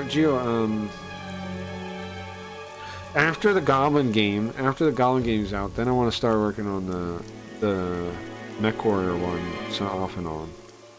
Because then I'm also going to work on the Battletech one. Then I'm also going to work on the card game, software side, right? That'll be my main game project at that point. A bit off topic, but you know what I mean. Craigie, I always wonder if the Wayback Machine is really taking in the data. I mean, what about the things they want to delete? Well, they're backing up some of this stuff, but they're not backing up. They back up like, well, you have to do requests to do it, and that's one of the ways they save space, right? Is somebody has to do it, and then they have to go to the website and they have to click create a snapshot, right? So that's part of it. Some of them, like they auto did some things, but that's one of the ways they save data, is a lot of it has to be manually done now. And then it doesn't save everything, it just tries to save everything to display it. It doesn't save like every video on the website or anything like that. Well, a lot of videos will end up not working, or anything like that. Keep everything yours, streamers. Stream for capitalists. Well, here's the thing. I don't know if I want to call it capitalist, though, even though I am capitalist. I think we use the other words, right? Because communists will get triggered by that. Which maybe that's good, but if we put it a different way, commies might not even see it, because they're not the most aware of those kind of things. Yeah, we put it about I mean, I agree with the slogan there. Like about property, private property, you own it. Yeah, I definitely think we lean into that. Because that's definitely what it's going to be. You're definitely, on Sims 2, you're definitely going to own your stream. That's the whole, right? That's why you can lock it. That's how you know bro, there's got to be slogans like that. You know how you own your stream on Sims 2? Because you can lock the door, right? You can kick out people you don't want in with a key. That's how you know, that's why it's basically physical property. You can lock it. Keep everything yours, streamers. Yeah, that's not bad for keys. Sure. Keep everything yours, streamers. Keep eating yourself. No. Keys. We put keys in keys. Keys. Electronically.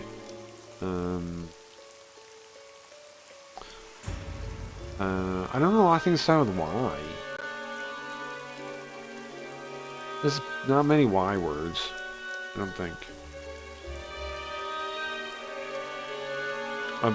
Except Snorch. Yeah. Freaking Snorch. I kind of feel bad about banning him. But that's because I'm dumb, I've realized. It's not because I was wrong to ban him. It's because I'm dumb, is why. You know? I know that's why. It's not because it was wrong, it was right. It was right to ban him. I should just do it more. But I have something wrong with me where I'm like, oh man, I feel bad about kicking that weirdo out into the cold. But he's not worth the hassle, you know? He's not worth the hassle. And he doesn't, even after all these years, doesn't really respect what I do for him by like letting him stay.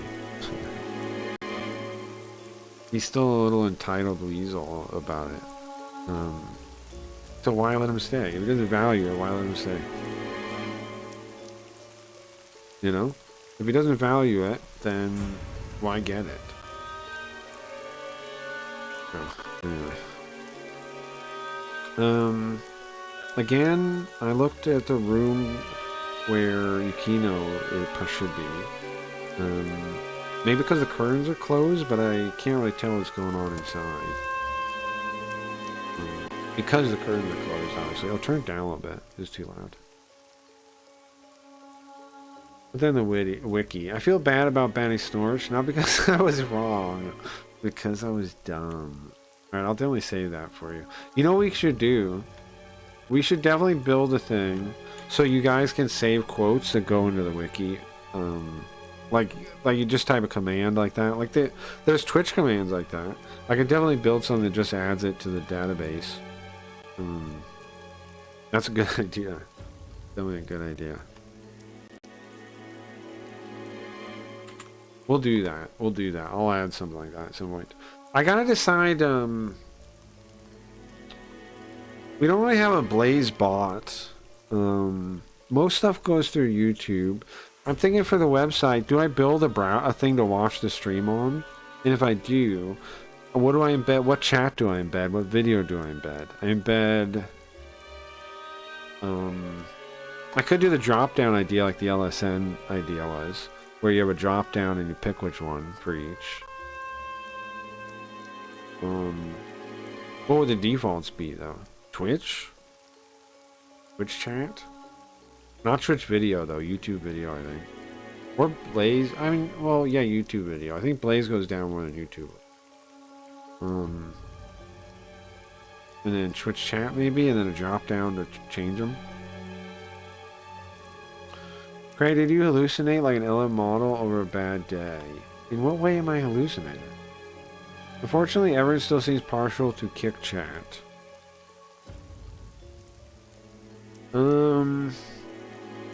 Well, the main reason people went over to Kick Chat was because at the time we were trying to see if like Kick would fuck with us, right? But clearly Kick won't. We've proven it without a like, whatever people say. There's no option for Cracky Reeds ever playing nice with Kick. We've proven it. So I don't think that matters as much anymore. The last time people were like hoping we could maybe get Kick to like us and get like Milos to like us again and put his front page and have some kind of feud with the thing and maybe get on Kick Talk and all this kind of stuff. But it seems like they're not willing to even do that. So there's no purpose for Kick. There's no purpose for Kick. If there was some chance of that, then maybe, but there's no purpose for Kick. And I mean, even Clips, did you hear Clips today? Clips is depressed about streaming, man. Clips is totally demoralized. He's where I was like before about Kick now. That's a bummer. I don't blame him, of course. I've been there. But I don't know how you bring that back. I did think about doing that show together, me and Clips doing that Kick Talk show. Maybe we could do that to bring some spice back and have fun. Maybe. But it's also like, who cares though, is the problem. Because like, it's just Kick. You're watching something that's depressing. So our content would still be depressing. Because the content is depressing. The substance of the content is depressing. Kick is depressing.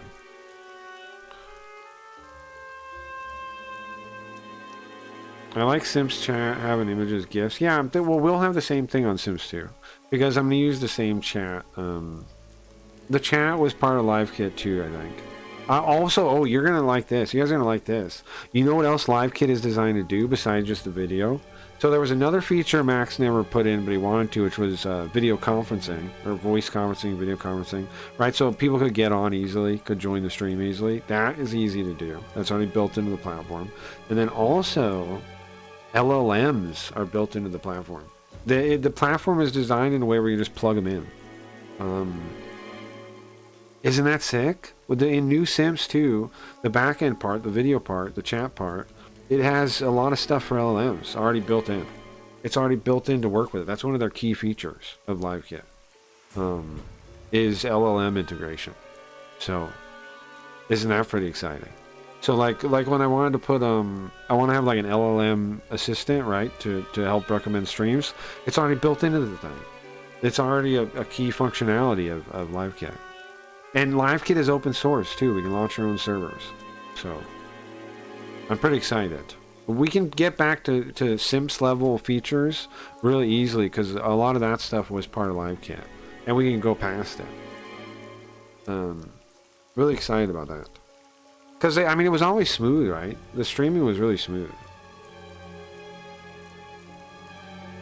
Chicken like chicken, and they always just cluck, cluck, squawk, yeah. How many RTX 3090s? I just have a 4060 Ti.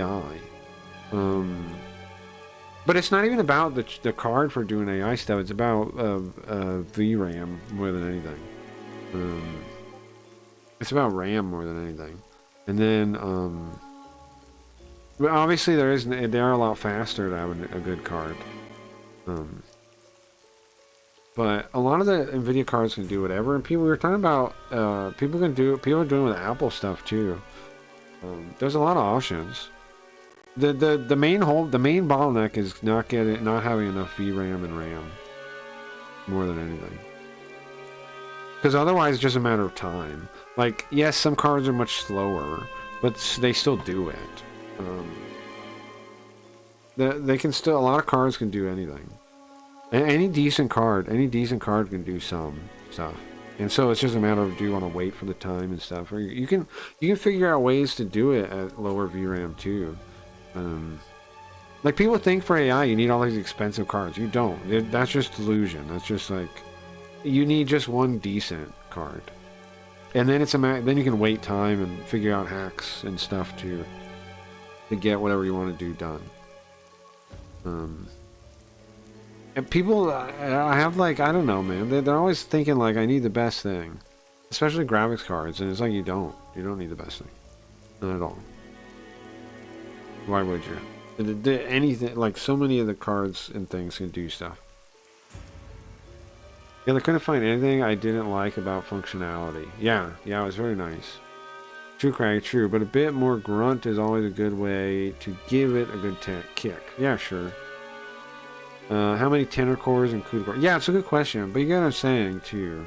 All that more of those means is it's faster. It doesn't really enable more capability. It's just like, it just means you have to wait longer. And there's ways to make it faster too, like like different schedulers. There's like schedulers that can do it really quicker. It can do it a lot quicker for negligible quality loss and blah blah blah. It all like there's a million ways to do things. So, people should just do it. Just get into it, and then don't worry. People worry about like I don't have good enough hardware, but sometimes you don't have good enough hardware. If you really don't, right? But a lot of people just like think they need like the best thing to dabble in it. You don't. There's all kinds of stuff you can. Because I mean, it reminds me when I was a kid and I first got into like pirating games, like Dreamcast games, and I was doing it on dial-up. So I was downloading like one RAR file at a time, and there would be like 50 RAR files, right? And each one would take like hours. When I first got into pirating, I was dial-up pirating, right? So I was pirating like whatever, like 80 zip files, and then I'd recombine them, right? Dial up it up, exactly. Did any of you guys do that kind of thing? Were you into any of that stuff early on? I know later on lots of people, but in the transition period was a weird time. A lot of fun though. He would be when it debuts, when Carl is on, you should make him a hub, give him a marquee and a big monitor, like the news thing. That's not a bad idea. He would be good at doing the daily platform news interview. You're right. Should do that. Carl definitely is ironically, is the face of the stream. Yeah. But yeah, we'll do that. That'd be awesome. Yeah, I would definitely like that. And like status updates, you could do like ticker updates too. Like this room is showing a lot of movement or whatever too, right? We could have a ticker. I told that idea to Max that I wanted to have a ticker. It'll be easier if I'm making the website. Have a ticker like it's a stock, like the different rooms. So when we see a room getting a lot of key sales, we'll see it on the ticker. Wouldn't that be sick? Update live room price updates. I mean, the market already worked on Sims, man. We just need to get that back. And then we can add more and more functionality to it. And yeah, like Clip said earlier, the real problem is getting people to it. But I think if it's my platform, I can get all those people that I had on the fence for Sims on. And then I can get... And then once the place is running, people will just flock to it, I think. Once it's working, like once it's making people money, then it won't be a problem then. It's just getting over that hurdle, right? To where you're making people money.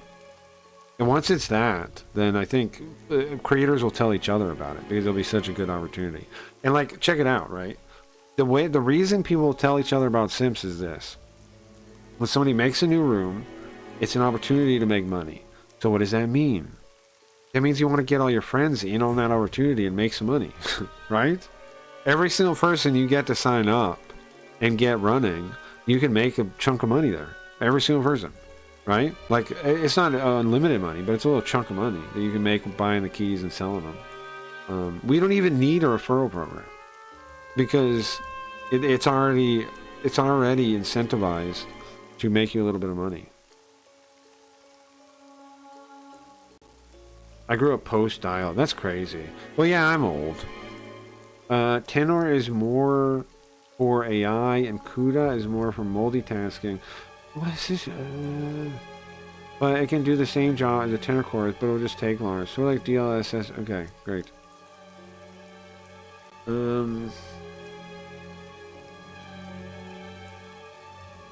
Okay. Area around the room is dark, and the only light we're seeing is from the apartment. It's almost like in a sea of darkness. A sea of darkness. It's an ocean of darkness. It's a little floating ship that could be swallowed up at any point. That's what it made me think about. We're talking about our window. We're talking about the lights in our window. I mean, sometimes I can see stuff like that. It might be an optical illusion, right? Are we leaving now? Did we finish the scene finally? We gotta do a recap. Yeah, let's save here. Alright, this is where we'll pick up in the next scene. Where am I? We'll pick up tonight. Pick up tonight here, guys. Let's recap real quick what we saw today. I'm gonna feed this into a robot too to make recaps too. But what did we see today? Let's do this. We're ending stream now, guys. Also, if we don't get that, we're ending stream. Thank you guys for hanging out. I'm gonna do a real quick recap of the story, and then I'm getting out of here. Let's see.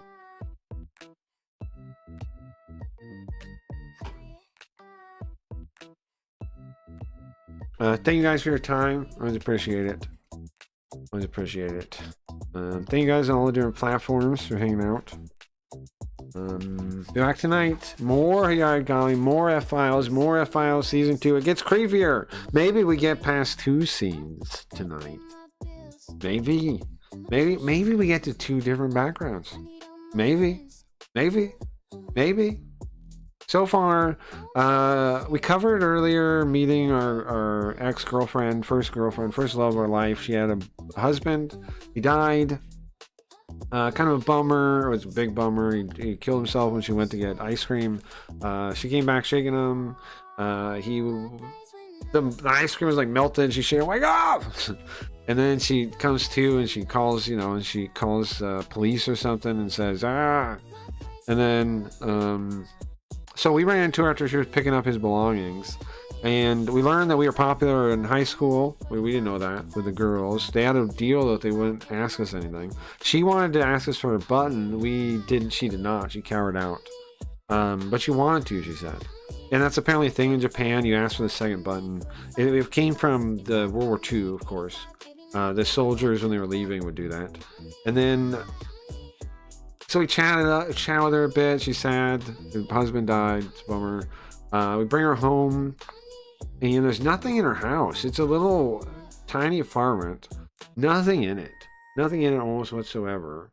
I hope Yoko is site-wide. Can be called in a chat by any streamer. That's a great idea. I should do that. I was definitely going to make Yoko... I was going to make Yoko site-wide to help you find streams. Because I'm thinking this. I'm thinking... we can feed in a couple episodes and transcribe it like I'm doing on my website, right? And then give that to the LLMs, and then they could tell you, then they could know what each stream is like. You know what I'm saying? So you could be like, I want to watch a stream that's like funny, or like, or plays games sometimes, maybe translates. They wouldn't ask that, but you know what I'm saying? It could suggest all the streams on the website that fit your criteria based on deeper knowledge than just like whatever they fill out. It could be because we could feed it transcripts. So Yoko, I was thinking, will be like a little assistant. You can ask, hey, what? She's like, what? How can I help you find your favorite stream, right? Something like this, and then that way because if it's designed to be a VIP experience, we should let people try to find the right one for them, right? So they can browse the markets, they can look that way, but then also we'll have an assistant that actually guides you to find the ones that you would like. And then the website can expand infinitely, and it should be fine, right? Growth won't be about front page; it'll be about what you're doing. People will actually be able to find what they're looking for. That's the thing. Not a single fucking platform has landed yet, but LLM solves it, and everyone's afraid to do it. LLM solves it. Kick has staff that put front page. We are replacing that whole block of everything, right? We don't need that. That's why we're no overhead. But yeah, Yoko will help you find the perfect stream, and then it would be maybe we do make her just a general assistant too. I don't. When we get to that stage of building the thing, maybe it'll be something we can do. Yeah, it's a good idea. It's 9:30. Later, guys. And then what else was the end of the story? Oh yeah, I gotta finish the story. She asks us to have coffee or tea. She goes to make tea. We see a picture of her dead husband, and we burn incense in front of it with her. And then Kagure gets creeped out, and he goes down the hallway, and then he falls over, and then he reaches and he grabs a mirror. The mirror he felt looking at him. It breaks the mirror. He's on the ground. We go out there. She comes out to clean everything up. She doesn't see the thing behind the mirror. There was a blood red lady in the wall. It looks like a nun maybe, and we looked at it and got creeped out, and then we helped her clean up. Then we were leaving. She gave us a umbrella, and she stood there like, we thought like that's probably how she watched her husband leave every day. That bummed us out again. And then she grabs our hand and she leans on her shoulder and she's like, thank you. And we just stand there for a minute, like, and she's like, I'm alone. I don't want to be alone. And I'm like, you're not alone. You have friends, you have family. And she's like, I have you too. And you're like, yeah. Now I hope nothing bad happens to her, man. It's a real bummer if something does, but we'll see. And then we leave and we go talk to Kagure, and he said he explains that he saw somebody looking at him. Oh yeah, Kagure leaves. I forgot to say that part.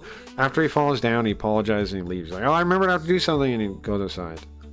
And he's in the car, and then we meet him there, and he explains he felt like someone was watching him. And then he explains the part where he fell, and he pulls out this piece of paper, this little talisman, and he says, this was behind the mirror. And we're like, what? And so that's what we've seen so far. Alright, later guys. Melt you down more than once or twice.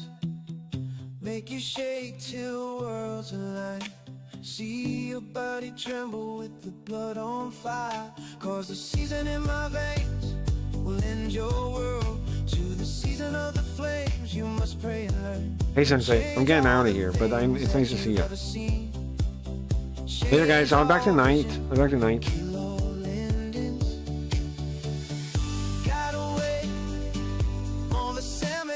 Soul, yeah, gonna bring your world down in fire. Got away on the salmon of my soul, yeah, gonna bring your world down in fire. Got away on the salmon of my soul, yeah, gonna bring your world down in fire. Got away on the salmon of my soul, yeah, gonna bring your world